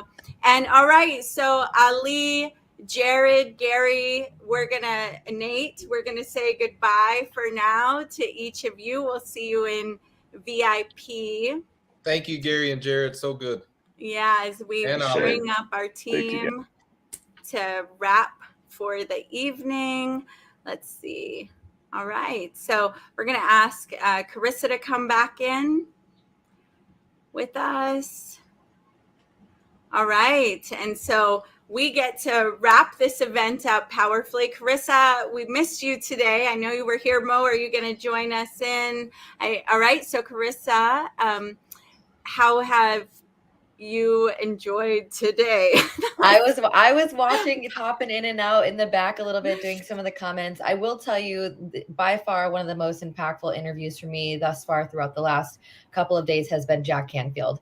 Every time he said something, I was writing it down. And one of the things that stuck out to me was you can either make $1 million or a million excuses. And why that's really feels important for me right now is we have had so much engagement and so many people showing up here every single day, choosing themselves, choosing their higher alignment, choosing their vision. And it reminds me of the conversation that Rex and I were having with Amberly the other day about her leg and how every single day she had to choose. She made a choice that I'm going to show up even if it's not working. And so that was so impactful for me because I was really thinking about the audience showing up here today, every single speaker showing up here today, and how we're not letting our excuses, but more our visions pull us forward. And so it was really impactful for me to hear that and just resonate with that. And I've loved every single speaker that's come up today. I haven't been able to engage as much as I'd like to, but I was here in spirit. And so I'm curious, Rex, how about you? How was your day today? I know you were holding a lot of space and doing a lot of interviews. So I'm curious for you, what was your biggest takeaway from today? Well, you know what is so beautiful about all this is that you and I and Adora and Mo got to be surrounded by some incredible people for the last 5 days, and we've got to interact and talk and be stimulated by thought and feeling and things like that. But so have the viewers, so are the people who've tuned in from all around the world. We've got to hold space with just incredible minds, incredible hearts, incredible presence, incredible people who are making a difference in the world. And that is amazing. When we were earlier talking about the mastermind with Forbes and everybody, I can't even remember who's there. There's so many people that come and go, and they're all fantastic. But when we were talking about that mastermind group, the fact that we have that opportunity to right now up level our game and take what we've learned as people. We're participants as much as we're putting this thing on. We're sitting here with other people too. So it's this rare and unprecedented opportunity for everybody wherever they're at, whatever stage of the game, whether they're starting or whether they're way advanced or in their middle. It's to just start applying what they've got from here. There's so much. Go back, watch the replays. Not only that, but share this for your friends and your family and other people so that they too can benefit. You don't ever have to do it alone. Share it, put it out there, and then come. And if you can, join us in the VIP. So it's been an incredible 5 days. And you know what? It goes on tomorrow, and then it goes on forever. I know my life is going to be forever altered for this time that we're together. I mean, energetically, the things that we took in, the connections that we've all made here, the people that we're meeting in the audience. I mean, on this tour, we had Barbie Layton. And if you all remember, Carissa, you weren't with us at that time, but when we did the new Psychology of Winning tour, she was in the audience in the comments all the time. And now, because of that, we developed a connection with her, and she ended up on the stage this time. You really never know, Mo. You never know, Mo. That's a great point with Barbie, who was a very major part of this event. And we love Barbie Layton, and we thank Barbie Layton. And I could talk about Barbie all day and all night long, Adora, because she's such a delight. But with that being said, I want to thank the three of you, and I want to thank all the folks behind the scenes. I want to thank Doria Cordova and all of our wonderful friends that have also referred different speakers to us. I want to thank all of the lovely speakers. If you were part of this tour in any way, shape, or form, we thank you and we honor you. Also want to do a quick housekeeping note before we part ways and wrap up the public leg of the tour, and that's that we love and honor all people, and this is a free speech platform, but we do not necessarily endorse or validate any claims that are made here. Every speaker only speaks for themselves, and no speaker here represents the views of any organization, including the Los Angeles Tribune. So just a quick disclaimer: you're responsible for your own life. If you heard any medical advice, you need to consult with the doctor first. And with that being said, we just want to make sure that we have those. Since we had the general counsel on the air today, Dora, I know he's watching. I don't want to get some text messages saying, "Hey, you guys forgot the daily disclaimers." But with that being said, it's also, regardless of the legality, that's true. Everyone is responsible for their own life ultimately. And as powerful as this book is, as powerful as any self-help book is, they can only go so far if you don't take action, right? And have responsibility for your own choices in your own lives. And so, there's an old saying: you can lead a horse to the water, but you can't make him drink it. And so you gotta, some of these books may help guide you, but you got to be the one to go and drink the water.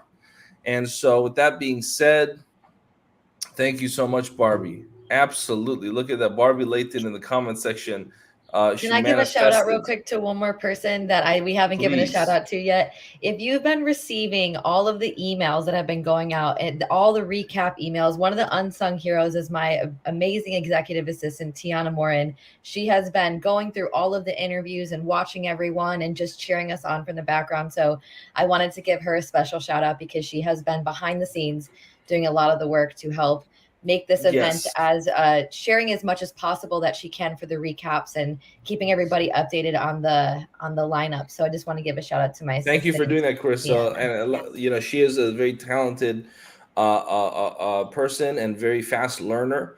We also want to thank Rex Sykes' forehead, who has been a consistent member of this tour. That forehead has become very well known. And thank you to Rex's forehead for being such a consistent friend and ally. For that consistent friend and ally. So the VIP link, we'll put it in the comments again, but it'll also go out in email. Barbie said, which it's now 197, but 97, she was VIP in the last event. It changed her life because we over deliver. Yeah. Thank you so much, Mo Rock, for your stand, that media gets to shift, that it gets to bring the frequency of elevation, it gets to bring in interesting thought perspectives and a wide range. It gets to bring all of this into the homes in a time when we need it, when there's a lot of fear, there's been a lot of agendas to drive us and hurt us into different directions. You've chosen to be a loud stance that no, we get to grow, we get to evolve, we get to love one another, we get to rise. And I just want to thank you so much for all that you do and all that you are. I second that. Mo, you're muted. Thank you for that. And I want to also thank Matt Tomeo, who's in the audience. I want to thank Ace Productions and Adora Crystal Evans for really following the principles of this book and having a burning desire to make an impact, to make a statement, and to generate all of the incredible moving parts and facilitating many of these moving parts that have made this possible. And so instead of everyone here just, talking about each other, you go thank ultimately, someone. Ultimately, Adora, the most important person is you, the person at home watching. And now it's your job, your responsibility to take the information, to take the wisdom that you have accumulated the last 5 days and now actually apply it. The real work starts when this stream ends. The real work starts when you are out there dealing with your employees, dealing with your families, dealing with your friends at church or your neighbors. That's when the real work starts, right? The real work starts when it's a question of how are you behaving when no one is watching? And are you a person of integrity? Are you giving back? Are you being an example of the kind of person that the world needs today?